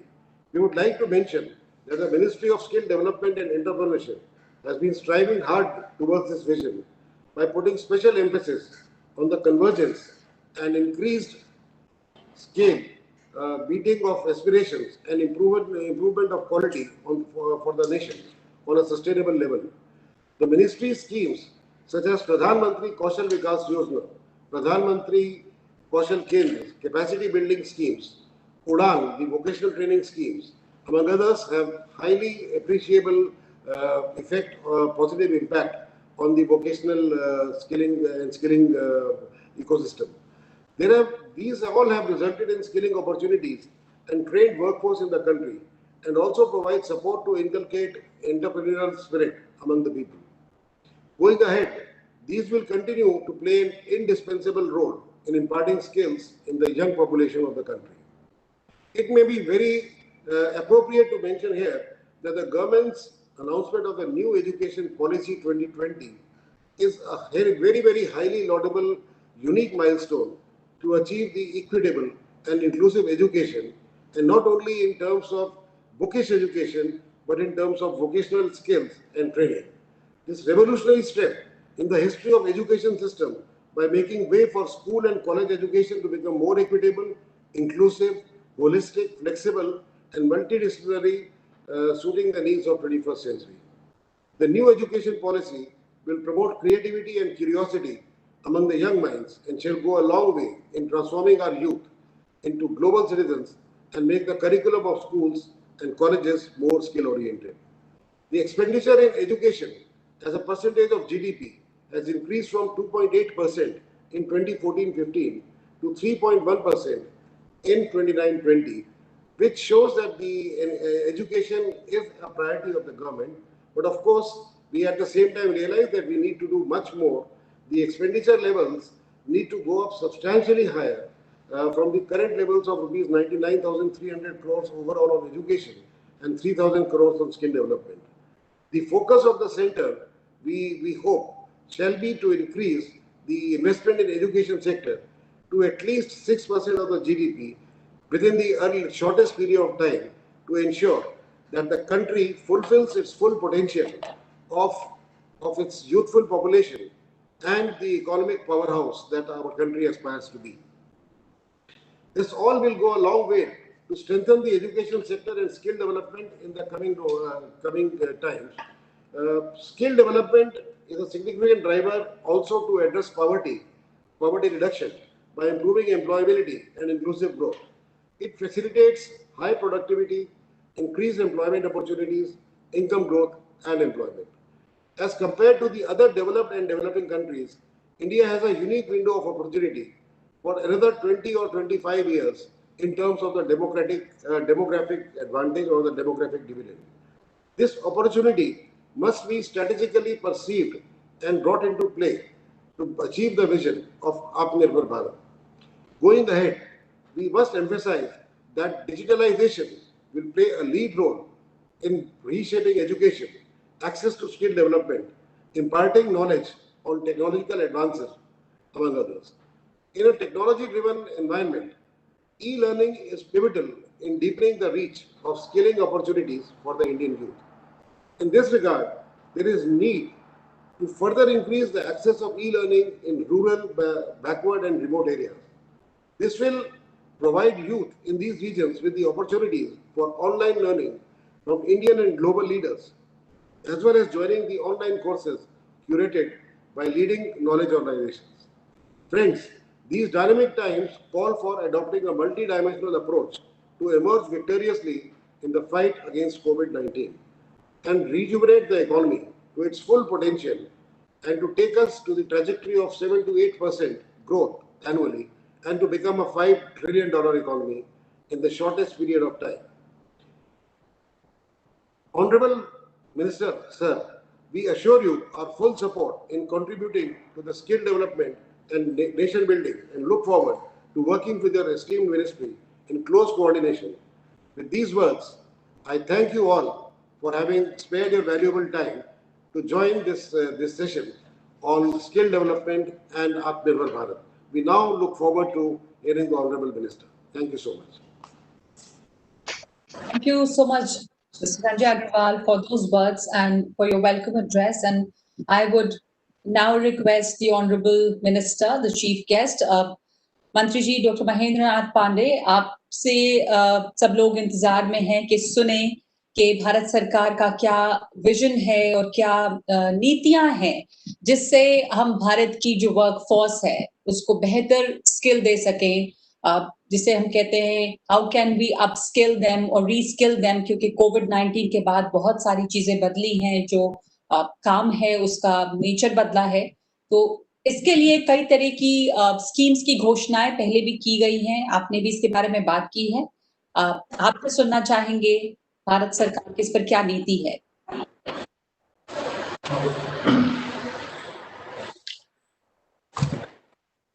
Thank you आप सबको। आज PhD chamber की जो 115वीं वर्षगांठ है आपका स्थापना से लेके अब तक 1905 में आपकी स्थापना हुई और आप 115वीं वर्षगांठ मना रहे हैं। इस अवसर पर आपने जो खास करके स्किल इंडिया फॉर आत्मनिर्भर भारत का सेशन रखा है, इसके लिए मैं आप सबको बहुत अभिनंदन देता हूं। इसमें पार्टिसिपेट कर रहे हमारे पीएचडी चैम्बर के अध्यक्ष डॉक्टर डीके अग्रवाल जी, अभी जिनको हम सुन रहे थे इनके senior vice president Sanjay Agarwal ji, Pradeep Multani ji, Sanyal ji और गुप्ता जी तथा मॉडरेट कर रही नगमा जी, और जो भी गणमान्य इससे जुड़े हैं उन सबके प्रति मेरी तरफ से, मेरे मिनिस्ट्री की तरफ से बहुत बहुत आनर है। और आत्मनिर्भर भारत की अपील और उसका कंसेप्ट देने वाले आदरणीय नरेंद्र मोदी जी की तरफ से सभी को शुभकामना। आज आप सबको विस्तार से नहीं सुन पाया, इसके लिए माफ करिएगा। मैं एक दूसरे कार्यक्रम में जुड़ा हुआ था, लेकिन अभी संजय जी को जो सुना काफी क्लियर कंसेप्ट है उनका स्किल इंडिया के बारे में और गहरी जानकारी है। और जितने लोग हैं यहाँ पार्टिसिपेट कर रहे हैं, कईयों से अनेक बार मेरी बातचीत हुई है। आज थोड़ा वातावरण अलग है, वर्चुअली हम लोग मिल रहे हैं। हमारी सरकार ने लगातार माननीय मोदी जी की अगुवाई में अलग से स्किल इंडिया को फोकस करने के लिए, स्किलिंग को फोकस करने के लिए जब 2015 में अलग मंत्रालय बनाया और स्किल इंडिया मिशन की शुरुआत की, वर्ल्ड की एक बेहतर स्किल फोर्स भारत के नौजवानों को बनाने के लिए भारत के अंदर भारत के बाहर एक कंसेप्ट किया। आप सब कहीं ना कहीं उससे जुड़े हुए हैं और आज हमारा जो पूरा इकोसिस्टम है वो कोविड के पीरियड में भी हमने एक्टिवेट कर रखा है। हमारे जो इंस्टीट्यूट हैं, चाहे वो हमारे सरकारी और प्राइवेट 15,000 से अधिक हमारे ITIs हैं, हमारे ट्रेनर को ट्रेन करने वाले 33 NSTIs हैं, जिसमें 18 पर्टिकुलरली वुमेन्स के लिए हैं।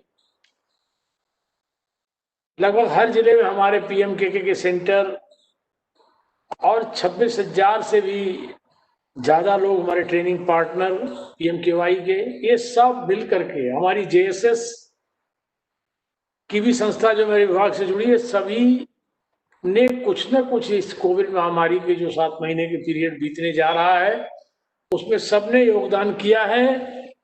अनेक ITI ने अनेक इनोवेटिव ITI से भी अपना योगदान उपस्थित किया है, चाहे UV सैनिटाइजर हो, चाहे ये टचलेस डिस्पेंसर हो, हॉस्पिटल के लोगों के लिए उपयोग हो, चाहे JSS की हमारी महिलाओं ने और तमाम अन्य ऑर्गेनाइजेशन ने मास्क बनाना, वितरण करना, लॉकडाउन पीरियड में गरीबों की मदद करना, अनेक काम लगातार ये कर रहे हैं। हम लोगों ने SOP जारी कर दी है गृह मंत्रालय के गाइडलाइन के अनुसार। ऑनलाइन स्किल इंडिया पोर्टल पर, भारत स्किल पोर्टल पर एक बड़े पैमाने पर लाखों लोगों को हम लोगों ने ट्रेनिंग ऑनलाइन दिया है, लेकिन फिजिकल ट्रेनिंग भी जरूरी है। उसके लिए भी सारी गृह मंत्रालय के गाइडलाइन के सापेक्ष नीचे चीजें पहुंच चुकी हैं। इस परिस्थिति में आज जो हम लोगों को हमसे जो अपेक्षाएं आपको हैं, तो PhD चैम्बर्स इस देश का औद्योगिक जगत का एक बहुत बड़ा ऑर्गेनाइजेशन है। सैकड़ों बरस से ज्यादा की उसकी यात्रा है। हर देश के हर स्टेट में उसकी विंग्स है और नीचे तक उनसे जुड़े लोग हैं। तो इस समय जो step by step Modi ji चलते गए, स्किल इंडिया को फोकस किया, मेक इंडिया का कंसेप्ट दिया, भारत के अंदर कठिन परिस्थिति में लीडर किसको कहते हैं, कठिन परिस्थिति में भी अगर लीडर उससे अलग जनता को उसका मनोबल बढ़ाए, उसका हौसला बढ़ाए, उसे विजन दे, लीडर यही है। मैं थोड़ा संस्कृत का विद्यार्थी हूं, नेता की व्याख्या मैं आज आप लोगों के सामने कर देता हूं। नेता का भाव है नेति इति नेता, जो लोगों को आगे ले जा सके वो नेता है। तो सच मामले में आज हमें ये बताते हुए प्रसन्नता हो रही है। एक नई जानकारी शेयर कर रहा हूं आप लोगों से। नरेंद्र मोदी के लगभग 13.5 साल से भी ज्यादा का मुख्यमंत्री कार्यकाल और लगभग 6 बरस 4 महीने से भी अधिक प्रधानमंत्री का कार्यकाल, ये मिला के आज के दिन 20 बरस का उनका प्रशासनिक अनुभव होता है। आज का दिन उनको मुख्यमंत्री जब उन्होंने ज्वाइन किया था 2001 में, माननीय अटल जी ने भेजा जब उधर, तो आज के दिन उन्होंने 20 बरस की अवधि पूरी की और 20 बरस में बिना कोई चुनाव हारे गुजरात को उन्होंने गुजरात मॉडल दिया, जो देश और दुनिया में पॉपुलर हुआ। और उसके बाद आज भारत में भी उन्होंने 6 वर्षों से अधिक अवधि में जो देश को दिशा दिया, गठबंधनों की सरकार के दौर से उबार करके 2014 में लोगों को लगता नहीं था कि पूर्ण बहुमत की कोई सरकार आएगी इस देश में, लेकिन पूर्ण नहीं, बड़े मजबूत बहुमत की आई। आप सबकी शुभेच्छाएं साथ थी। 5 बरस चलने के बाद कांग्रेस आजादी के बाद बड़े बहुमतों की कई सरकारें चलाई। 77 में एक चेंज आया था देश में बहुत बड़ा, एक बहुत अच्छे बहुमत की वो भी सरकार आई, लेकिन अपने काम और गुणवत्ता के आधार पर फिर से जनता की मोहर लगा के 2019 में नरेंद्र मोदी आए, ये अपने आप में बहुत उल्लेखनीय है। तो ये चीजें, और हमेशा उन्होंने विजनरी अप्रोच दिया, तो उसी अप्रोच का एक नया जो आज आपका सब्जेक्ट है आत्मनिर्भर भारत, जिस पर आपने स्किलिंग का कॉन्सेप्ट लिया है, ये उनका इस कठिन परिस्थिति में देश की आंतरिक चीजों को आह्वान देने के लिए, पड़ोस की चुनौतियों का सामना करने के लिए, और अंतरराष्ट्रीय जगत में केवल आत्मनिर्भर अपने देश मात्र के लिए नहीं, देश में भी इतनी क्षमता का निर्माण हो, गुड प्रोडक्ट हो, क्वालिटी बेहतर हो, और हम एक चेन बना सके निर्यात की, दुनिया को भी दे सके। इन सब से जुड़ा बड़े विजन से आत्मनिर्भर भारत है। मैं पुनः आपको अपनी शुभेच्छा दे रहा हूं कि उसको आपने आज अपनी डिस्कशन का मेन टॉपिक आज स्किलिंग को लेकर बनाया है। इस दृष्टि को देने वाले नरेंद्र मोदी जी की सरकार, सबसे पहले तो मेरा डिपार्टमेंट का इसमें मोटो है मोदी जी के मंत्र पर, स्किलिंग, रीस्किलिंग, अप स्किलिंग, एक जुनून के तौर पर हम इसको लेकर के आगे चल रहे हैं। और सबके पीछे जिसमें आपके योगदान की महम जरूरी है, भारत को $5 ट्रिलियन की इकोनॉमी बनाना, और पीएचडी चैम्बर का कंट्रीब्यूशन इसमें अपने आप में अहम होता है। आज ये जो आपका बिजनेस कम्युनिटी का आपका प्लेटफॉर्म है, ये इन सब राहों पर मदद कर सकता है। हम स्किलिंग के प्लेटफॉर्म, स्किलिंग के अपॉर्चुनिटी, स्किलिंग के ट्रेनिंग सेंटर, स्किलिंग के लिए युवाओं को उनको डिजाइन, उनको अवसर, कोर्सेज, सेटअप दे सकते हैं, लेकिन उनको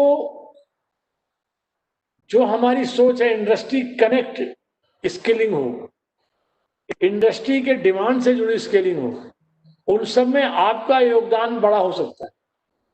और सबको ध्यान में रखते हुए हम लोगों ने हाल में कई ऐसी पहलें की, जैसे हम लोगों ने अभी हाल में स्वदेश विदेश से आने वालों की एक मैपिंग कराई कि अगर वो बैक नहीं होते हैं तो इस देश में उनका यूटिलाइजेशन क्या हो। ऐसे बड़ी हजारों की संख्या में उनकी मैपिंग, उनकी वर्ल्ड में सीखी स्किल का क्या उपयोग हो सके, ये एक फील्ड दिया। मैं आपसे अपील करूंगा, असीम पोर्टल हम लोगों ने लॉन्च किया है, जिसमें एम्प्लॉयर और एम्प्लॉई दोनों का डाटा उपलब्ध है, और उसका उद्देश्य हमारा मेन है उसके स्किल डाटा को उपलब्ध कराना और स्किल पर्सन को उनको एक इनोवेशन देना, उनको प्रोत्साहन देना। पीएचडी चैम्बर इसमें भी अपना योगदान दे सकता है। हमारी जो इस समय सोच है, भारत कृषि प्रधान देश है, परंपरागत कृषि को पूरा प्रोत्साहन देते हुए हमने हाल में जो 3 कृषि विधेयक पारित किए, उसके पीछे एग्रीकल्चर को भी कैसे लाभ का और रोजगार का, कारोबार का, व्यापार का सशक्त माध्यम एग्रीकल्चर को बनाया जा सके। ये विधेयक कहने को लोग कहते रहे कि किसानों की आय दुगनी करनी है, लेकिन किसी ने उद्यम उसके लिए किया नहीं।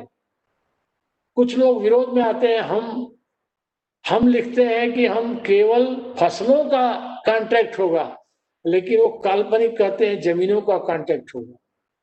इस तरह भ्रम फैला रहा है। लेकिन आज हम लोगों ने, किसान, आप व्यवसायिक जगत से जुड़े लोग हैं, ये बड़ा क्लियर फैक्ट है कि अगर किसान के जेब में पैसा है तो ही मार्केट जाएगा, और जब मार्केट जाएगा और मार्केट में खरीदारी करेगा तभी कारोबार लोगों का बढ़ेगा, तभी इकोनॉमी ग्रो करेगी, इकोनॉमी रन करेगी। तो उस किसान के जेब में कैसे पैसा आए, इसके लिए हम लोग एग्रीकल्चर फील्ड में भी पॉलिसीज दे रहे हैं। वहां भी हमारी जो 37 सेक्टर स्किल काउंसिल्स हैं, जिनमें आप जैसे बहुत से लोग उससे कहीं ना कहीं किसी रूप में जुड़े हुए हैं, तो उन काउंसिल में एग्रीकल्चर सेक्टर स्किल काउंसिल जो भी, सबके माध्यम से कहीं ना कहीं हम लोग उस फील्ड में भी काम कर रहे हैं। तो ये सारी अपेक्षाएं हम सब लोगों ने बनाई हैं, और इसके साथ साथ अब मोदी जी का विजन है कि सरकार में आना और जो चलता रहे वही चलता रहे, अरे ये सब चलता है, सरकार वैसे ही चलती है, ये दृष्टिकोण नहीं है। हर चीज का target based time bound programme बना के चलने की दृष्टि लेकर के आज नरेंद्र मोदी और उनकी सरकार काम कर रही है।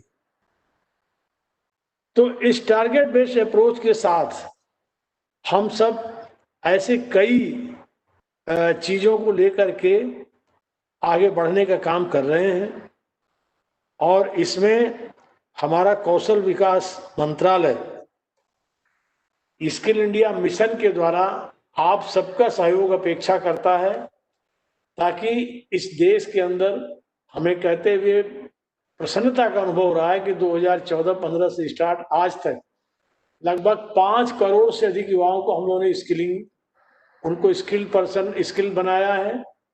और जो हमने करीब विश्व के अनेक देशों से, सिंगापुर है, स्वीडन है, जर्मनी है, जापान है, यूएई है, ऐसे अनेक देशों से हमने एमओयूज किए हैं। अभी हाल में ऑस्ट्रेलिया से किया है। हम एक्सपर्ट्स अपनी एक्सपर्टीज उन देशों में दे रहे हैं, उनकी एक्सपर्टीज अपने देशों में ले रहे हैं।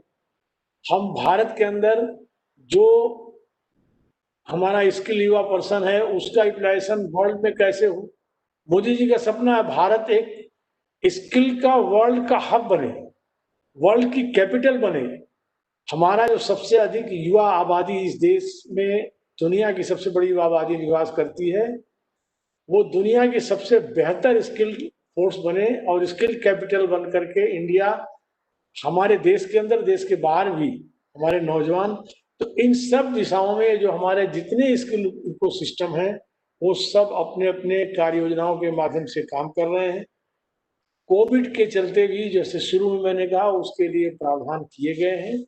ऑनलाइन लाखों लाख लोग उससे ट्रेनिंग ले चुके हैं और अभी जो गृह मंत्रालय के तहत एसओपी जो जारी हुई है हमारे विभाग द्वारा, उसके द्वारा फिजिकल ट्रेनिंग भी सोशल फिजिकल डिस्टेंसिंग का पालन करने की प्रक्रियाएं चल रही हैं। अभी हाल में हम शुरू करने जा रहे हैं जो माइग्रेंट्स 6 राज्यों में, खास करके उत्तर प्रदेश, बिहार, उड़ीसा, बंगाल, झारखंड, राजस्थान, मध्य प्रदेश, ये जो राज्य हैं, इन राज्यों में जहां माइग्रेंट ज़्यादा बड़ी संख्या में आए, ऐसे कुल 116 जिले चिन्हित किए गए हैं जहां न्यूनतम 25,000 है, उससे अधिक माइग्रेंट आए, 60 आए, 70,000 आए, 80,000 आए, 50,000 आए। ये जो माइग्रेंट लगभग ये 3 लाख से भी एवं माइग्रेंट्स को हम तमाम प्रधानमंत्री गरीब कल्याण रोजगार योजना के तहत उनको तमाम अवसर तो दी जा रहे हैं। ऐसे छोटे छोटे इतने प्रकार के अवसर हैं, स्ट्रीट वेंडर्स के लिए अलग अवसर है, किसानों के लिए अलग है। ऐसे गरीब कल्याण रोजगार के अंदर हमने भी उसमें स्किलिंग के एस्पेक्ट को जोड़ा है और ऐसे 116 जिले में हम 1.5 लाख को शॉर्ट टर्म और 1.5 लाख को आरपीएल 2 प्रकार की ट्रेनिंग देने जा रहे हैं। उसकी सारी तैयारियां पूर्ण हो गई हैं। तो इस प्रकार से भी हम उस माइग्रेंट को भी, अगर वो स्किल्ड नहीं है तो स्किल्ड करेंगे, अगर वो स्किल्ड है और उसकी स्किल में गैप है तो उसको रीस्किल करेंगे। जो हुनर वो सीखा है उस हुनर से आगे कुछ और जानना चाहता है तो उसकी अप स्किलिंग करेंगे। तो इन दिशाओं में भी हम काम कर रहे हैं। ये सभी चीजों का मेन मोटो है कैसे हम सारे लोग क्षमताओं को विकसित करके भारत को विभिन्न क्षेत्रों में आत्मनिर्भर बनाने में, चाहे वो मेक इंडिया का विजन हो या डिजिटल इंडिया का विजन हो, उसके माध्यम से आगे बढ़ें। और हमारा जो कौशलीकरण है वो अत्यंत आधुनिक है। डिजिटल मेथड, ऑनलाइन प्लेटफॉर्म का तो उपयोग हम कर ही रहे हैं। इसके साथ साथ हम अप्रेंटिसशिप में भी, खासकर आप लोग इंडस्ट्री से जुड़े लोग हैं, मैं आपसे खासकर अपील करूंगा और इसमें 2 चीजों में आपका सहयोग चाहूंगा। हम लोगों ने हमारे एनएसटीसी और डीजीटी के दोनों सेटअप ने डिजिटल स्किल जो एक प्रोसेस किया है पूरे कंट्री के अंदर, तो उसमें दूरस्थ और ग्रामीण क्षेत्रों में हम ये जो ऑनलाइन सेटअप है अभी उसको ठीक प्रकार से वहां पहुंचने में, जैसे कस्बाई अर्ध शहरी इलाका, शहरी इलाके में तो डिजिटली ऑनलाइन कोर्सेज आसानी से पहुंच जा रहे हैं, लेकिन सुदूर ग्रामीण क्षेत्रों में अभी कठिनाई है। आप शहरों से नीचे जाकर के इसमें भी मददगार हो सकते हैं, और जिससे हमारे कौशलीकरण के कार्य को तथा सरकार की और योजनाओं को, और इसमें आज जो कॉमन सेंटर्स देश के अधिकांश गांवों में लगभग बन चुके हैं, वो बहुत बड़े सहायक हो सकते हैं। हम सब किसी न किसी रूप में उससे जुड़ सकते हैं। इसी तरह से इंडस्ट्री के लोग आकर्षण बनाने के लिए, युवाओं को और अच्छे अवसर देने के लिए हमने इंडस्ट्री फ्रेंडशिप और इंडस्ट्री के लिए हेल्पफुल और नौजवान के लिए भी मददगार, दोनों को ध्यान में रखते हुए अप्रेंटिसशिप में भी बहुत सरलीकरण किया। तो अप्रेंटिसशिप में पीएचडी चेंबर के लोग, अभी हमने एक टारगेट रखा, पहले 2 लाख तक का, 2.5 का, 5 लाख एक्स्ट्रा, 7.5 लाख युवाओं को अप्रेंटिसशिप से ट्रेन जोड़ने का। इसमें पीएचडी चेंबर से मेरी अपील है कि आप इसमें भी मददगार हो सकते हैं। आपसे जुड़ी जो भी सेक्टर स्किल काउंसिलों से जो लोग जुड़े हैं वो भी इसमें मददगार हो सकते हैं, और स्किल डाटा को प्राप्त करने और उसमें और जोड़ने और उनको अपॉर्चुनिटी देने में, जो हमारे स्किल डाटा बेस हमने असीम पोर्टल लॉन्च किया उसका भी उपयोग कर सकते हैं। तो ये सब चीजें मिल करके, कुल मिलाकर के छोटी छोटी नदियां मिल के गंगा में समाहित होकर गंगा सागर को जाती हैं। ये सारे छोटे छोटे उद्यम मिल करके, और इतना बड़ा 100 वर्षों से अधिक अवधि का ये पीएचडी चेंबर अपने इतने बड़े ऑर्गेनाइजेशन से मिलके नरेंद्र मोदी जी के विजन आत्मनिर्भर भारत में आज के इस आपके इस वेबिनार के माध्यम से मेरी अपील है कि बहुत बड़ा सहायक हो सकता है। और आज आत्मनिर्भर भारत, पुनः स्पष्ट कर दूं, केवल देश के लिए नहीं, दुनिया में भारत को एक क्षमतावान देश बनाने, भारत के लिए और दुनिया के लिए भारत की अपरिहार्यता को आगे बढ़ाने के लिए आत्मनिर्भर भारत का अभियान मोदी जी ने दिया है। आपको जान के प्रसन्नता होगी, आप लोग कारोबार से जुड़े लोग हैं, इस कठिन परिस्थिति में भी आज मोदी सरकार किस तरह के पहले कर रही है, कोविड की पूरी सावधानियों को बरतते हुए, सारी फिजिकल सोशल डिस्टेंसिंग के पालन को बल देते हुए, इकोनॉमी को भी कहीं उसे झटका न लगे, कोई ब्रेक न लगे, इसको ध्यान देते हुए अनेक कार्य योजनाएं सरकार बना के काम कर रही है। उसका प्रतिफल है कि आज सितंबर 2019 में जो कंट्री का जीएसटी कलेक्शन था, सारी सजगता, सारी सावधानियां बरतते हुए कारोबार को, रोजगार को, इकोनॉमिक गतिविधियों को इतना फोकस किया गया कि इस सितंबर का जीएसटी कलेक्शन कंट्री में पिछले सितंबर 19 से जीएसटी कलेक्शन से 4% अधिक हुआ है। ये अपने आप में यह मैसेज देता है कि नरेंद्र मोदी के जमाने में एक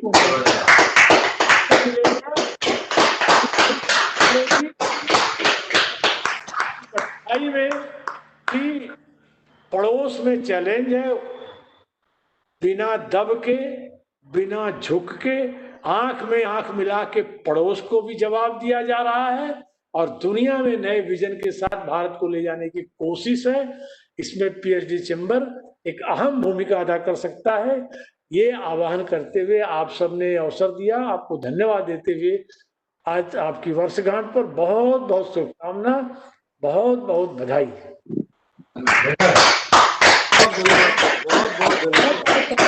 धन्यवाद आपका डॉक्टर महेंद्र नाथ पांडे। और मैं आपसे गुजारिश करूंगी, आपसे अपील करूंगी, चूंकि 115 साल पूरे हुए हैं PhD chamber of commerce and industry के, और ये 115 साल बहुत ही अहम, महत्वपूर्ण रहे हैं चेंबर के लिए। बहुत सारी चीजें हुई हैं, बहुत प्रगति हुई है।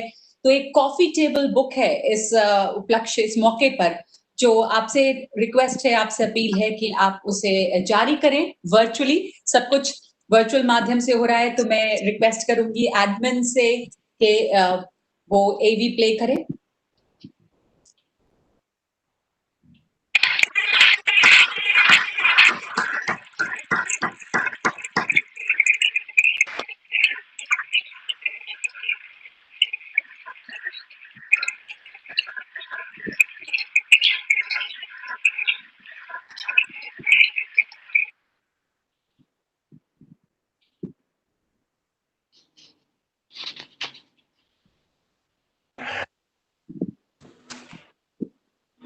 DK अग्रवाल जी और सारी टीम को एक बार फिर से बधाई इस वर्चुअली पुस्तक विमोचन पर। मंत्री जी आपका बहुत बहुत धन्यवाद। आप हमारे यहाँ आए आज इस अवसर पे, आपका बहुत बहुत धन्यवाद।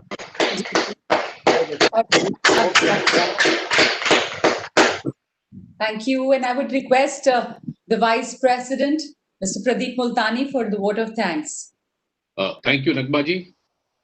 Respected Dr. Mahendranath Pandey ji, Honorable Minister of Skill Development and Entrepreneurship, Government of India. A very good afternoon to you, sir, and everyone present here today. On behalf of PHDCCI and my own, it is indeed a pleasure to propose the formal vote of thanks for the session on Skilling India for Atmanirbhar Bharat. We heartily thank and express our sincere appreciation to Dr. Mahendranath Pandey ji, who has spared his valuable time to join us and share his valuable insights on the subject and giving us all the glimpse of the road ahead. We would like to mention that Dr. Mahendranath Pandey ji has displayed the highest efficiency in promoting skill development on a large scale with speed and high standards in order to move towards achieving country's vision of skilled India. Given the backdrop of high significance of skill development and upgradation, along with need of enhancing technical training in the country, sir, your role is very crucial and full of challenges. We are very much confident that with your continued efforts and dynamic leadership, the country will be able to achieve its Skilled India targets sooner than later. Honorable Minister, at present, we need to update our curriculum frequently as per the industry requirements in collaboration with industry experts. Students must be kept updated on industry trends through industrial visits, internships, frequent skill upgradation, and guest lectures. So we at PHDCCI offer our all members are totally willing to join hands with you in all your noble endeavors.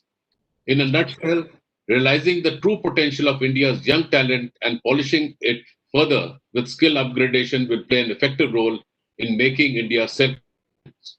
So we at PHDCCI are committed to doubling of farmers' income. We have an agricultural committee, we have a Ayush committee, and we also have a skill development committee. PHDCCI has also signed an MOU, Memorandum of Understanding with National Medicinal Plant Board, with the only one with single point focus of doubling farmers' income, because our own members will get into cultivation of medicinal plants, and we will also provide knowledge to all farmers so that when they shift and to do medicinal plant cultivation, guaranteed the target of doubling farmers' income by 2024 will be achieved. With these words, we once and again express a heartfelt thanks to Dr. Mahendranath Pandey ji, eminent dignitaries, and all the people who have granted their august virtual presence for our 115th session. मंत्री साहब आपको बहुत बहुत धन्यवाद। जय हिंद, जय Bharat.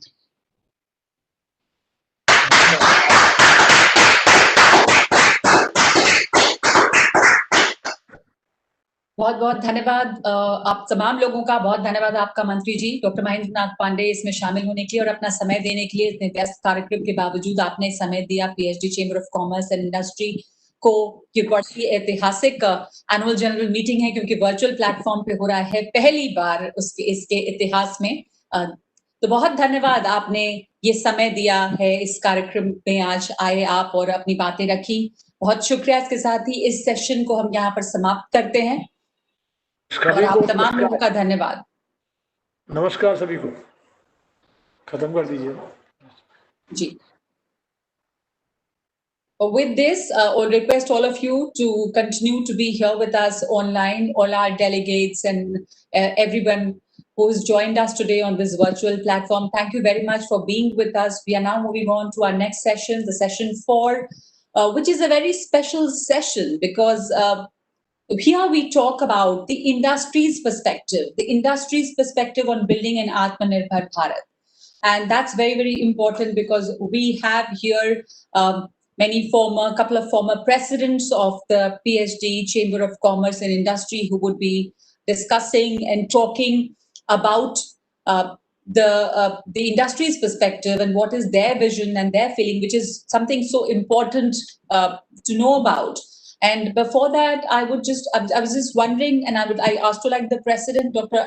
D.K. Agarwal, do we play the corporate AV here? We do not have time for that. All right, so let's go ahead, and I would request you for your welcome address and the felicitation of the guests. And let me tell you, again, announce the name of the guests who are our esteemed panel who's joining us here.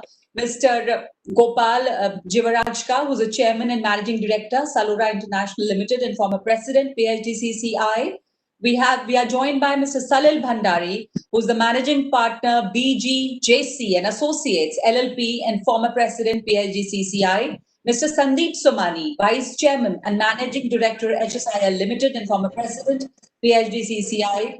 Mr. Alok B. Sriram, Senior Managing Director and CEO, DCM Sriram Industries Limited and former President, PHDCCI, and Dr. Mahesh Gupta, Chairman and Managing Director, Kent RO Systems Limited and former President, PHDCCI. So we are joined by a couple of former presidents of PHDCCI.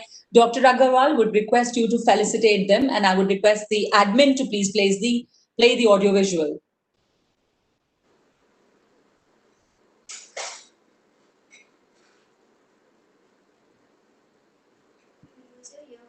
Can I request the admin to play the AV, please, of the felicitation?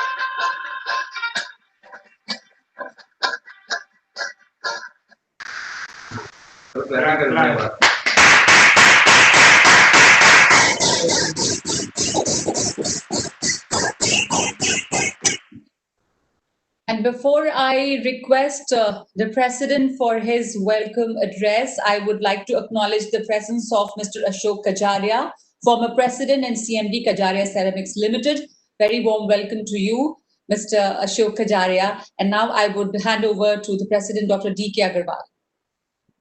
Thank you, Nagmaji. Good afternoon. It is my proud privilege to welcome all our former presidents, and particularly Mr. Salil Bhandari ji, Mr. Sandeep Somani, Mr. Alok B. Sriram, Dr. Mahesh Gupta, Mr. Gopal Jivarajka ji, who are in the panel, and then other former presidents. I can see Mr. Ashok Khanna, Ashok Kajaria ji, Somani ji, R.K. Somani ji. And it is, in fact, this session is the most awaited session. Last AGM, we had a similar session, and everybody really liked that session.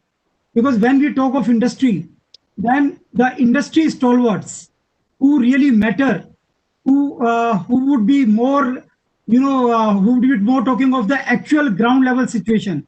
So talking to them, and particularly on today's topic on Atmanirbhar Bharat, what is the perspective of industry? I think that was very important, and in the same spirit, we decided to hold this session, in this 115th annual session also.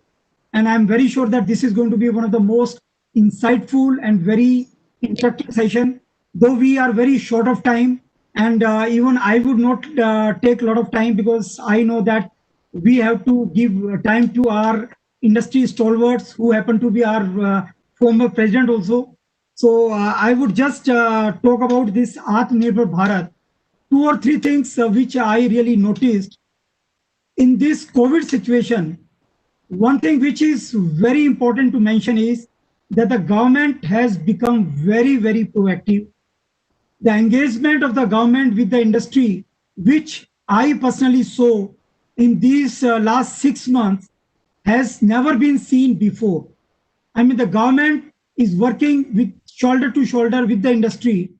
They are taking the issues of the industry as if it is their own issues, and that is what industry really wanted.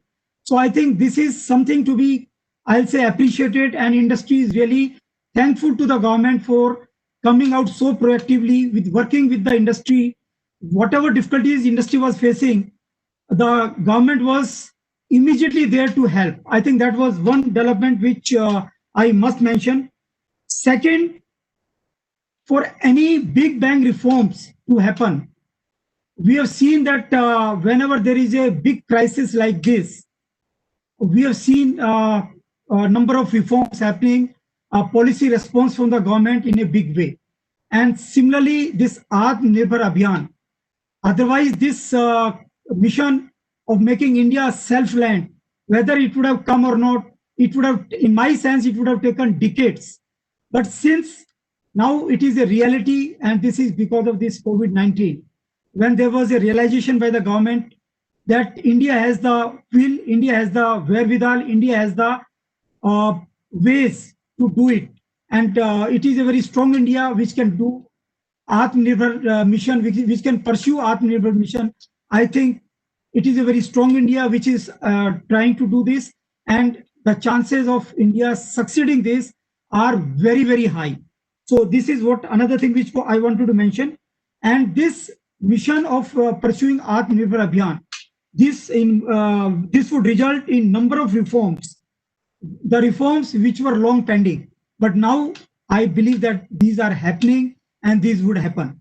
A lot of reforms like 3 labor laws which have been given assent, the 3 agri reforms, agri bills which have been passed by the parliament, and even president has given his assent.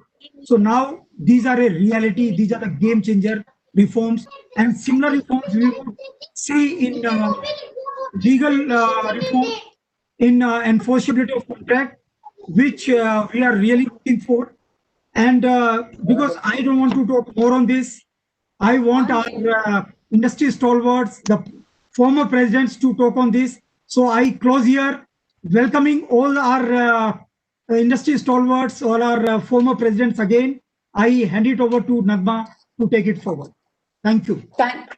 Thank you. Thank you so much, Dr. D.K. Agarwal, for those words, very encouraging words. And this is going to be a very special session because here we are joined by our own people. The PhD Chamber of Commerce and Industry is joined by its former presidents. And I would request Mr. Gopal Jivarajka first to speak about this session. This session is all about the industry's perspective. So in these very challenging times when the Indian economy and the world economy is seeing a very, very difficult time, and we are on the path of recovery, we would like to know what role does the industry play and how can the industry help in rebuilding India and actually building a self-reliant India. Over to you, Mr. Gopal Jivarajka. Thank you, Nagma. Mr. D.K. Agarwal, President, and the leadership team, my colleagues on the panel, former presidents, and all members of PhD who are present for this evening, for this session. Very good afternoon to all of you.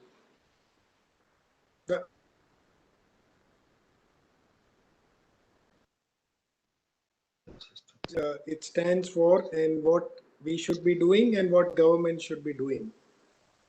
I think Atmanirbhar mission or program is a rebranded package for a discussion which has been going on for last many years, that manufacturing must contribute to 25 to 30% of India's GDP. Otherwise, a country of the population of 130 crores can never provide livelihood to its people, to its citizens.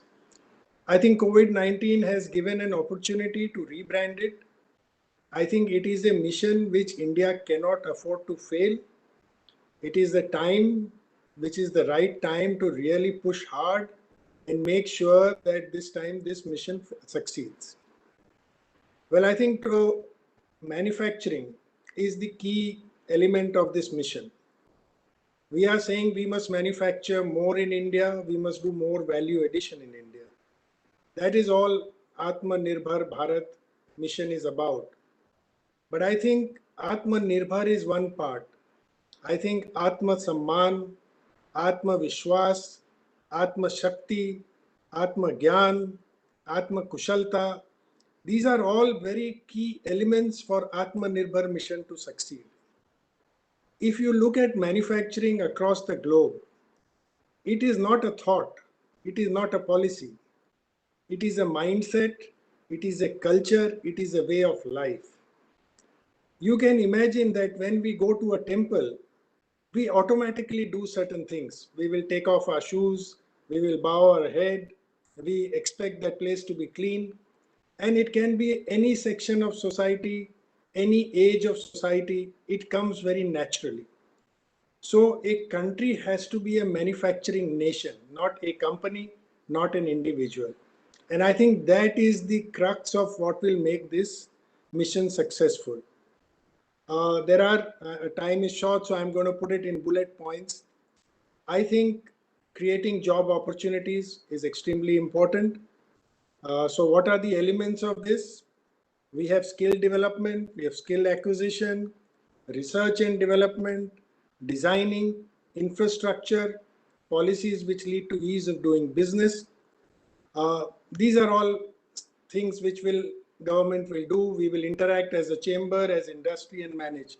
But I think one element again which a lot of people miss, and if you look at most great manufacturing nations, they have two more things which are always there.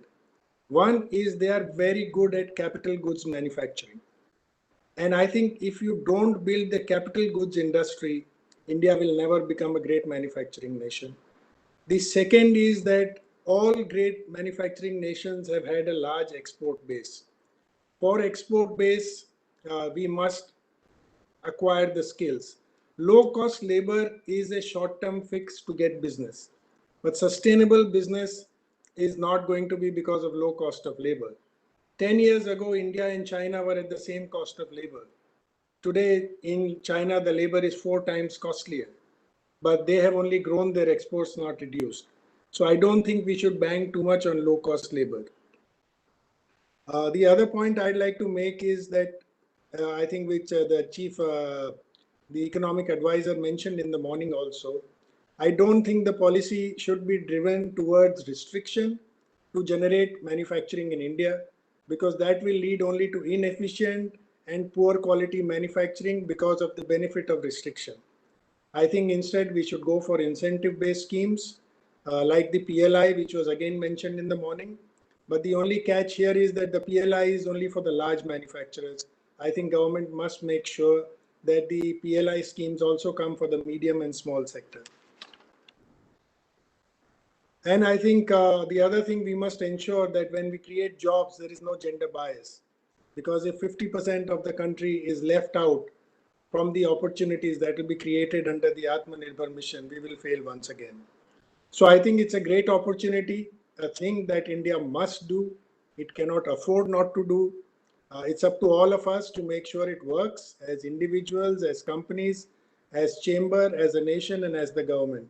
So I hope we will all put the effort and we will make India as a great manufacturing nation, and we will have the Atmanirbhar mission successful. Thank you very much.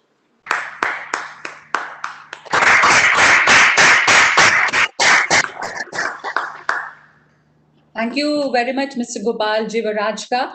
And now I would request Mr. Salil Bhandari for his views. But before I proceed, may I request all of you all of you have been very good and sticking to the time. So the time allotted for each of the speakers is 8 minutes. It will be great if you all stick to the time. Now I would like to invite the next speaker, Mr. Salil Bhandari, for his views.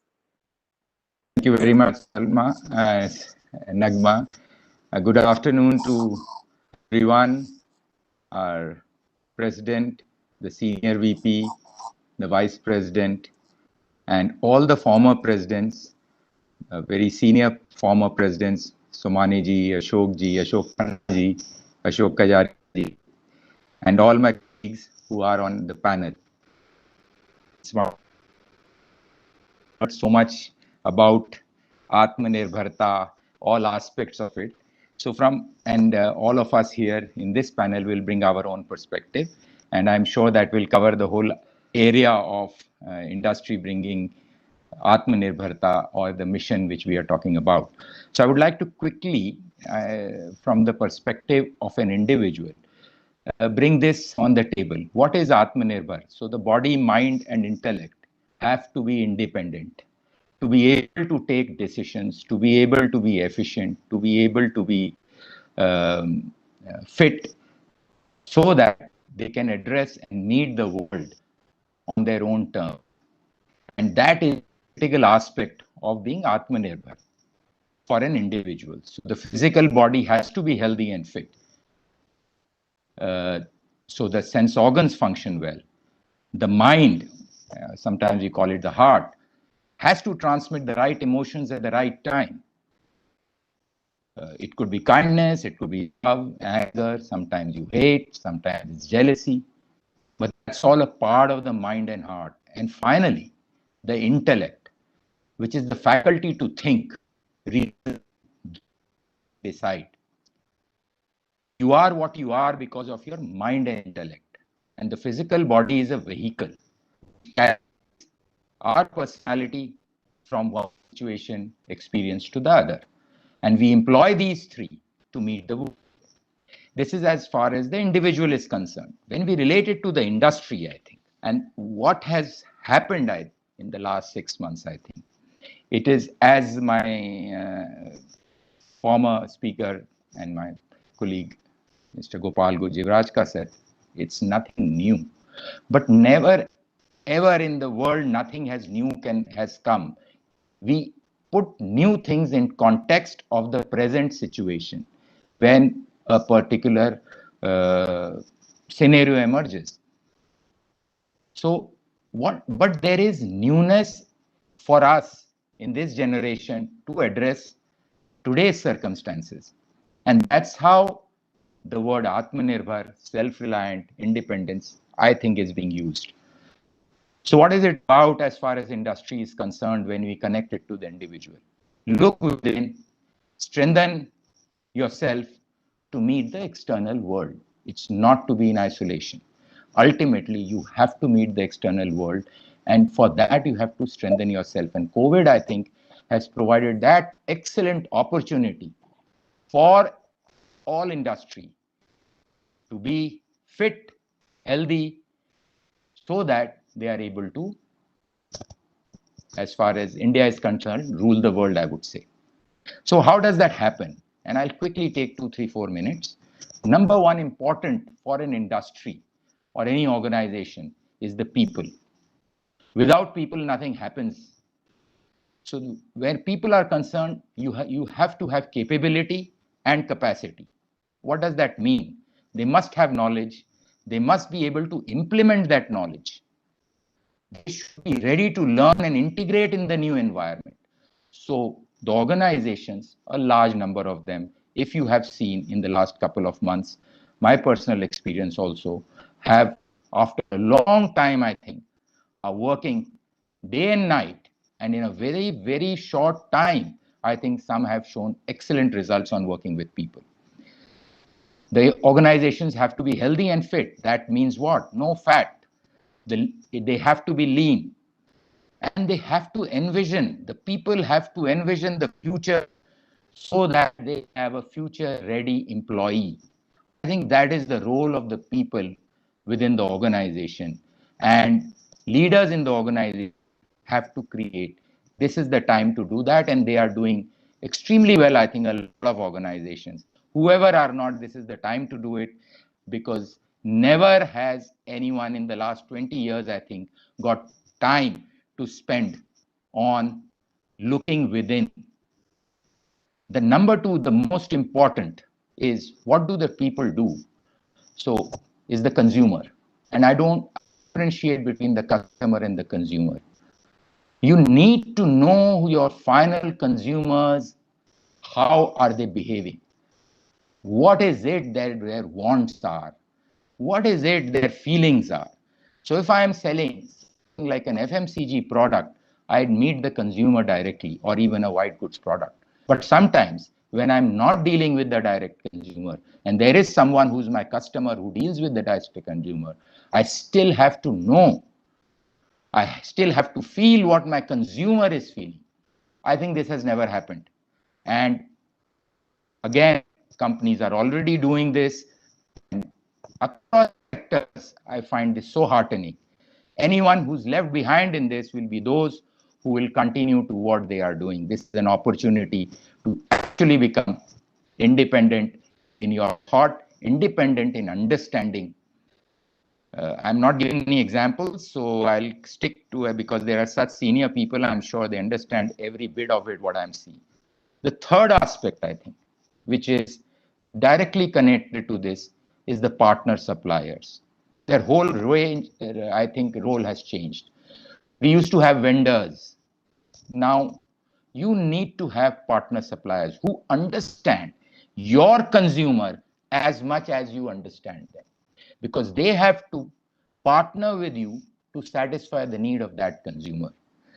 I think that would mean, as far as the companies are concerned, they have to integrate the partner suppliers, as they call them, instead of vendors, like their own people, and make their companies and organizations healthy and fit. They are the three critical elements which makes an organization healthy and fit. And then you can integrate into a global. When I say global world, it's India, it's outside, it's like meeting the world as an individual. The whole perspective which I want to bring to the table for everyone to consider is there is one, the tangible part of it, which all my panelists are experts, in fact, much more experienced than anyone put together anywhere in India across the world. I wanted to bring a perspective which is on the intangible side, because without that, the tangible, the power of the tangible will not explode.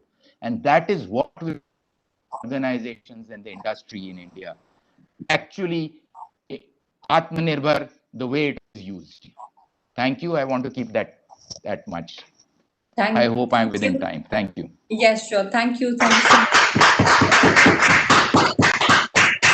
Though there are such senior people here, we would like to hear really more from you, but we reworked our time, and I'm reminded that we actually have only 5 minutes for the speakers. So with my apologies, would like to request the rest of the speakers to put forth their views in 5 minutes, because we have a couple of speakers left. So I would like to request Mr. Sandeep Somani, Vice Chairman and Managing Director, HSIL Limited, and former President, PHDCCI, to put his views.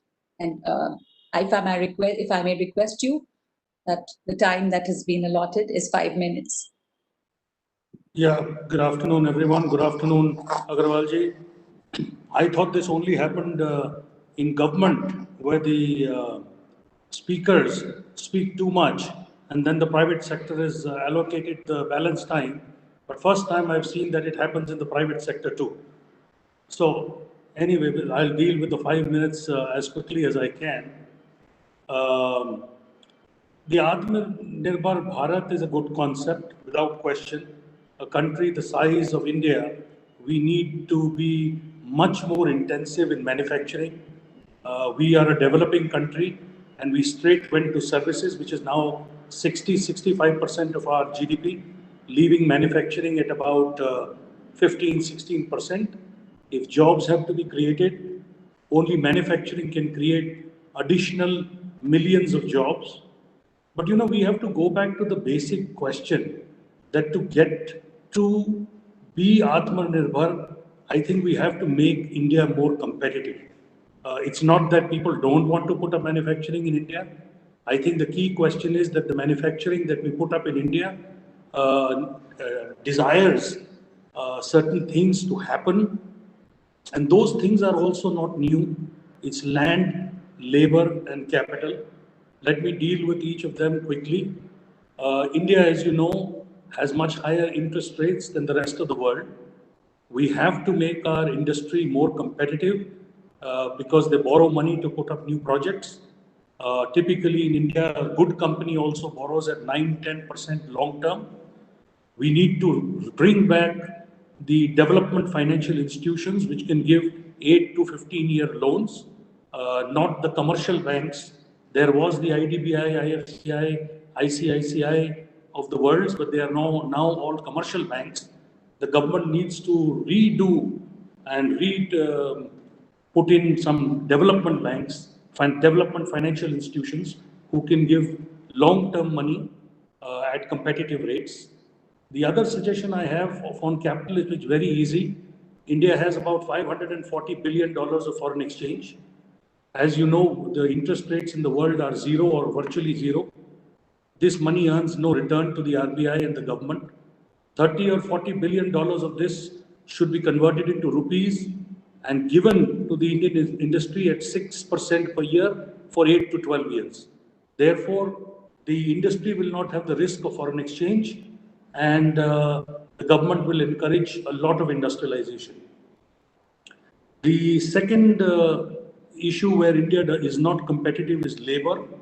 But there, I think from the 44 different acts, the government has made a move and legislated them into 4 acts. Some improvements have been made. But unlike Gopalji, who mentioned that labor in India is cheap, and I do agree to that point, but they are also very unproductive. Frankly, the Chinese labor at 4 times the wage of India still is the same cost as India because the labor is actually 3 to 4 times more productive.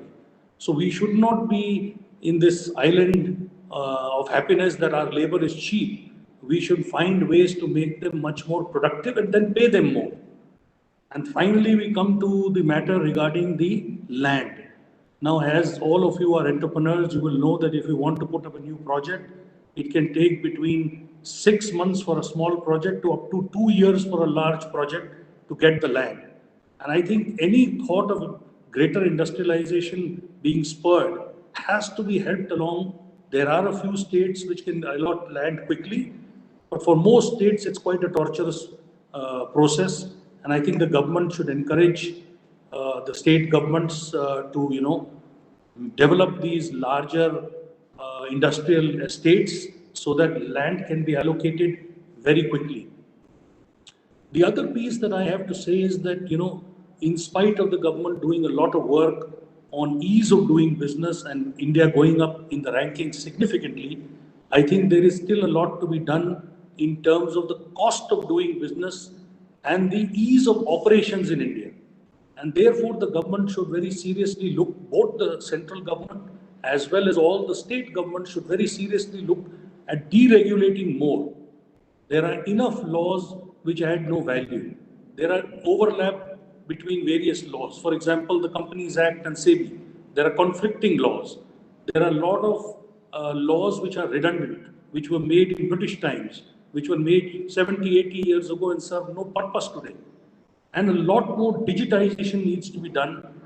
So we need to deregulate, and bring the entrepreneurial spirit back to the entrepreneurs. Today, the entrepreneurs are not a zesty lot. They are not enthusiastic lot. If you really want Atmanirbhar to succeed, the entrepreneurs must have a much, much more can-do attitude. And I think that will help spur industrialization to newer and much greater heights. I think I'm well within the 5-minute limit. So thank you very much. Thank you so much.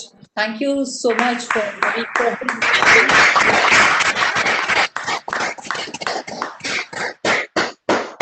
Thank you, Mr. Subani. We have 2 more speakers in this session, Mr. Alok B. Sriram, Senior Managing Director and CEO, DC Sriram Industries Limited and former President, PHDCCI. What are your views, Mr. Sriram, regarding the role of the industry in the new economic scenario? Thank you, Naji. Can you hear me now? Yes. Okay. President D.K. Agarwal, the Presidium, fellow panelists, former presidents, guests of PHDCCI, and fellow members. I'm going to maybe give my talk within the 5 minutes allocated. Some of the points will be repetitive, but I guess we're all from the same manufacturing sector and would have similar points. Atmanirbhar Bharat is a call given by our PM, and it's a great concept. We must do everything within our powers to achieve this. But what does it mean? At independence, it meant that we should try and make everything within our borders, regardless of cost or quality. We tried to roll the green revolution, the white revolution, and the industrial revolution in one for our country. Without taking away from what was achieved, we must recognize that times have changed, and so have the standards and aspirations of our people. We must change with these times and redefine what we mean by Atmanirbhar. I suggest that this means that in each field, we should find our niche and competitive advantages, take advantages of those and become world beaters. We should not shy away from being dependent on other countries for some or part of what we do or need. Our chief guest made a similar mention when he spoke of hubs of excellence today morning. We must protect our IP and geographical indicators. Basmati and Haldi are a case in point where people in foreign lands tried to take away our GI and IP rights. We must try and pick low-hanging fruits and cash crops, encourage food processing industry by setting up the infrastructure. This will allow us to export our produce, reduce waste and therefore costs, and at the same time, create jobs in rural India. I urge the government to not get very enamored by ease of doing business, but also look at the cost of business and the speed of business. We would all have read Bill Gates' book, Business at the Speed of Thought. In today's world of e-communication, we are all living that. However, manufacturing and service industries such as tourism are still far behind their counterparts in most other countries. We need to change the mindset from changing laws, statutes, rules, and procedures to eliminating them. Somehow, the British Raj mindset of suspicion has to be replaced by a mindset of facilitation and ease. There will always be bad eggs who will try and take advantage of the system, but I suggest that others should not be punished for their misdemeanors. Our technocrats who start business as MSMEs must be allowed to flourish and expand without getting bogged down in paperwork and bureaucracy. Here, the definition must be restricted to turnover basis only. Maybe certain laws and compliances on the corporate law side should apply only above a certain turnover threshold of maybe 250 crores. One of the key changes we need is creation of an employable workforce. We all know that when we try to hire educated engineers or commercial people, more often than not, sets on the ground. My suggestion would be, like in Germany, we allow industry to train people in specific skills needed in business and have some way of giving them a qualification certificate akin to a diploma. Then these people can specialize and create a value for themselves with their skills. At the same time, it becomes incumbent on us as employers and as society at large to give dignity of labor a very special place. We still have too much thought that certain jobs are below us or certain jobs are above us. I think in this situation of COVID-19, we all realize that every job is important. Especially with the labor having gone back to villages, I think all of us have faced the difficulty. If we don't make these changes in our thought process, I fear we will become a nation of babus and delivery boys. Neither of them create any wealth for the country. The new labor codes are a huge step forward, possibly one of the biggest I have seen in my 40 years of working. It has taken the government some time, but it has been done with the due process of parliamentary consultation over the last few years.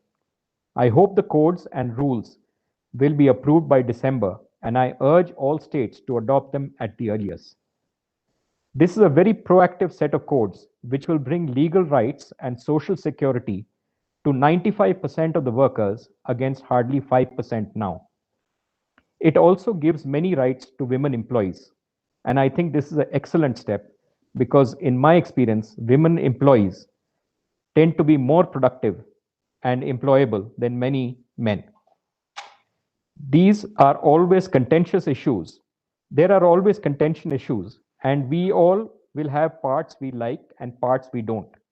However, I believe it will help employers take on more employees, and that will be the measure of success of these laws. The other area of huge concern is the COVID-19 pandemic and the economic shutdown. This has put pressure on every individual, every household, every corporate, and every government, both state and central. At this time, industry is struggling to get markets back and demand up. If this does not happen, there is no reason for existence of a business. I implore the government to help the MSMEs with as much help as possible in their cash flows and ease their constraints. Have faith in us that we will be the goose that will lay the golden egg. We must set our sights high. Achievement will be done by staying focused and not by self-delusion. The bar must continuously be raised as we achieve one level or the next. Finally, I do not see why India or Bharat cannot be Atmanirbhar, yet interdependent in this, today's new and connected world.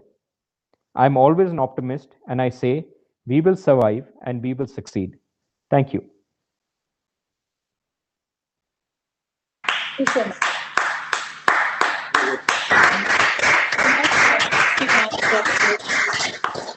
Thank you so much for putting forward your views. And now we have time for Dr. Mahesh Gupta, Chairman and Managing Director, Kent RO System, for your opinion on the topic, sir.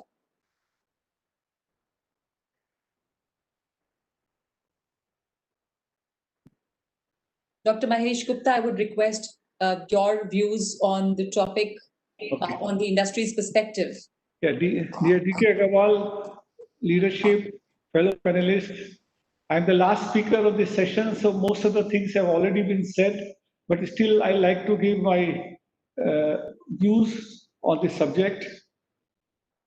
I think one differentiation which I like to point out is that the Atmanirbhar Bharat is a state call, whereas Swadeshi movement, which is a pre-independence movement and is gaining ground today as well, is a individual movement, is a consumer movement.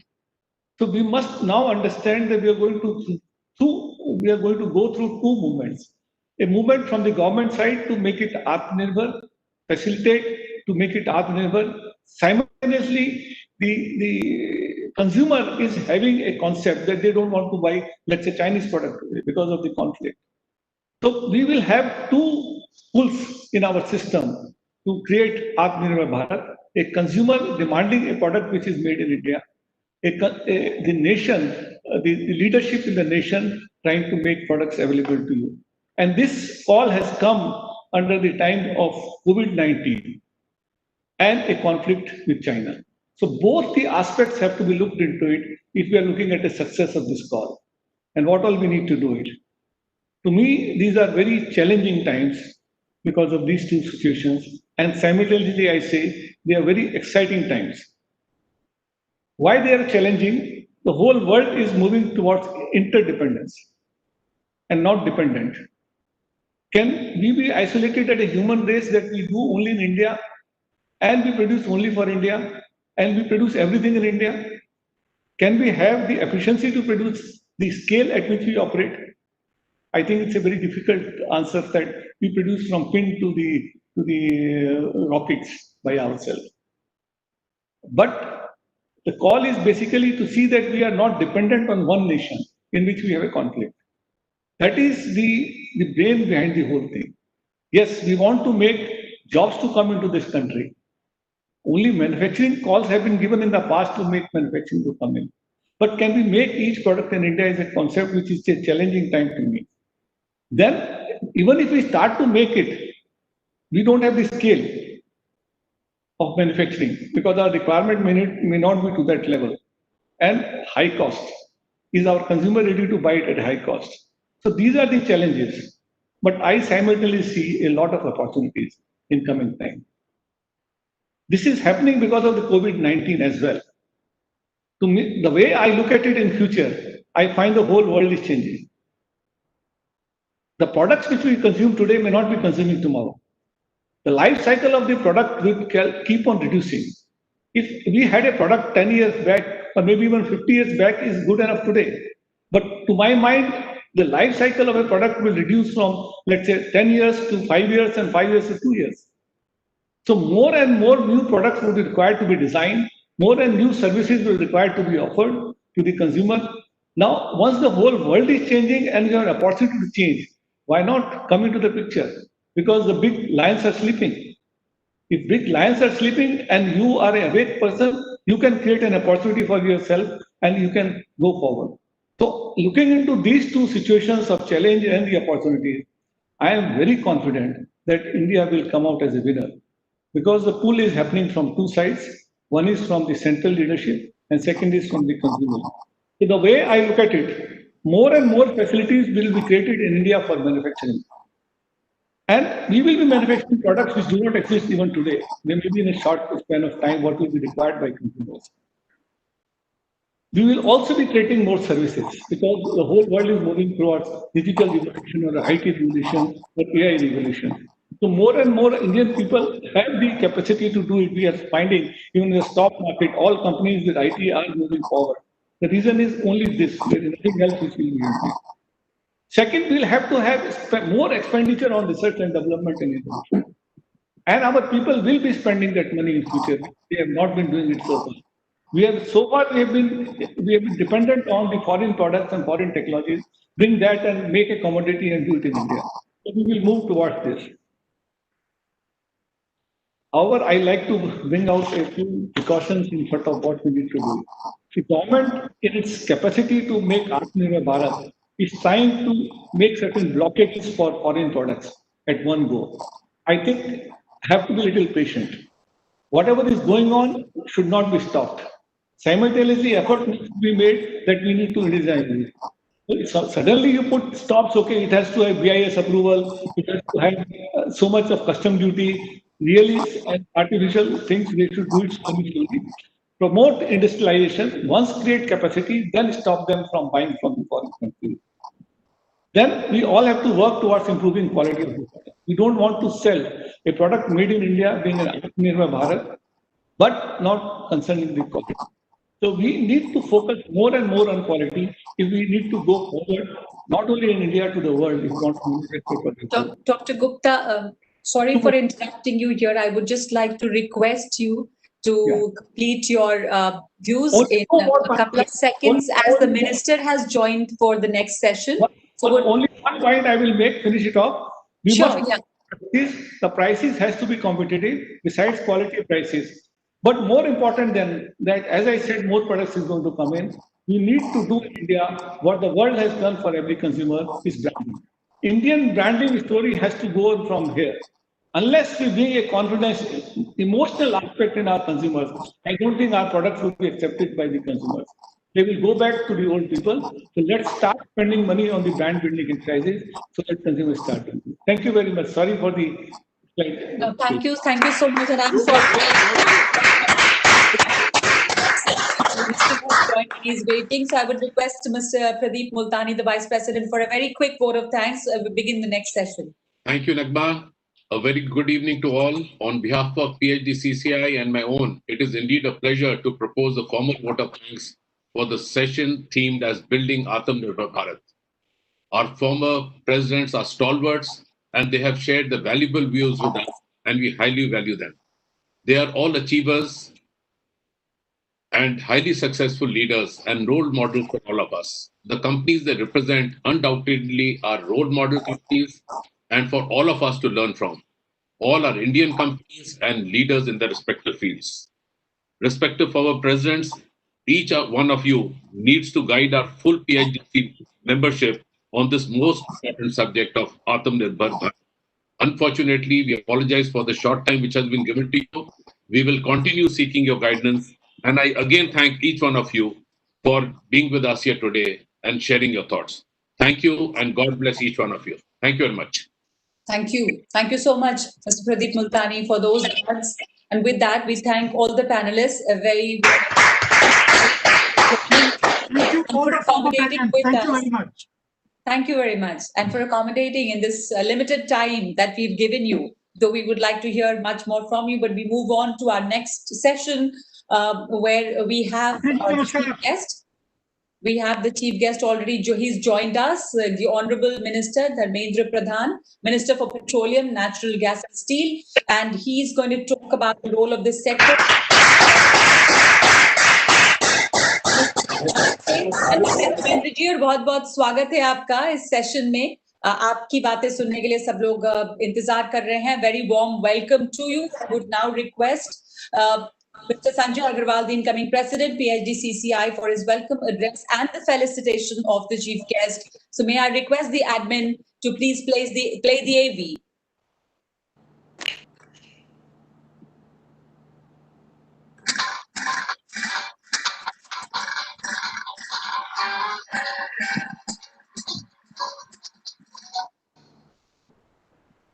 Thank you for that visual and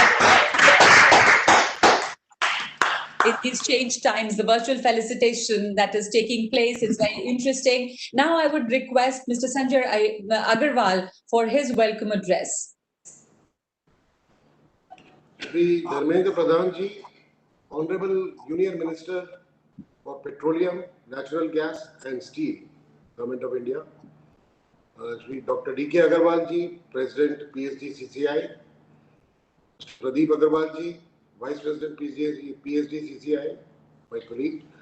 Mr. Saurabh Sanyal, the Secretary General of PHDCCI, respected former presidents, managing committee members, eminent dignitaries, friends of the media, ladies and gentlemen. A very good afternoon to you all, and it's really a pleasure and an honor for me to be welcoming Shri Dharmendra Pradhan ji as our chief guest to this function, where we discuss building of Atmanirbhar Bharat as a part of our annual general session, our 115th annual general session, in fact. So it's really a privilege and an honor to have Shri Dharmendra Pradhan ji with us today. I must mention that although I'm not giving a formal introduction, I'm rather giving a welcome speech, but it would definitely be something to see that India is the third largest consumer of energy in the world. And in this third largest consumer of energy in the world, Shri Dharmendra Pradhan has the unique honor of being the only minister who has a continuous, who has had a consecutive term as the Petroleum, Oil and Gas Minister, which is a unique honor, and which tells us about the strength of his capabilities and the reputation that he has built for himself as a doer. That in this world's third largest consumer of energy, he has been given the honor of being given a second consecutive term on this important ministry.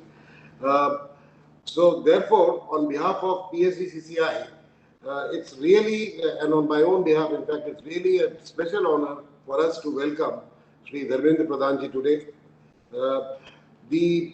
The fact that we consume around 6% of the world's primary energy after China and USA. And the other fact is that a major part of this energy requirement is met by coal, by crude oil, by natural gas, but now in a very, very fast-growing segment of renewable energy, which actually means that probably ours is one of the largest, one of the major large economies which is doing such a great job on renewables compared to all other countries having comparable economies. The import dependence of our country in terms of oil imports is 84% of crude oil and 47% in terms of natural gas. Still, our own crude oil production stands at roughly 34 million metric tons, and the natural gas production stands at around 33 billion cubic meters. On the other hand, petroleum product production stands at 262 million metric tons, while the consumption of petroleum and petroleum products is estimated at around 213 million metric tons. The import of crude oil at around 227 million tons and petroleum products at 33 million tons, of course, is something that still continues to strain our balance of payments. And this is something that we have to keep on finding new ways to tackle, and especially the emphasis on renewable energy in our country is also going to be a great help on this aspect. Keeping the the needs of the growing economy and the population growth, India's primary energy demand is further expected to grow with a CAGR of 4% in the next 20 years. So it has to be the right mix of how much we plan to increase our exploration and production capability in terms of petroleum products and how much we need to do in terms of our renewables is going to be one of the major decisions and challenges that the government is having to take. And we sincerely hope that our share of renewable energy with strong contribution from all stakeholders shall continue to grow, so that we not only reduce our dependence on imports in terms and foreign exchange outgo, but also are able to do much more for our environment and are able to reduce the negative impacts of pollution. During the recent years, the government has spearheaded a large number of policy reforms and initiatives for increasing production and exploitation of petroleum reserves, of course, and that is definitely going to help our reduction in the energy import requirements at least. And the infrastructure investment in terms of gas sector are happening at a much faster pace, and that is something that again is giving us a lot of clean energy and saving us again valuable foreign exchange. As far as the impact of the global COVID-19 epidemic is concerned, it has resulted in a temporary energy demand contraction. However, with the gradual pickup of economic activities in India, energy consumption is again slated to reach the pre-COVID levels pretty soon. In such a scenario, the Indian energy sector has shown highest resilience in face of COVID-19, with supplies holding up admirably despite the global turmoil in financial and commodity markets. This, I think, speaks highly of the level of management that our government has been able to do, and the concerned ministry has been able to provide in terms of stability to the national needs, which cannot be even postponed for a single day. At this juncture, there is a need to develop more reliable and compatible energy infrastructure, of course, in the country to meet the challenges in the post-COVID period. India must continue to develop all possible energy sources to meet the energy deficit while being fully cognizant of the sustainability dimensions that always need to be kept in mind. The Atmanirbhar Bharat campaign, launched under the dynamic leadership of our Honorable Prime Minister, seeking to convert COVID-19 challenges into an opportunity to merge domestic production and consumption with global supply chains and to transform India into a global manufacturing hub for the 21st century, is highly appreciable. The PHDCCI fully supports the Atmanirbhar Bharat campaign, and that is why we are, for this whole full session, annual session, having this as our theme and trying to find out avenues in which the chamber and the industry and all other stakeholders can come forward and contribute more and more towards this. We strongly believe that the vision of an Atmanirbhar Bharat will drive the India's efforts in establishing a secure, clean, resilient and responsive energy security architecture in the country. Going ahead, there is a need to identify various segments in the petroleum and natural gas sector where domestic production can significantly be enhanced to fulfill the Atmanirbhar Bharat vision. India should also look at reducing imports and gradually move towards 100% domestic production of downstream items at least as far as possible. A multi-pronged strategy needs to be adopted to reduce India's oil import dependencies that includes increasing the domestic oil and gas production, promoting biofuels and renewables, energy conservation, energy efficiency, and improvement in the existing refinery processes. Efforts need to be made to attract greater investment and participation from the private sector to set up plants, refineries, distilleries, and distribution networks across the country. Furthermore, it is suggested to develop alternate fuels as the next wave of transformative change with ethanol, second generation ethanol, compressed biogas, and biodiesel to help reduce country's import dependence. Over the years, there has been tremendous growth in refineries, pipelines, gas terminals, storage capacity, gas cylinders, retail outlets, and all these require large amounts of steel. The oil and gas sector is one of the largest users of steel, pipes and tubes. And steel is also used for the construction of infrastructure and infrastructure development purposes in a fast developing country like ours. Therefore, the other major responsibility of the Honorable Minister, the steel sector, also has a very, very extensive role in playing in building India's infrastructure and in growing India's economic might. The National Steel Policy envisages achievement of 300 metric tons per annum of crude steel capacity by 2030-31 as compared to the current production of 111 million metric tons of crude steel as of December 90. At this stage, further efforts should be made to push Atmanirbhar Bharat in the steel sector.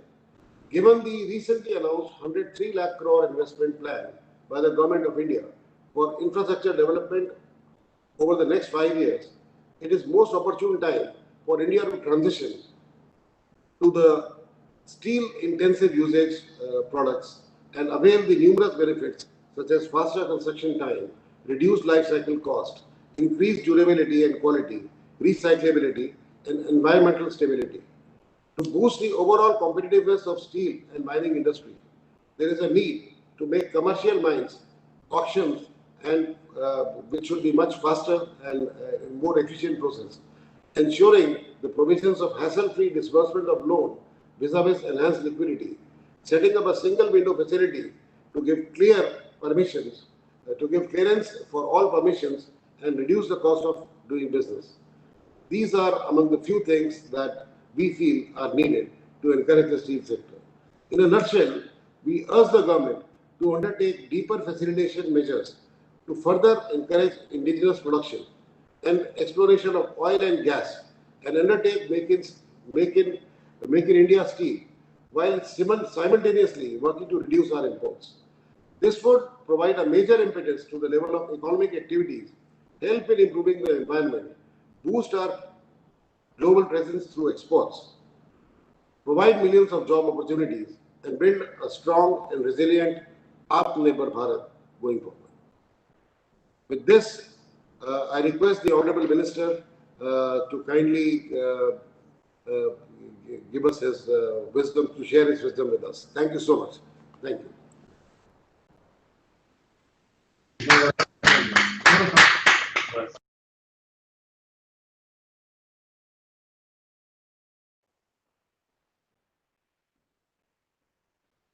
I would request the Honorable Minister, Dharmendra Pradhan, for his views on the topic. We know that the oil politics is set to heat up in West Asia and Russia. And, along with what you would like to talk about this, we'd also like you to look at how India is placed in this scenario, especially looking at our import basket.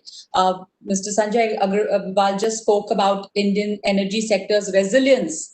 But how do you really see India's position as far as our energy is concerned? नमस्कार, PhD chamber of commerce के 115 annual session में उपस्थित संस्था के अध्यक्ष doctor D K Agarwal ji, vice president mister Sanjay Agarwal ji, Pradeep Multani ji, Saurabh Sanyal, general secretary general chamber of commerce, सारे सम्मानित सदस्यगण, पूर्व अध्यक्ष, सारे पदाधिकारीगण, विभिन्न राज्यों और भारत सरकार के अधिकारी मित्रगण, उद्योग जगत से जुड़े हुए मित्रगण और पत्रकारिता से जुड़े हुए मित्रगण, मैं आप सभी का आभार प्रकट करता हूं। आप सभी को धन्यवाद। पीएचडी चैम्बर ऑफ कॉमर्स जैसे देश की महत्वपूर्ण व्यावसायिक संगठन की जो पिछले 115 साल से देश की अंदर रेवेन्यू, रोजगार, डेवलपमेंट, इकोनॉमिक एक्टिविटीज बढ़े, ऐसे सारे कामों में सरकार को, राज्य सरकारों को, उद्योग जगत को, नीति निर्धारकों को सदैव गाइड करते आए हैं, सदैव एक डिबेट करते आए हैं। ऐसे संगठन की, इतनी महत्वपूर्ण संगठन की 115th एनुअल सेशन पे मेरे को आपने निमंत्रण किया, मैं आपका धन्यवाद देता हूं, आपका आभार प्रकट करता हूं। और आपने एक शब्द आज चयन किया है, आत्मनिर्भर भारत। और मित्र संजय जी मेरे को निमंत्रित करते हुए जो भाषण दिया, जो इंट्रोडक्टरी स्पीच दिया, उसमें देश की और विश्व की एनर्जी सिनेरियो के बारे में बताया, इंफ्रास्ट्रक्चर के बारे में थोड़ा चर्चा किया, स्टील के बारे में भी चर्चा किया। स्वाभाविक आपकी भी अपेक्षा रहेगी मैं ऐसे सारे विषयों में थोड़ा उल्लेख करूं। आत्मनिर्भर भारत के बारे में हम सभी की जो कलेक्टिव अंडरस्टैंडिंग है, उसके बारे में भी थोड़ा हम लोग मिलकर चर्चा करें। तो पीएचडी की फोरम पे देश की कलेक्टिव विजडम में हम लोग मिलकर कुछ कंट्रीब्यूट कर पाए, ये उस दिशा में आज के कार्यक्रम जो दिन भर आपने इसकी योजना बनाई है, उस दिशा में एक बड़ी पहल भी आप लोगों ने आज किया है। क्या मित्रों, आत्मनिर्भर भारत जब पिछले कोविड क्राइसिस के दौरान प्रधानमंत्री जी ने घोषणा किया, तब से आत्मनिर्भर भारत की जर्नी शुरू हुई। क्या सन 1947 में जब देश की आजादी हुई, अंग्रेज हुकूमत से हम लोग आजाद हुए, क्या तब से आत्मनिर्भर भारत की रचना चली? मित्रों, ये एक बड़ा व्यापक विषय है। मैं निस्संदेह इतना बात उल्लेख करना चाहूंगा, आत्मनिर्भरता एक कंटिन्यूअस प्रोसेस है, एक पुरानी विषय है। कोई भी इमारत की जो पिलर्स रहते हैं, जो स्तंभ रहते हैं, जो नींव रहता है, अगर वो आत्मनिर्भरता के ऊपर, आत्मनिर्भरता एक फिलोसॉफिकल टर्म की दृष्टि से भी देखा जा सकता है, अगर कोई घर में 20-22 साल का लड़का पढ़ लिख के या अपना जीवन के 22 साल पूरा करता है, तो घर में कितना भी संपन्न घर हो, उस घर में चर्चा होती है, ये अपने पैर पे कब काम करेगा, अपने पैर पे कब खड़ा होगा, खुद की कब काम धाम शुरू करेगा। इसकी नाम है आत्मनिर्भरता। अगर एक परिवार में एक घटक के बारे में इतनी चिंता होती है, स्वाभाविक रूप में एक संगठन में, एक राज्य में, एक समाज में और भारत जैसे देश में ये विषय तो और प्रासंगिक होती है। आत्मनिर्भरता तो हमारी सामाजिक जीवन में जुड़ी हुई है। अर्थनीति में जुड़ी हुई है, और जब जब हमको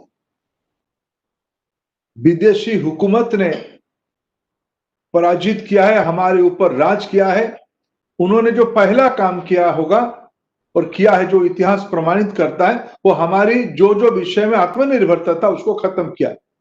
आखिर अंग्रेजों के समय में हमको नमक भी बाहर से लाना पड़ा। क्या इस देश में इतनी तटीय इलाका रहते हुए भी क्या हम नमक नहीं बनाते थे क्या पहले? लेकिन एक रचना बनी, एक अर्थनीति की योजना बनाई गई जिसमें हमको नमक भी बाहर से लाना पड़ा। हम लोग आज भी अंग्रेज हुकूमत को इंटरप्रेट करते हुए कहते हैं हमने मैनचेस्टर से हमको कपड़ा लाना पड़ा। इसलिए महात्मा गांधी जी ने खादी का जन आंदोलन के साथ नमक और खादी, ये दो सिंबॉलिक चीजों को पकड़ा था। ये आत्मनिर्भरता के साथ जुड़ी हुई विषय था। समाज और देश एक लाइफ लिविंग एंटिटी है, एक जीवंतमान इकाई है। हम चलते चलते कई नई करवट बदलते, कई नई डायमेंशंस हमारे साथ जुड़ती है। मित्रों, आज जिस घड़ी में हम लोग सब मिलके आगे बढ़ रहे हैं, विश्व में कहां क्या हो रहा है किसको पता नहीं चल रहा है। विश्व की बड़े बड़े अर्थनीति पीछे चल रहे हैं, उनकी ग्रोथ नेगेटिव होते जा रहा है। अभी ग्लोबल ग्रोथ की किसी ने मेरे को कल एक ट्रेंड समझा रहे थे, वर्ल्ड बैंक असेसमेंट में शायद वैश्विक प्रगति, वैश्विक ग्रोथ 10% के नीचे भी जा सकता है। इस सारे स्थिति में हम लोग कभी इस प्रकार के अनुभव नहीं किए थे। भारत में पिछले 6 महीने से एक प्रकार अर्थनीति एक नई प्रकार से चल पड़ी है, सामाजिक जीवन एक नई प्रकार से चल पड़ी है। उस समय में हम लोगों ने एक सत्य सनातन पुराने विषय को एक नए विगोर के साथ, नए उन्माद के साथ, नए उत्साह के साथ प्रधानमंत्री जी ने इस बार उसको एक जन आंदोलन की। और कोई भी ताकतवर समाज के पास एक चुनौती रहता है। क्राइसिस तो व्यक्ति की जिंदगी में, घर की जिंदगी में, देश, राज्य, समाज की जिंदगी में आते रहता है। जो सशक्त इकाई है, अगर उस क्राइसिस को वो पराजित करके अपॉर्चुनिटी में परिवर्तित कर पाता है तो उसको एक जीवंत समाज कहा जाता है। इसीलिए प्रधानमंत्री जी ने उसको एक बार आत्मनिर्भरता के साथ इसीलिए जोड़ा। अभी क्राइसिस है, ग्लोबल क्राइसिस है, भारत में भी क्राइसिस है। मैं उसको मानने में अस्वीकार नहीं करता हूं। कोरोना किसको पूछ के आया नहीं है। जब तक वैक्सीन नहीं निकला है तब तक कोरोना की कोई समाधान नहीं है। जब तक नहीं निकला है तो नहीं निकला है। लेकिन जिंदगी को तो आगे ले जाना पड़ेगा, देश की अर्थनीति को तो आगे ले जाना पड़ेगा। देश में तो रोजगार की सृजन करना ही पड़ेगा, रेवेन्यू जनरेशन करना ही पड़ेगा, निजी उद्योग के लिए, सरकार के लिए। निजी उद्योग के पास रेवेन्यू आएगा तो पुनः निवेश होगा, इकोनॉमी ट्रिकल डाउन इंपैक्ट होते जाएगा। राज्यों के पास रेवेन्यू आएगा, आमदनी होगी तो वेलफेयर कामों में खर्चा होगा। यही अर्थनीति की व्यवस्था है। इसलिए इसको आगे बढ़ाना है तो हमें आत्मनिर्भरता के मूल फाउंडेशन पे, फिलोसॉफिकल फाउंडेशन पे, ना केवल हम अपने ही समस्या को समाधान करने की इस बार रास्ता ढूंढेंगे, ग्लोबल क्राइसिस का भी हम उत्तर बन सकते हैं। ये विषय जो मैं अभी कहूंगा, आप लोग ऐसे नहीं कि आप नहीं जानते हैं। मार्च के महीने में भारत में एक भी पीपीई किट की सेट नहीं बनता था। आज हम नेट एक्सपोर्टर बन चुके हैं। हमारी देश की आवश्यकता को पूरा करते हुए हम देश से विदेश को पीपी किट एक्सपोर्ट करने में उससे हम पैसा कमाना शुरू कर दिए हैं। ये आत्मनिर्भरता है। हम अपनी आवश्यकता तो पूरा किए, ग्लोबल रिक्वायरमेंट को भी हमने पूरा किए। मैं स्टील के सेक्टर में काम करता हूं। अगर आज देश की स्टील सेक्टर से टोटल समूचा एक्सपोर्ट बढ़ी है, उसमें स्टील की भी एक बड़ी कंट्रीब्यूशन है। ग्लोबल क्राइसिस हुई, हमारी भारत की स्टील प्रोड्यूसर्स ने उस ग्लोबल क्राइसिस की फायदा लिया, देश की एक्सपोर्ट बढ़ाया। यह आत्मनिर्भरता की ओर एक कदम है। आज दुनिया इस विषय में सहमत है और हमसे अपेक्षा भी रखता है कि वैक्सीनेशन जब होगा, वैक्सीनेशन में 60% ग्लोबल वैक्सीन बनाने की कैपेसिटी भारत में है। यह आत्मनिर्भरता है। विश्व के कई बड़े अर्थनीति के पास और भी बड़ा कैपेसिटी है, लेकिन वो ग्लोबल रिस्पॉन्सिबिलिटी लेते हुए शर्त रखते हैं, अगर हमारी हाई कॉस्ट फाइनेंस लोगे तब आपकी विकास किया जाएगा, हमारी टेक्नोलॉजी लोगे तब आपकी विकास किया जाएगा।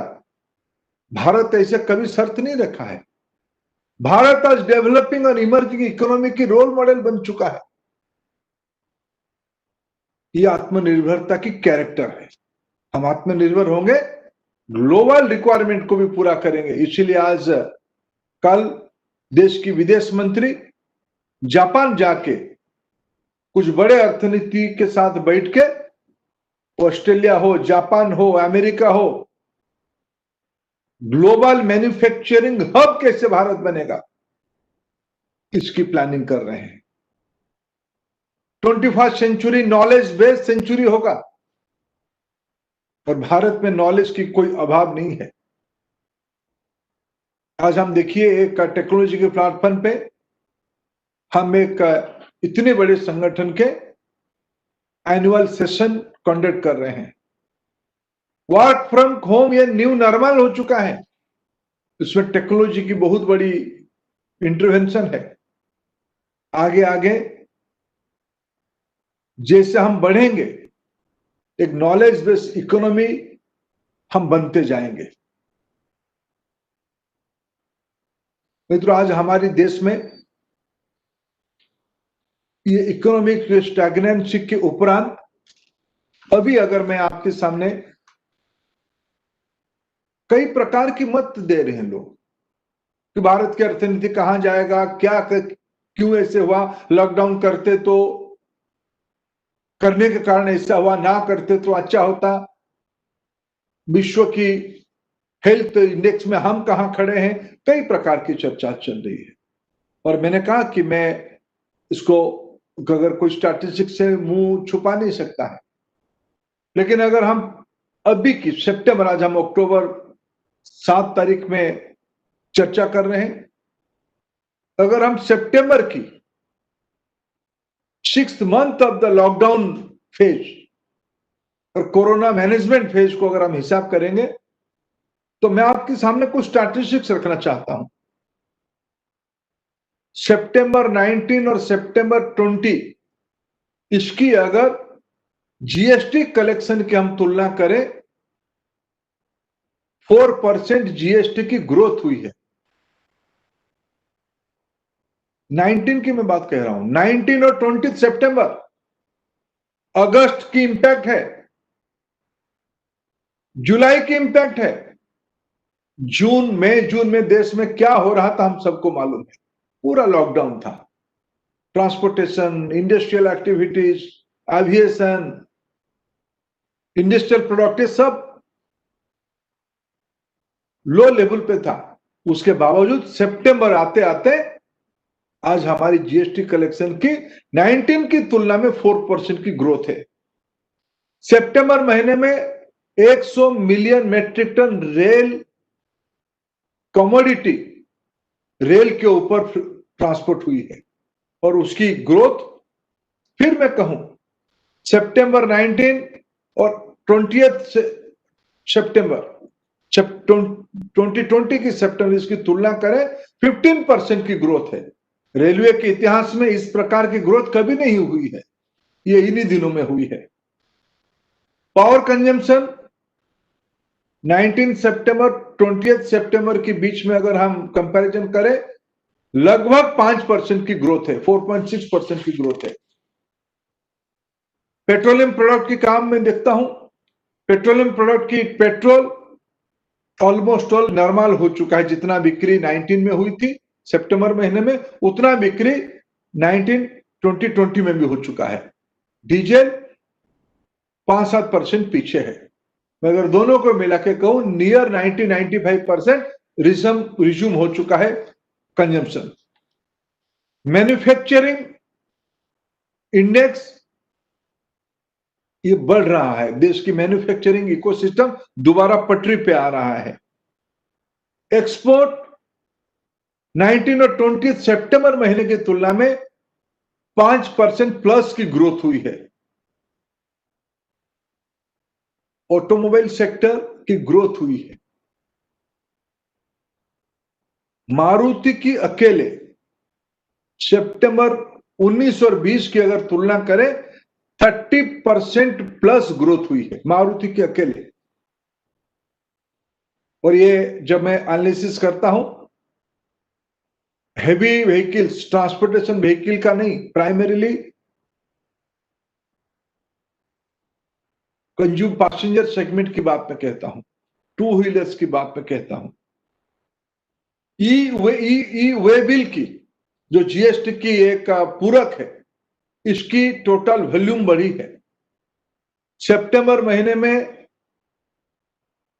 टोल कलेक्शन, हाईवेज की जो टोल कलेक्शन है ये फरवरी की तुलना में समान हो चुका है। 2020 फरवरी की तुलना में समान हो चुका है। एविएशन इंडस्ट्री तेजी से रिवाइव कर रहा है। और अभी अभी एविएशन मिनिस्टर का एक स्टेटमेंट में देख रहा था, इस ईयर एंड तक नॉर्मल बिजनेस एज यूजुअल हो जाएगा। और इन दिनों में पिछले 6 महीने में भारत में हाईएस्ट एवर एफडीआई आई है। मित्रों, ये सब आत्मनिर्भर की एक एक कड़ी है। अगर भारत की, ये सब श्रेय आप लोगों के पास है और हमारी सरकार की तो बहुत स्पष्ट मत है। आज भी हमने कैबिनेट में इससे कुछ निर्णय किया। Government has no business to be in business. सरकार के काम है कल्याणकारी योजनाओं को चलाना, उद्यमियों के काम है वेल्थ क्रिएट करना। प्रधानमंत्री नरेंद्र मोदी जी की सरकार जब से इस देश में बनी है, हम लोग एक विषय में क्लियर है, सरकार को जो काम करना है वो काम करेगी।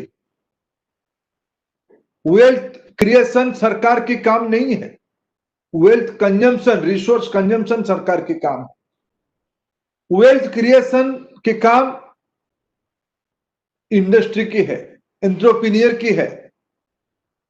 उसको सम्मान देना पड़ेगा, उसको ईज ऑफ डूइंग बिजनेस देना पड़ेगा, उसको फ्लेक्सी फॉर्मूला देना पड़ेगा, ट्रांसपेरेंसी देना पड़ेगा, करप्शन बंद करना पड़ेगा। ये दिशा में हमारी सरकार पिछले 6 सालों में निरंतर काम करते आई है। मैं अगर एनर्जी सेक्टर की बात आपके सामने रखूं थोड़े समय में, अभी कहा गया, संजय जी ने कहा, भारत विश्व की तीसरे नंबर की एनर्जी कंज्यूमर है। ये बात सही है। और आने वाले 15-20 साल तक इसकी जो CAGR ग्रोथ होगा ये अनइमेजिनेबल होगा। विश्व की कोई इकोनॉमी में इतनी बड़ी जंप कंटिन्यूअसली 2 डिकेड्स तक होते रहेगा, ऐसे कहीं प्रेडिक्शन नहीं है। पिछले दिनों में प्रेडिक्शन नहीं है। इसकी इंपैक्ट क्या आएगी हमारे देश में। मित्रों, आज विश्व की कंजम्पशन को अगर मैं एक, आपने तो एग्रीगेशन की बात कही, उतने में हम 3 जो आज जितना हम कंज्यूम कर रहे हैं, जितना खपत कर रहे हैं, उसको अगर हम इकट्ठा करते हैं, हम नंबर 3 कंज्यूमर विश्व की बन गए हैं। आज हमारा अगर पर कैपिटा एनर्जी कंजम्पशन का हम हिसाब करें तो ग्लोबल एवरेज के हम 1/3 है। ग्लोबल एनर्जी कंजम्पशन की आज भारत की एनर्जी कंजम्पशन 1/3 है। उसकी अर्थ भारत की लोगों की एनर्जी कंजम्पशन बढ़ते जाएगा, हम विश्व की नंबर 1 एनर्जी कंज्यूमर बनेंगे। तो क्या होगा? प्रधानमंत्री जी ने पेरिस में 2015 में ये कमिट करके आए हैं कि भारत में आने वाले दिनों में जो एनर्जी बनेगा वो क्लीनर रूट पे बनेगा, ग्रीनर एनर्जी बनेगा। इंक्रीमेंटल रिक्वायरमेंट हम क्लीन एनर्जी की ओर ले जाएंगे। इसकी अर्थ नहीं है हम कन्वेंशनल एनर्जी को बंद कर देंगे, उसको लेकिन और क्लीन करेंगे। भारत में हमने इसी साल 2020 अप्रैल 5 से BS6 स्टैंडर्ड की पेट्रोल और डीजल कंजम्पशन शुरू करवा दिया है। हमने पिछले 4 साल में भारत की गरीबों के घर में प्रधानमंत्री उज्ज्वला योजना के नाम पे 8 करोड़ LPG पहुंचाया है। जब प्रधानमंत्री नरेंद्र मोदी जी जिम्मेवारी संभाले तब देश में 13-14 करोड़ LPG कंज्यूमर थे। आज उज्ज्वला की 8 करोड़ कंज्यूमर को मिलाते हुए 28 करोड़ कंज्यूमर बन चुके। नियर 95% देश की आबादी LPG कंज्यूमर बन गया है। उसके अर्थ क्या है? मैं एक उदाहरण देना चाहूंगा। उसके अर्थ क्या है? उसके अर्थ मित्रों, भारत में 5 लाख महिलाओं की जान चली जाती थी घरेलू प्रदूषण के कारण, डोमेस्टिक पोल्यूशन के कारण। ऐसे सारे महिलाओं की जिंदगी बचेगी, उनकी हेल्थ एक्सपेंडिचर उन गरीबों की घटेगी, समूचा पर्यावरण को फायदा मिलेगा। उस गरीब की मां जो 7-8 घंटा जाता था जलावन इकट्ठा करने में, लकड़ी में रसोई करने में, अगर वो LPG में कन्वर्ट होती है तो 2 घंटे में काम करती है और 4 घंटा इकोनॉमिक एक्टिविटीज में लगाती है, अपने घर की रोजगार बढ़ाती है, एम्पावरमेंट होती है। ये एनर्जी जस्टिस है। इसको हमने पिछले 4 साल से किया है। हमने LED बल्ब की इनिशिएटिव लिया। हजारों करोड़ रुपया की लोगों की, नागरिकों की कॉस्टली एनर्जी बिल घटा। पावर थेफ्ट एक कंसर्न है। कन्वेंशनल पावर लाइन से खेती को हम पावर देते हैं। सरकारों में यहां तो होड़ लगती है कि फ्री पावर कौन देगा। आप उद्योग जमाने से आते हो, कोई भी चीज फ्री नहीं होता है। फ्री होता है तो किसी के ऊपर उसकी बोझ जाता है।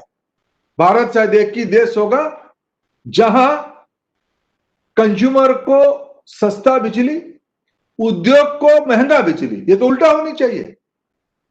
उद्योग को सस्ता होनी चाहिए, उद्योग को सस्ता बिजली मिलेगा तो ज्यादा उद्योग धंधा लगेंगे, ज्यादा इनपुट कॉस्ट घटेगा, कॉस्ट ऑफ प्रोडक्शन घटेगा, ज्यादा बनेंगे, हम अपने रिक्वायरमेंट को पूरा करेंगे, ग्लोबल रिक्वायरमेंट में जुड़ सकते हैं, सप्लाई चेन में जुड़ सकते हैं। ये कैसे करेंगे? प्रधानमंत्री जी ने इनोवेटिव मेथोडोलॉजी लाया। किसानों को उन्होंने कहा कि सब सोलर पंप दे दो। सोलर पंप देने से ये ग्रिड से बाहर आएंगे, TND लॉस घटेगा। उस बचत को हम आने वाले दिनों में उद्योग धंधा में री इन्वेस्ट करके इसको लो पावर टैरिफ लेके आएंगे। इसी को कहा जाता है गवर्नेंस, इसी को कहा जाता है आत्मनिर्भरता।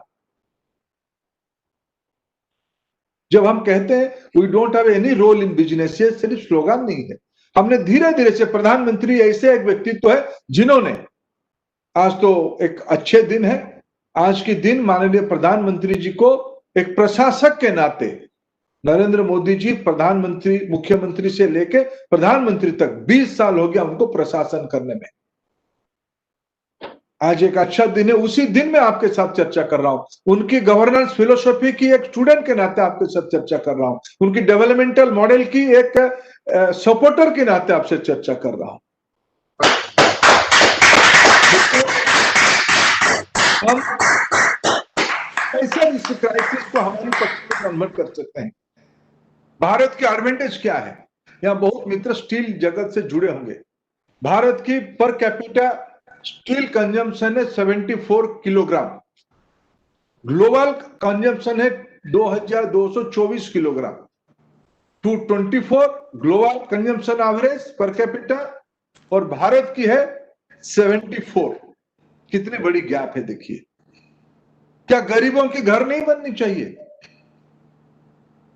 क्या कंक्रीट से अगर हम स्टील ओरिएंटेड ज्यादा रोड बनाएंगे, हम अगर कंक्रीट की रोड बनाते हैं उसको 10, 15, 20 साल के बाद रीयूज नहीं कर सकते, कंक्रीट खराब हो जाएगा, मिट्टी हो जाएगा, लेकिन उसके अंदर स्टील रहेगा तो स्टील को हम लोग फिर मेल्ट करके रीयूज कर सकते हैं। क्या भारत में सस्ते स्टील नहीं बन पाएगा? क्या बन सकता है, बन भी रहा है। इसलिए तो आज हम ग्लोबल इस क्राइसिस में ग्लोबल सप्लाई चेन में हम लोग स्टील एक्सपोर्ट करना शुरू कर दिए हैं। आने वाले दिनों में भारत की जो एडवांटेज है, भारत के पास अपार स्टील की भंडार है, भारत के पास मेहनती लोग हैं, भारत के पास बिजली भी उपलब्ध है, भारत के पास पोर्ट्स है। एक port led global manufacturing cluster Bharat बन सकता है। मित्रों, भारत की जो औद्योगिक क्रांति 21वीं सदी में होगा, उसको मैं कैसे दिखता हूं, जिसमें आप लोगों की बड़ी रोल है। हम तो सेकेंडरी रोल में, प्राइमरी ड्राइविंग सीट में तो आप लोग हो। मित्रों, 21वीं सदी में भारत सिर्फ अपने में डेवलप नहीं करेगा, अपनी डेवलपमेंटल जर्नी में हम अपने मूल संस्कार के कारण भारत में कोई भी चीज बना है वो सिर्फ अपने ही लोगों के लिए नहीं बनी है। विश्व के अनेक सभ्यताओं ने कुछ चीज बनाया है, उसको छोड़ भी दिया है, वो समाप्त भी हो गया, इसी के लिए कि वो अपने लिए रह गया है।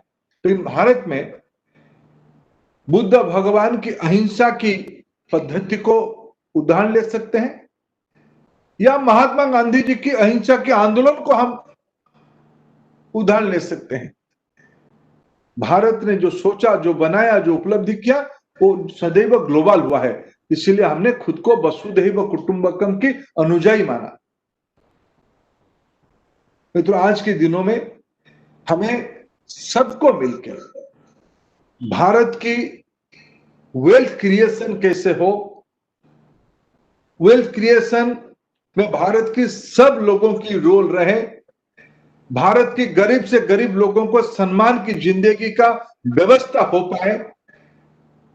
अगर अंतिम इकाई के बारे में हम एक स्टैंडर्ड मेंटेन करेंगे, उसकी सारे ऊपर की इकाई उससे और अच्छा रहेंगे।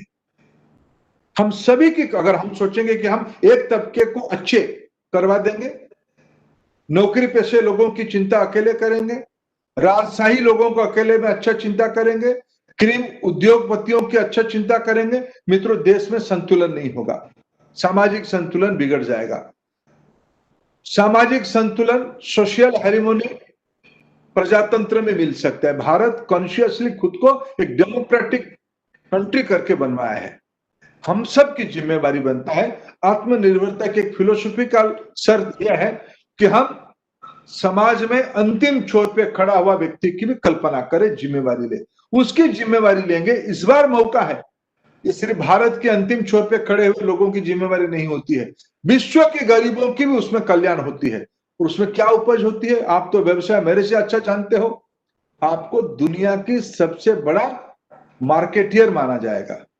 मार्केट लिवरेज आपके हाथ में रहेगा। डोमेस्टिक जो चीज आप उत्पादन करोगे, भारत की बाजार के साथ साथ लो कॉस्ट के कारण, कॉम्पिटेटिवनेस के कारण, क्वालिटी के कारण आप ग्लोबल सप्लाई चेन पे जुड़ोगे।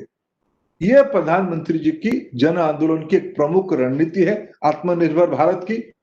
आइए आज सब संकल्प करें, इस सदी में हम लोग भारत की इस आत्मनिर्भरता की इस समय की तत्वों को इतना हम मजबूत करेंगे, हम अपना ही समस्या, आप खुद की समस्या को समाधान करते हुए एक ग्लोबल आंसर दे पाए।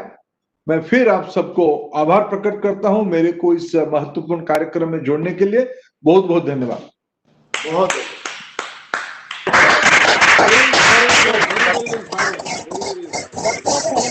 धर्मेंद्र प्रधान जी कि आपने समय दिया इतना हमारे इस पीएचडी चेंबर के कार्यक्रम के लिए। और चूंकि 115 साल पूरे हुए हैं पीएचडी चेंबर के, इस मौके पर एक एनुअल रिपोर्ट भी जारी की जा रही है, जिसके लिए मैं रिक्वेस्ट करूंगी कि इस एनुअल रिपोर्ट को रिलीज किया जाए इस समय। और उसके लिए एडमिन से रिक्वेस्ट करूंगी, अपील करूंगी कि जो ऑडियो विजुअल है, जो एवी है, उसे दिखाएं।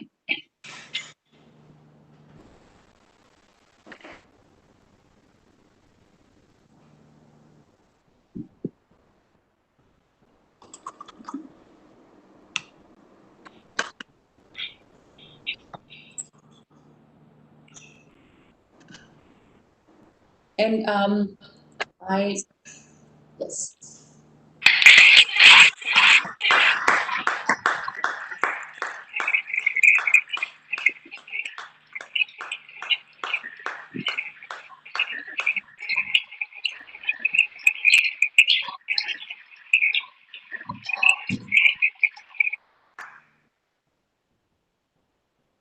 And I think now we have just a little time for a few questions. And there is a question from the Senior Vice President. There's one question from Mr. Rajiv Talwar also.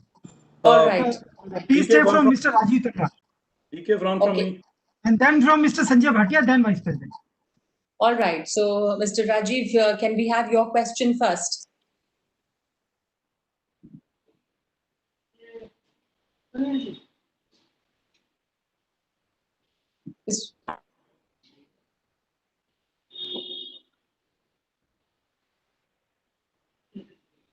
Can we have your question? We can take question from Mr. Sanjay Bhatia, our former. All right, Mr. Sanjay Bhatia, can we have your question first?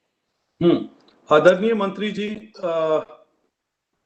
मैं आपका ध्यान जो BIS एक certification की तरफ लाना चाहता हूं, जो स्टील मिनिस्ट्री उस चीज को काफी पुश कर रही है और काफी प्रोडक्ट्स के ऊपर ये लाया जा चुका है। तो उसमें ये हम मेटल पैकेजिंग इंडस्ट्री की मैं बात करना चाहता हूं, जिसमें जो डिमांड और सप्लाई गैप है, जो इंडस्ट्री की डिमांड है अगर 7 लाख टन है तो लोकल अवेलेबिलिटी जो है रॉ मटेरियल्स की वो सिर्फ 4.5 लाख टन है, तो 2.5 लाख टन का गैप है। सो इंडस्ट्री को, ट्रेड एंड इंडस्ट्री को इंपोर्ट के ऊपर डिपेंड कंपलसरी करना पड़ता है। तो अगर और इसके साथ में प्रोडक्ट्स के ऊपर भी ये BIS नोटिफिकेशन लाया जा रहा है और कुछ ऐसी प्रोडक्ट्स कंपोनेंट्स हैं कुछ जो बाहर से हमें इंपोर्ट करने पड़ते हैं जो इंडिया में नहीं बनते। तो अगर हम BIS चीजों में जाएंगे तो इंडस्ट्री जो है वर्चुअली उनको आज रॉ मटेरियल नहीं मिलेगा या कंपोनेंट्स नहीं मिलेंगे और इंडस्ट्री की कैपेसिटी मंत्री जी वो कम हो जाएगी।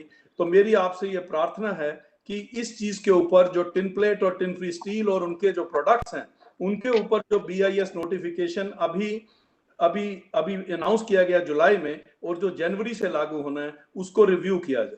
बहुत बहुत धन्यवाद। मैं उसकी उत्तर दूं अभी संजय जी?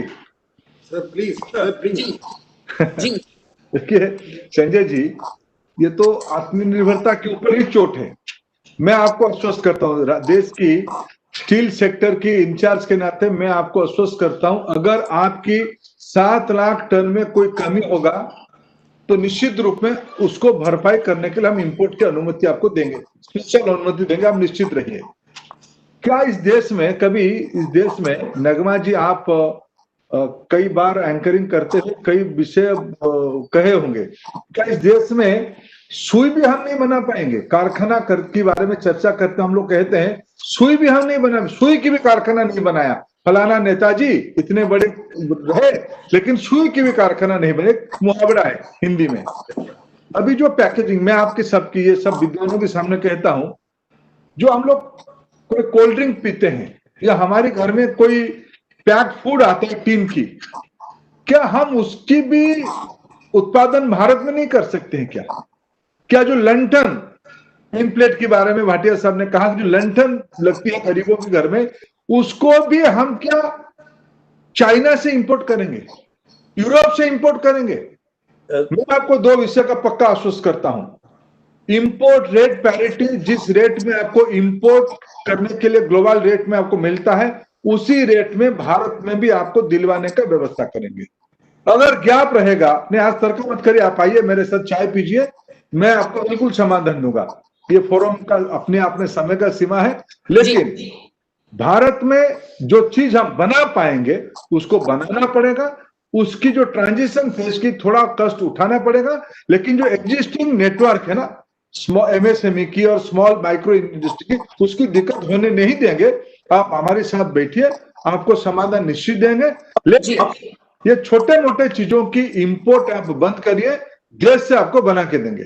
सर ये प्रोडक्ट्स इंपोर्ट नहीं हो रही है, रॉ मटेरियल की बात हो रही है सर। मैं कह रहा हूं, मैं जो प्रोडक्ट कह रहा हूं ना कि आप टीन प्लेट के नाम पे इंपोर्ट कर रहे हो, ये इसको बंद करके हम आपकी दो कंसर्न, आपको 7 लाख टन मिलनी चाहिए, ये हमारी जिम्मेवारी है, नहीं मिलेगा तो इंपोर्ट का अनुमति देंगे। जी, Mr. Bhatt, sorry to आपको interrupt. We मिलनी will not चाहिए। have time for counter questions. There is a question from the senior vice president, and I would like to ask that question on his behalf.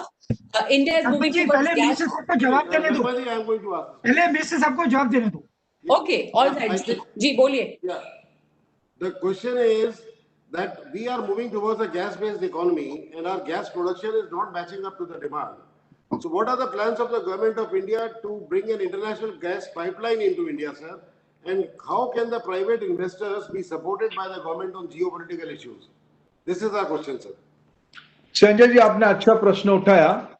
देश में आज ही दिन cabinet ने एक महत्वपूर्ण निर्णय लिया जिसमें जो गैस प्रोड्यूसर्स को और उत्पादन करने के लिए एक बहुत बड़ा इंसेंटिव आज हमने घोषणा किया है कैबिनेट निर्णय में। सबको प्राइसिंग और मार्केटिंग फ्रीडम, जो उत्पादन करता है उसकी प्रोडक्ट को एक ट्रांसपेरेंट तरीके से, पहले सरकार तय करती थी प्राइस क्या होगी, इससे ये अच्छा नहीं है, ग्रोथ के लिए अच्छा नहीं है। इसलिए देश की डोमेस्टिक प्रोडक्शन बढ़े। आपने सही कहा, गैस चाहिए। हमारी देश में 84 MMCMD गैस प्रतिदिन उत्पादित होती है। नए पॉलिसी रिफॉर्म के कारण इसमें और 40 MMCMD जुड़ने वाला है, निकट में जुड़ने वाला है, साल 1.5 साल में जुड़ने वाला है। उसके अलावा विश्व भर में LNG आज सस्ते होने लगा है। लो कॉस्ट LNG को हम देश में ले आने के लिए LNG टर्मिनल की कैपेसिटी 17,000 किलोमीटर नई पाइपलाइन, 400 जिले में city gas network, 4 lakh crore रुपया की इन्वेस्टमेंट हम लोग अभी इंप्लीमेंट कर रहे हैं। मैं घोषणा नहीं कर रहा हूं कि मैं करूंगा। 4 लाख करोड़ रुपया की खर्चे, कहीं पाइपलाइन, कहीं टर्मिनल, कहीं सिटी गैस नेटवर्क, कहीं घरेलू पाइपलाइन, कहीं CNG स्टेशन बनने में खर्चा हो रहा है। ये 1-2 साल के अंदर खर्चा होगा। देश की गैस कंजम्पशन जो 6% है, इसको 15% तक आने वाले 4-5 साल में लेने के लिए हम कमिटेड हैं।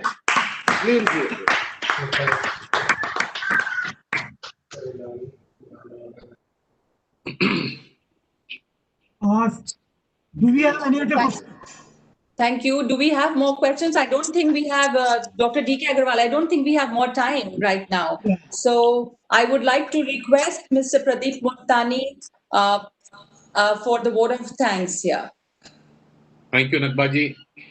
Adarniya Shri Pradhan ji, Honorable Union Petroleum and Natural Steel Government of India, our President, Vice President, former Presidents, and all the participants.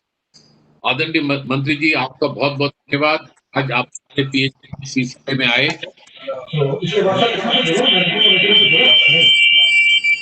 और आपने हमारे साथ थॉट्स शेयर करे, उसके लिए हम आभारी हैं आपके।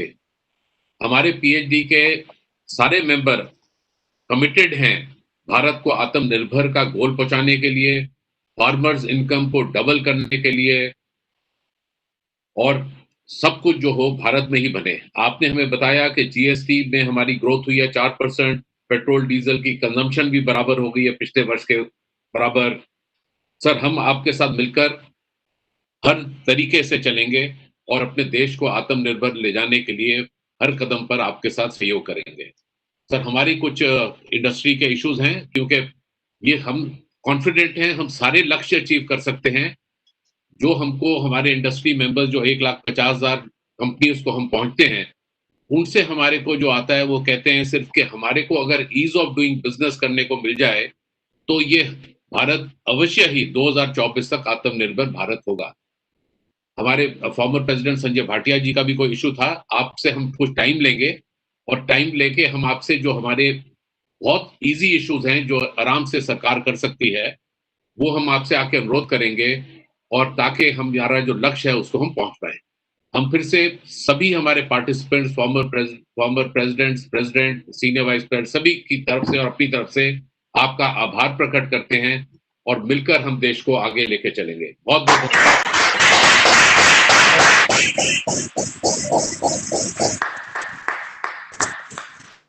बहुत बहुत धन्यवाद आपका धर्मेंद्र प्रधान जी, आपने समय दिया। और सवाल बहुत है, लेकिन इस समय या इस फोरम पे और ज्यादा समय है नहीं इस पर चर्चा करने की। तो जैसा प्रदीप मुल्तान जी ने कहा कि एक अलग से समय लेकर इंडस्ट्री की जो अपनी चिंताएं या कंसर्न्स हैं उस पर बातचीत हो सकती है। बहुत धन्यवाद आप तमाम लोगों का इस सेशन में शामिल होने के लिए। और दिन भर की इस चर्चा और बातचीत के बाद हम अपने आखिरी हिस्से में आ गए हैं, जिसे हम वैलिडिटी सेशन कहते हैं। और इस वैलिडिटी सेशन की हमेशा से प्रथा रही है कि इसमें और अलग तरह के जो विचार है, जो सरकार से विपरीत विचार हैं, उनको भी जगह दी जाती है। तो इस समय हम अपने वैलिडिटी सेशन की शुरुआत कर रहे हैं और हमारे president doctor D K Agarwal बताएंगे कि हमारे चीफ गेस्ट हमारे साथ इस समय जुड़ गए हैं। तो हम इस सेशन को शुरू करें या हमें उनका इंतजार करना है? जो हमारे साथ जुड़ चुके हैं। He has already joined. He has already joined. So we we can't see him. Can you ask cannot his see him video right to now. be on? Yes, we don't see him, so we will wait for him. Yeah. And unless You can coordinate and make sure that his video is visible.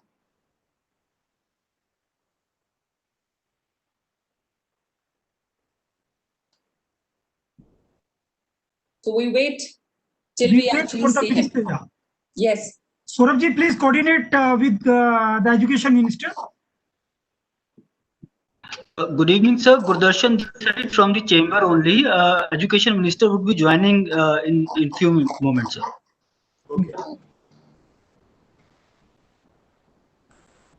Okay. Meanwhile, can we play the corporate movie? Yeah, we can. No, minister is already there. I think we play the corporate movie. Education minister. So if we have time, then I would. Yeah, we play the corporate movie and then we can start. As soon as the minister joins, we can. We play it. We play it fully. Let the minister also see. So I would request the admin to please play the corporate AV right now, and we wait while we wait for the minister to join in. Yeah. And we can finish the movie. No issue. Sure.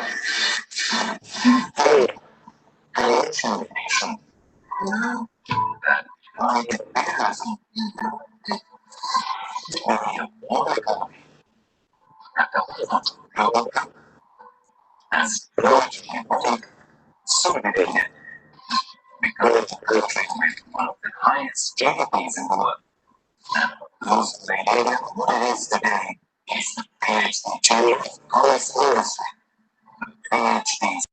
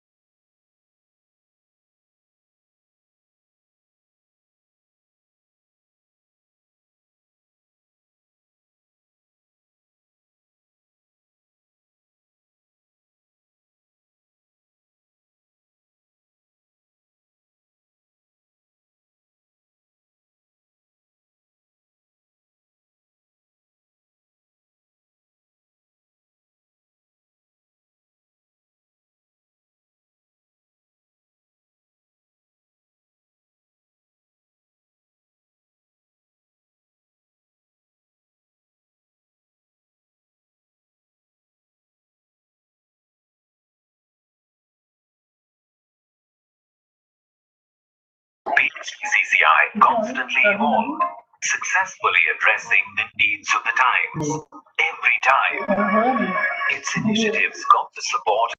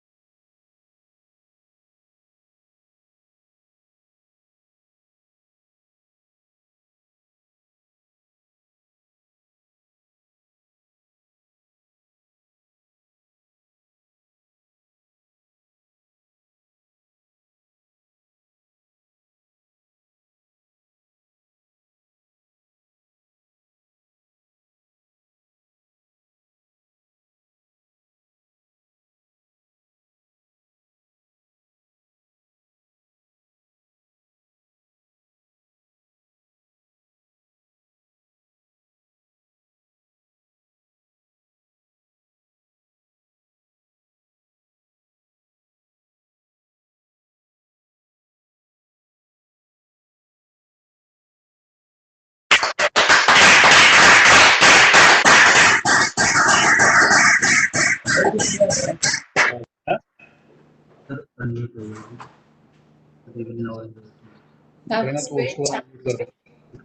was great to take a look at all that PHDCCI has been doing. And if the minister has joined us, as soon as we get to know that, we will begin the valedictory session. So Minister Sir has joined.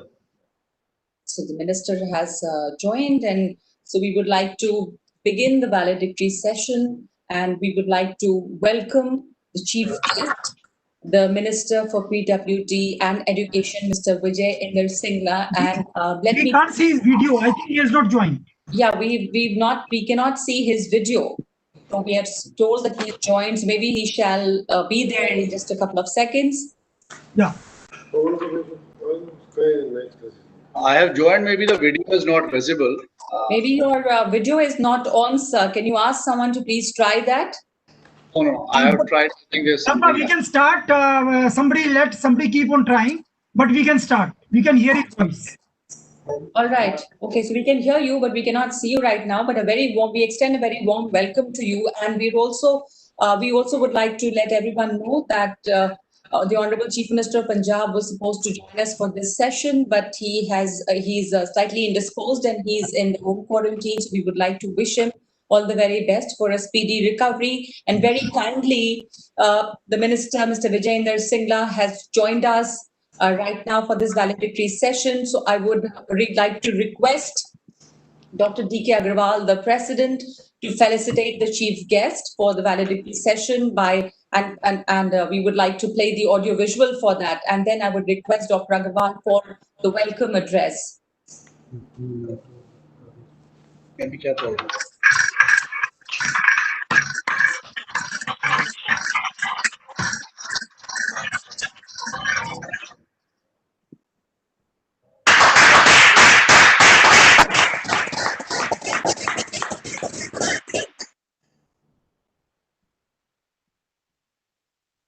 All right, so thank you for that. And now we would like to request Dr. D.K. Agarwal, the President, PHDCCI, to give his welcome address for this valedictory session. We've reached almost the end of the day today. It was a brilliant session throughout the day. And as we celebrate in a very special way the annual general meeting on a virtual platform today, it has been pretty interesting. So over to you now Dr. D.K. Agarwal.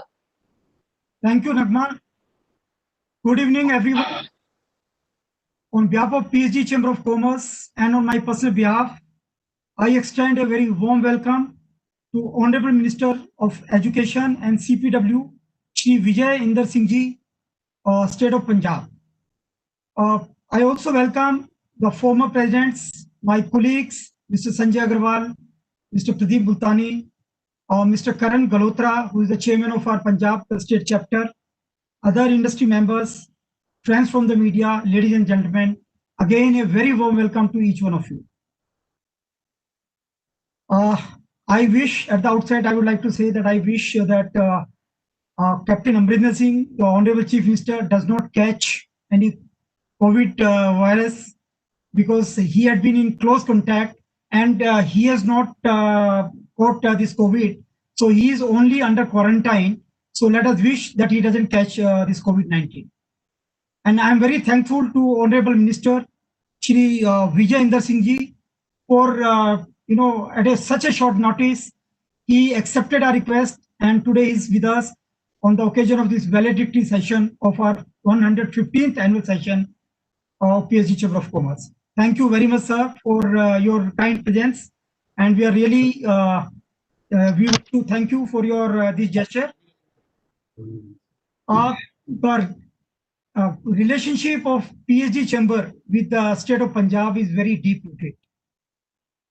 You must have seen in the corporate AV also that it was in 1905 when 8 businessmen, they formed Punjab Chamber of Commerce, and it was registered as Punjab Chamber of Commerce at that time.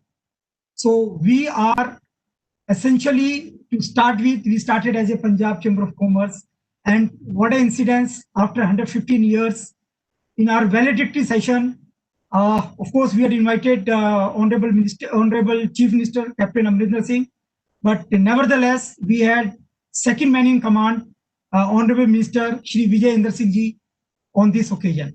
Thank you very much. I would also like to say that when we completed our 100 years, our flagship event, the international exhibition, that is PITEX, that was started. It was held in the city of Ludhiana, and Captain Amrinder Singh Ji, he inaugurated that conference. And this year also, in this 115th year of PhD Chamber of Commerce, again, it was Honorable Chief Minister Captain Amrinder Singh Ji who inaugurated our this flagship event PITEX. And this year, I must say, when we started in in 2005, this PITEX, there were 100 exhibitors, and our footfall was around 50. And in this year, the participation was more than 350 exhibitors, and footfall was more than 5 lakh people. So it is a huge success, and the scale has really gone up.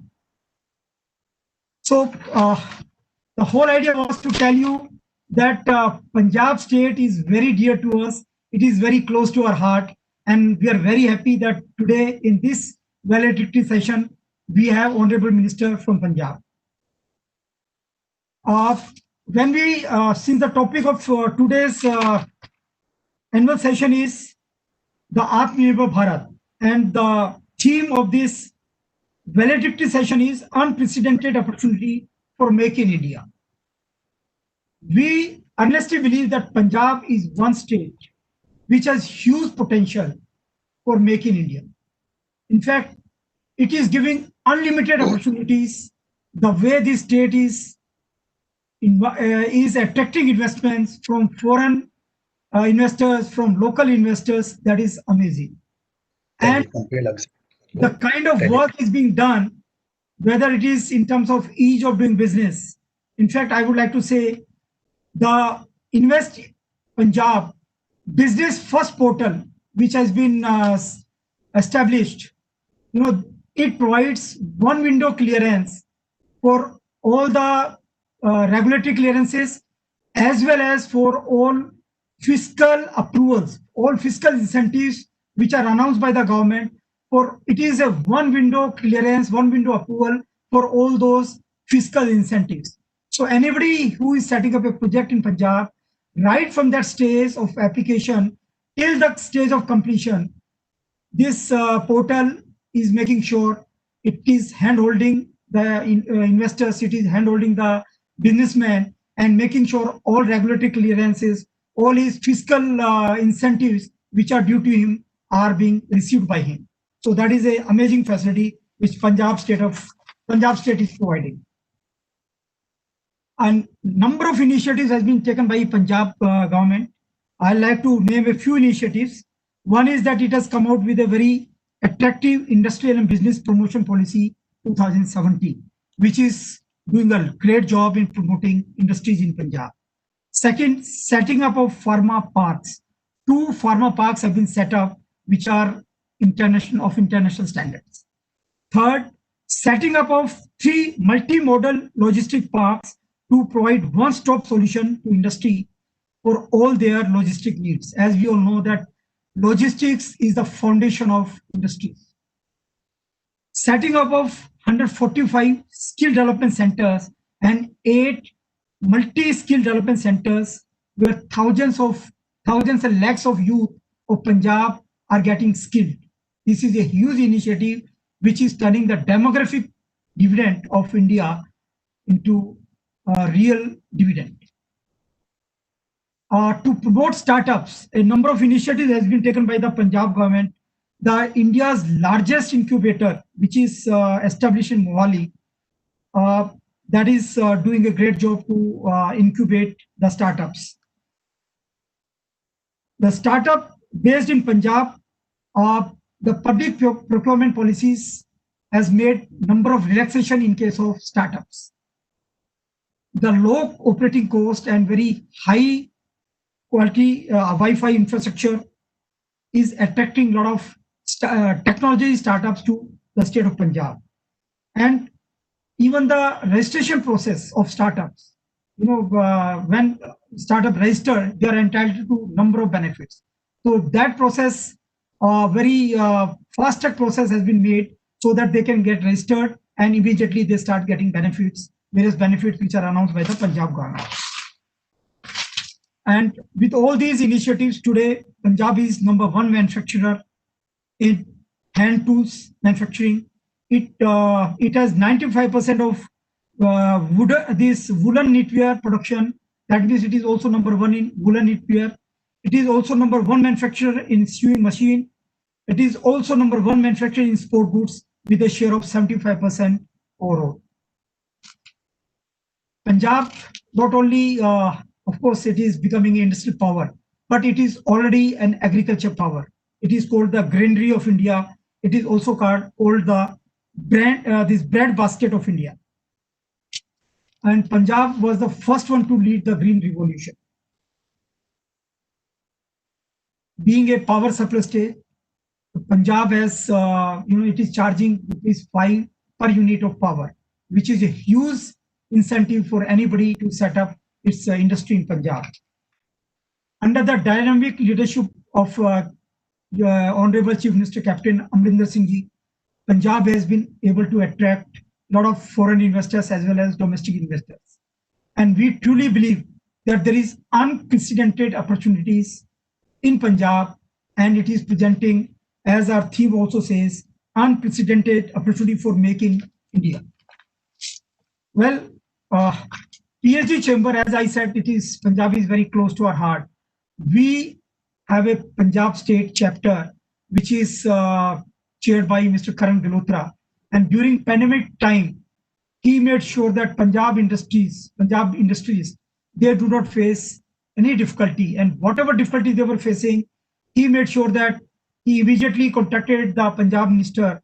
And wherever there was gap in central and state coordination, he made sure that it doesn't come in the way of industry.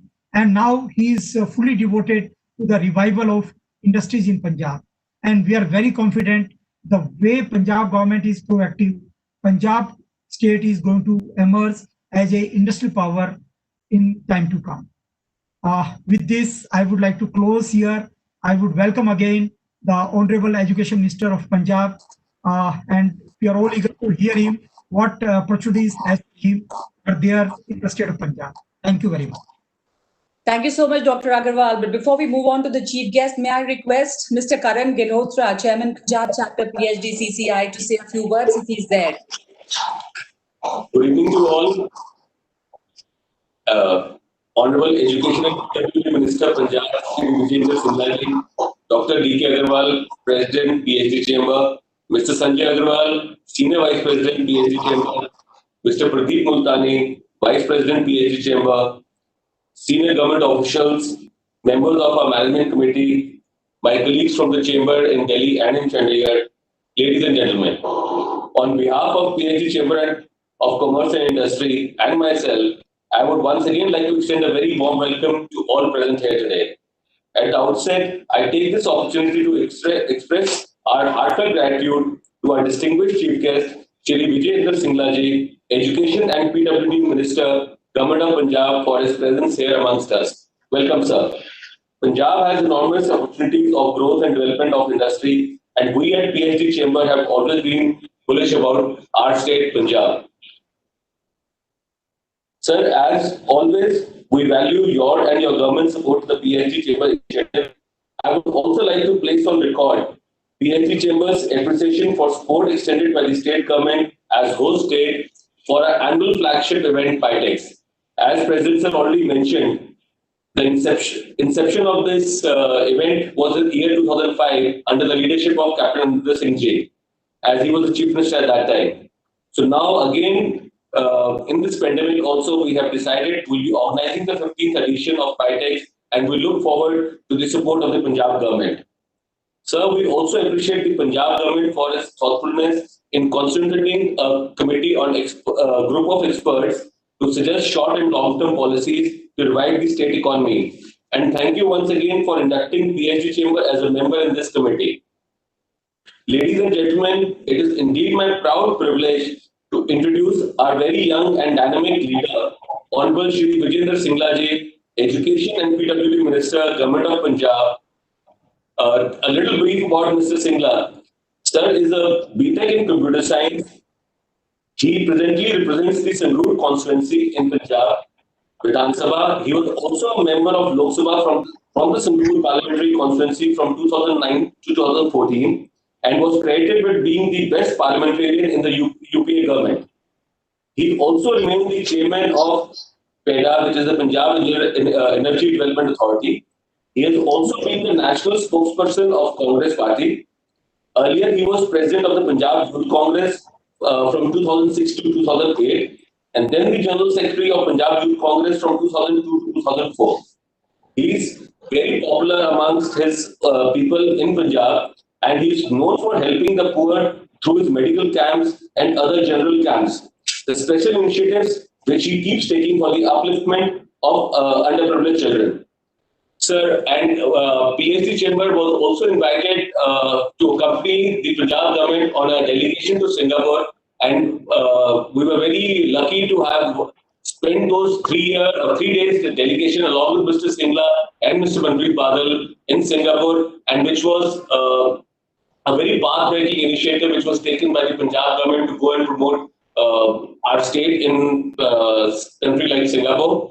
Now, sir, while now because Mr. Singla is here and he's a very old friend also, sir, as we very well know for your social causes that you keep come forward, and I would like to take this opportunity because now that you are here, sir, we are going to be writing to you separately. PhD Chamber Punjab has taken an initiative wherein we want to, when we talk about connectivity in our state Punjab, underprivileged children, and government is doing a lot wherein you're providing lakhs of mobile phones to all of them, all the children deserving for online classes in our state. But unfortunately, we have been able to collect some data which we'll share with you separately, wherein the hardware is there, but there's issue with the software connectivity, wherein we want the education department support and the Punjab governments, wherein we can connect with the infrastructure providers to the district administrations so that we can smoothen this online education for all our Punjab youth.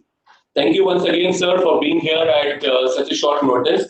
And once again, I would like to welcome Mr. Singla, and I would like to request him to please share his views about the Punjab state and the way forward.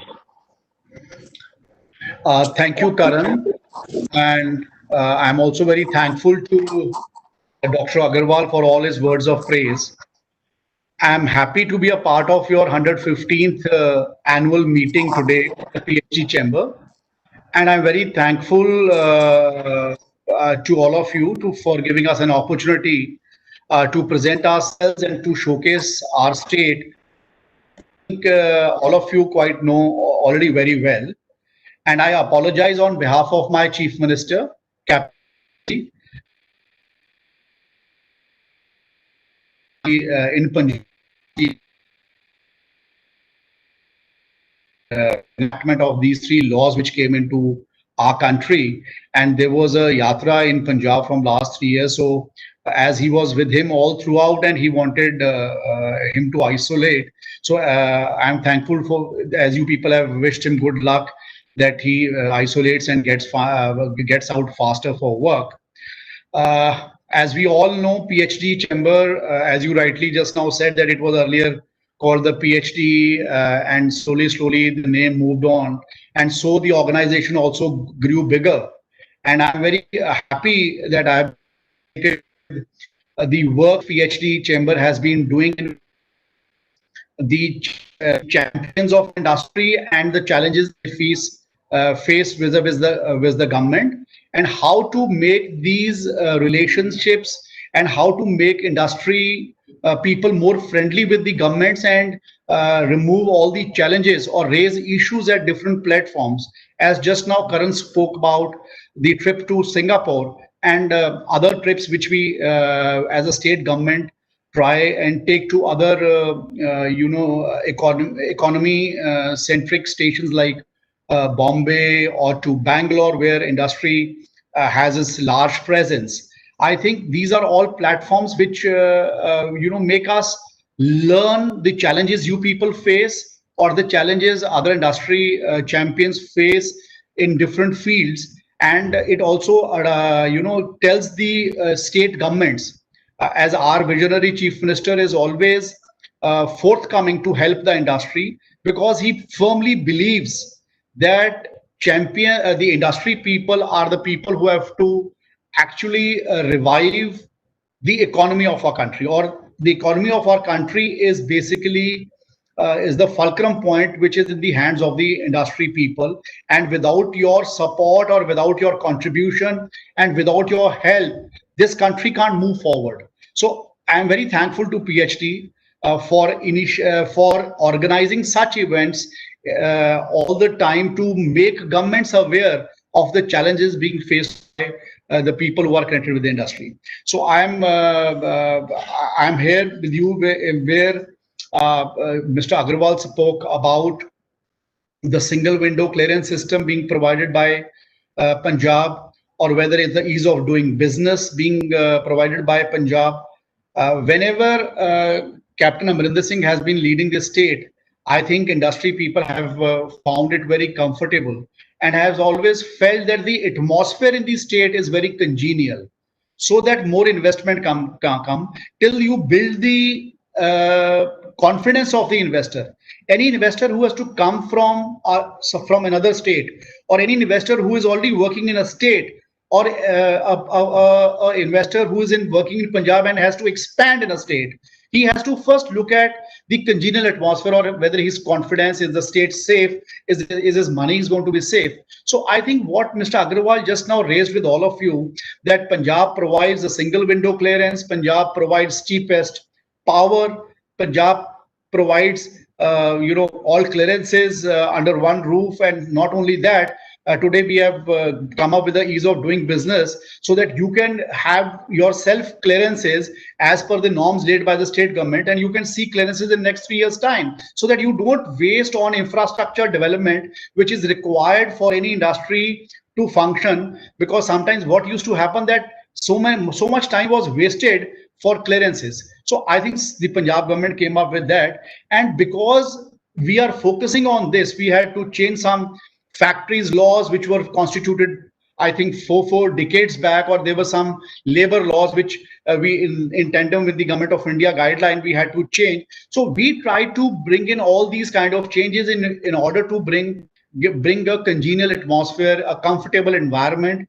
a good ecosystem to the people who are connected with the industry. And I'm so happy to share with you that in last 3 years of our tenure, like we came in 2017 under the visionary leadership of Captain Amarinder Singh ji, that in 2020 we have an investment of around 65,000 crores already on ground. So I think these kind of things happen provided the thought process, the vision, the clarity of the state government towards the industry is clear. Just now, Karan spoke about providing mobile phones. See, I look after two departments, which are, I think, one is connected with infrastructure, that is called the Public Works Department, and other is connected with the education sector. Now, I firmly believe till the time you have a good connectivity, your state or your people cannot progress.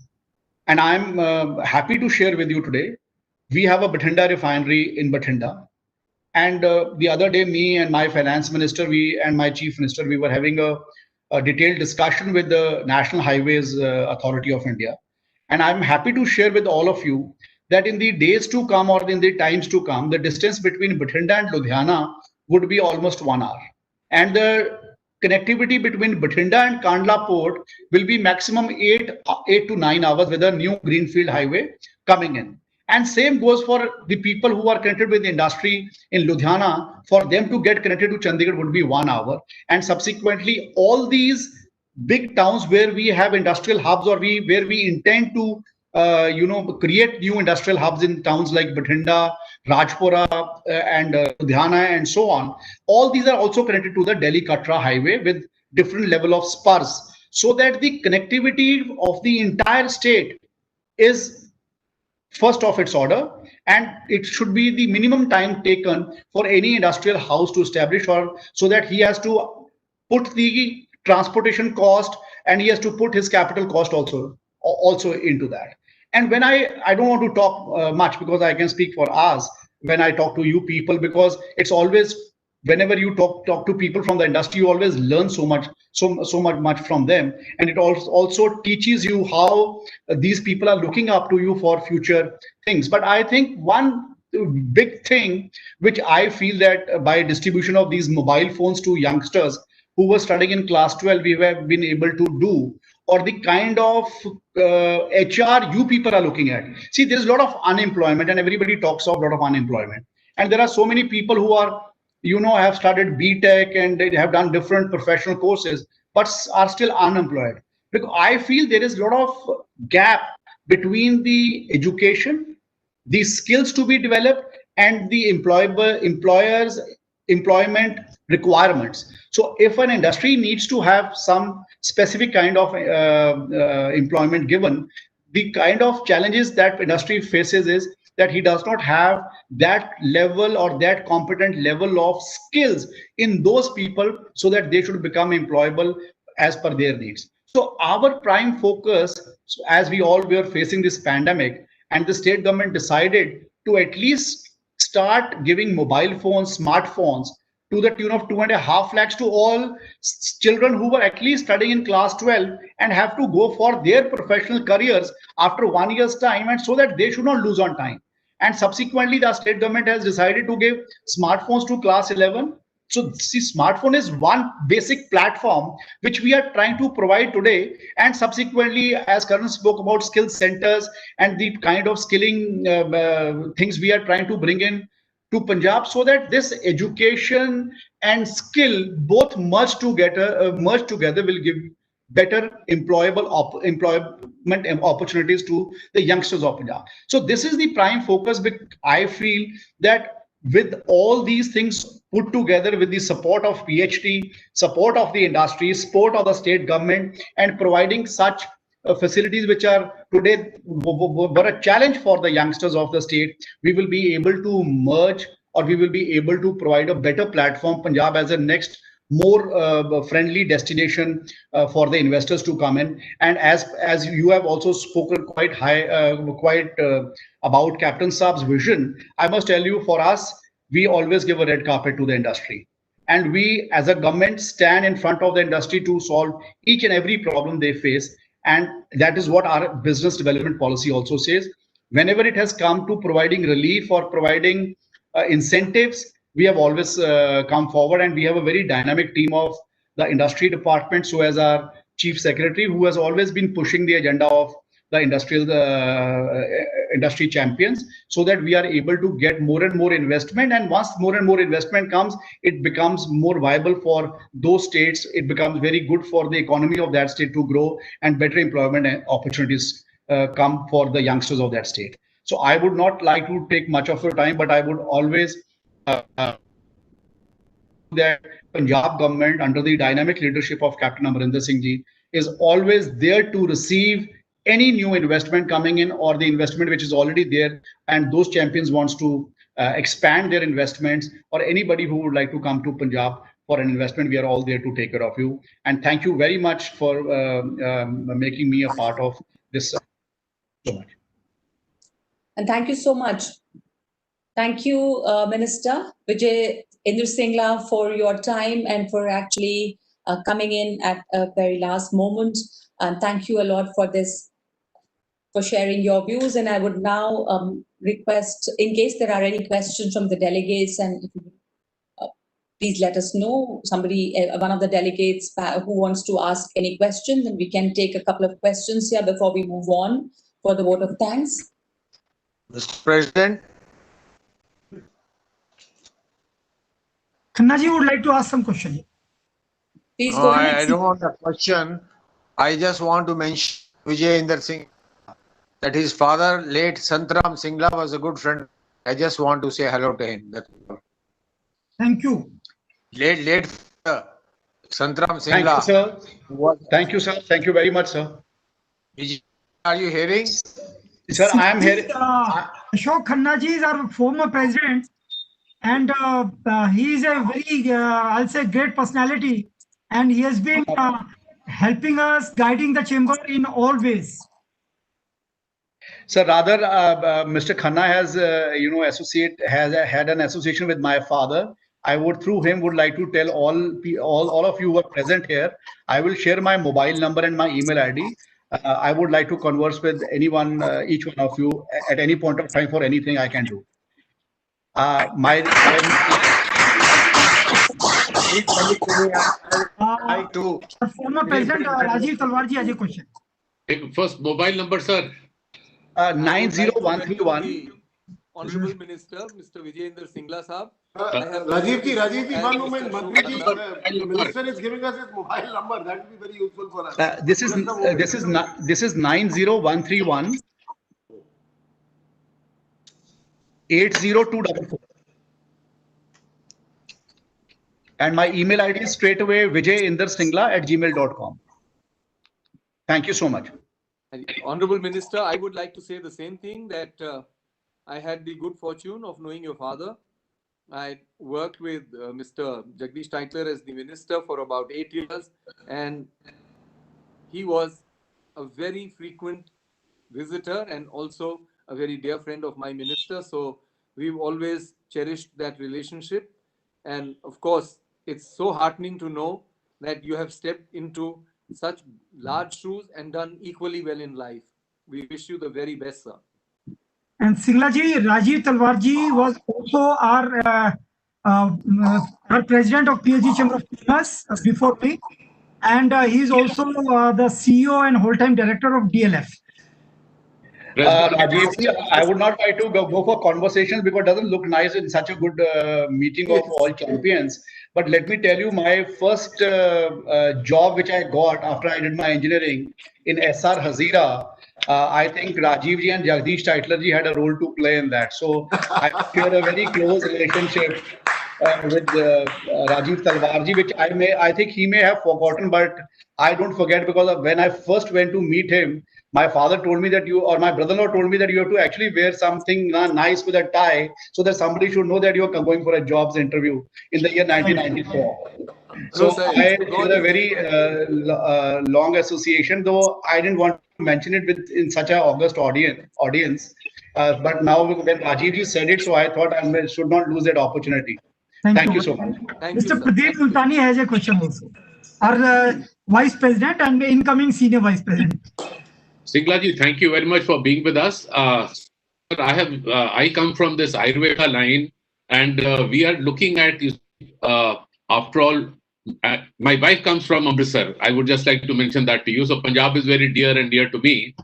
Sir, the whole issue which we are talking about is we are talking about doubling of farmers' income, and also the issue of the pollution which is caused. Now, the government of India has given 4,000 crores to the National Medicinal Plant Board for doubling of farmers' income. So, what I would strongly urge you to please look into that, because there is a surplus of wheat and rice. If we get the farmers to get into medicinal plant cultivation, because there is a huge demand for that, I think the pollution issues will be solved, and we can easily look at doubling, tripling, quadrupling the income of the farmers. So you may kindly like to look into that, and we at PH further work with you to ensure that we achieve those goals. Thank you, sir. Thank you. It's a very valid point, and let me put one thing straight. My chief minister during his last tenure also focused a lot on diversification of agriculture, and this is also one line towards that direction. And as you just now said that about medicinal plants, I think if I look at it from the practical perspective, or if you look at it from the ground perspective, I think maybe 3-4 areas you can identify and maybe go for some kind of pilot plantation, maybe in few acres, just to showcase the adjoining farmers that this is the level of effort involved and this is the level of multiplying your income involved. I think this will be a very good idea, because as what you said, these are the challenges in front of us, whether it's pollution is concerned or extra cultivation of wheat and rice is concerned. I think we need to see. I'm very forward looking about when it comes to diversification, or when it comes to using some new techniques in order to grow in order to increase the production of anything which we grow in the fields. One of my friends who came to me from Bengal, he said there is one crystal kind of a substance. If you put this in your fields, then the retention of water becomes better in the fields. So ultimately, if I go and straightway give this to the farmer to say that please start using this, nobody's going to believe me. So what I did, that I tried to pick up 2 acres of farmhouses in 3 different areas which were surrounding to my constituency, and then tried that substance in those fields to say whether what is the quantum of water used after using that, and what was the outflow, increase in the outflow of the production of the wheat or rice. So I think this will be the only way how we can go on ground and tell the people the benefits of medicinal plants and how it is going to increase double the income of the farmer. So that is what is my thought on that. Thank you, sir. What we will do, sir, we will send a formal proposal to you by email, and then we'll use the good offices of our chairman, Mr. Karan Gilotra, and we'll come and personally call on you. And if possible, we'll also try to get the CEO, Dr. Jailen Shastri,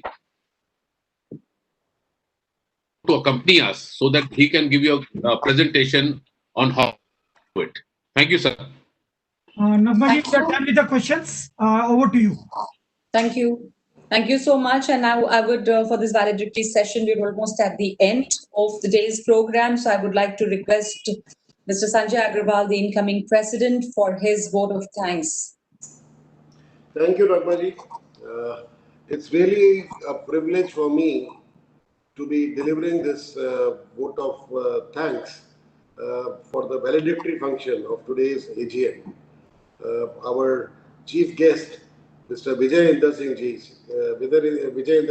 Singla ji, the Minister for Education and PWD of Punjab, has really engaged with us in every possible way today. He has graced the occasion, I think, in a very, very fit and proper manner today. We have started life as the Punjab Chamber of Commerce in 1915, and when we have our valedictory session, in which, of course, the Chief Minister, Honorable Chief Minister, was supposed to be there, but due to something that is not in his or anybody else's control, we have the good luck of having Mr. Vijay Inder Singla ji with us as the second in command in the Punjab government and the Minister of Education and PWD. Thing is that for us, the open heart, the clarity and honesty with which Mr. Vijay Inder Singla has interacted has really been, very, very, I would say, I'm at a loss for words. Actually, it's like feeling like a family. That's the way you have talked, sir. You have actually come out of your own and said, okay, please note my mobile number, please note my email ID. And you are saying that you are here to sort out anybody's problems. It's not just your education and PW department that you're talking about. You're talking to the industry and trade sitting here. And with that also, you are so open, you are saying that, okay, come to me with your difficulties. You have said the Punjab Chief Minister, I think we missed him, best of luck, best wishes. Absolutely. I think we are very sure that he'll come out of his quarantine very fast, hopefully without having contracted the fear of, without having contracted the COVID, hopefully.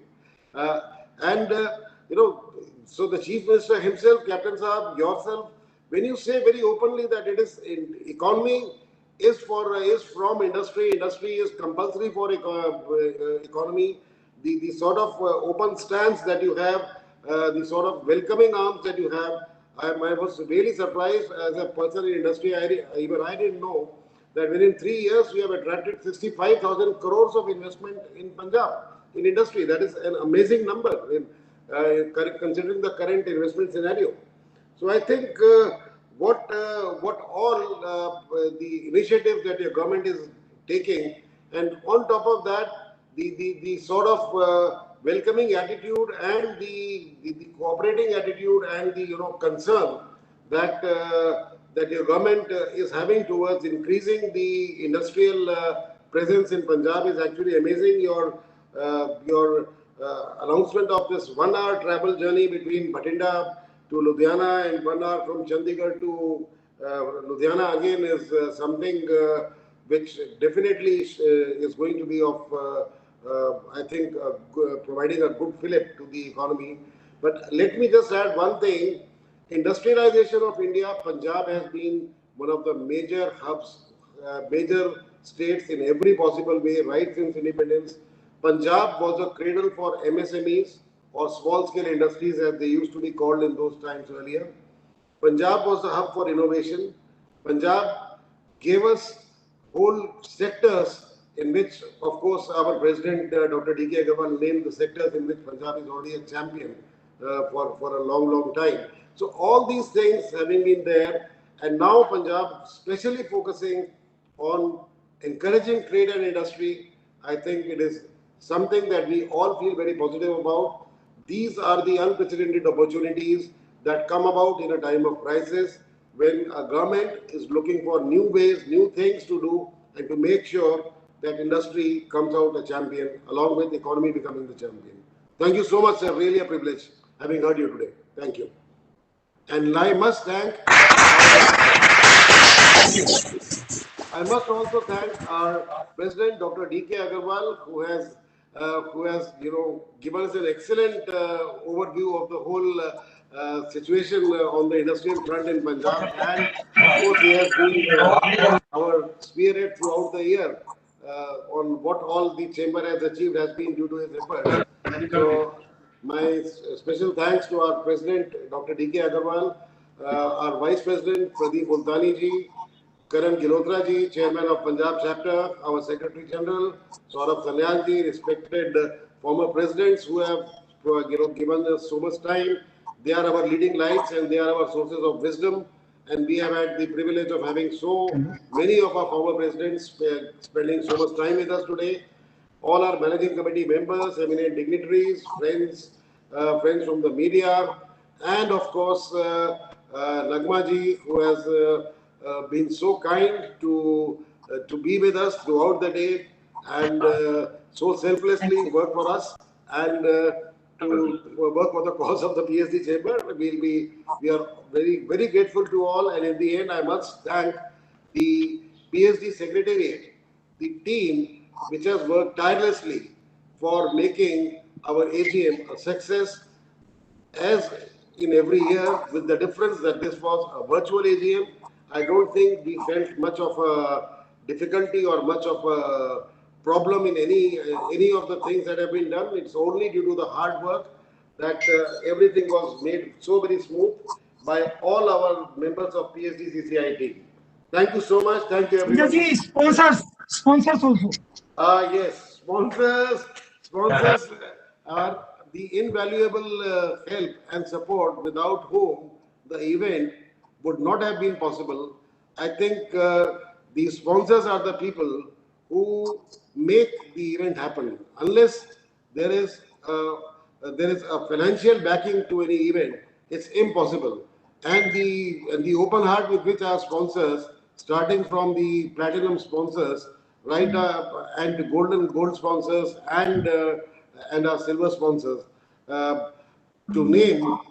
I might not miss somebody, so that's why I'm a bit hesitant to name. Immediate past president Rajiv Talwarji.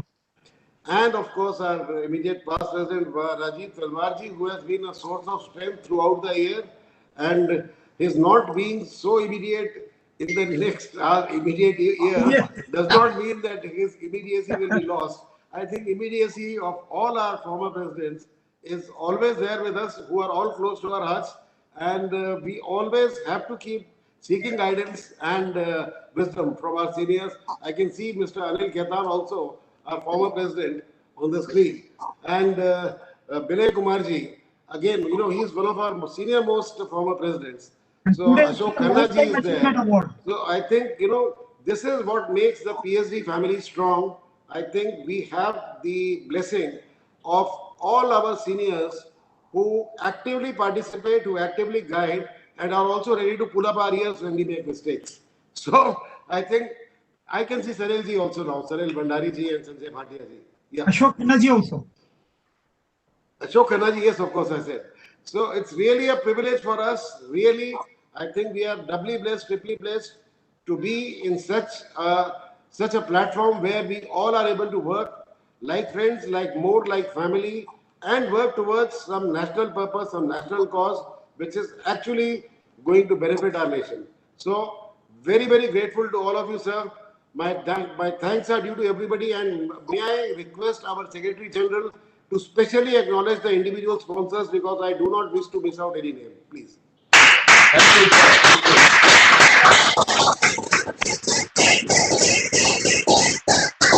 Thank you, sir.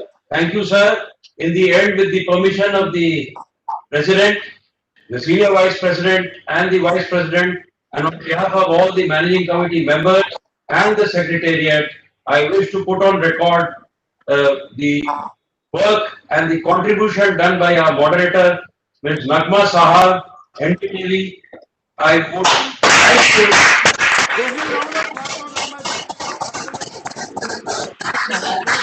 And all the distinguished sponsors, and with the President permission, I would like to invite the leadership to come and felicitate Ms. Nagma Sahar through an AD which we have.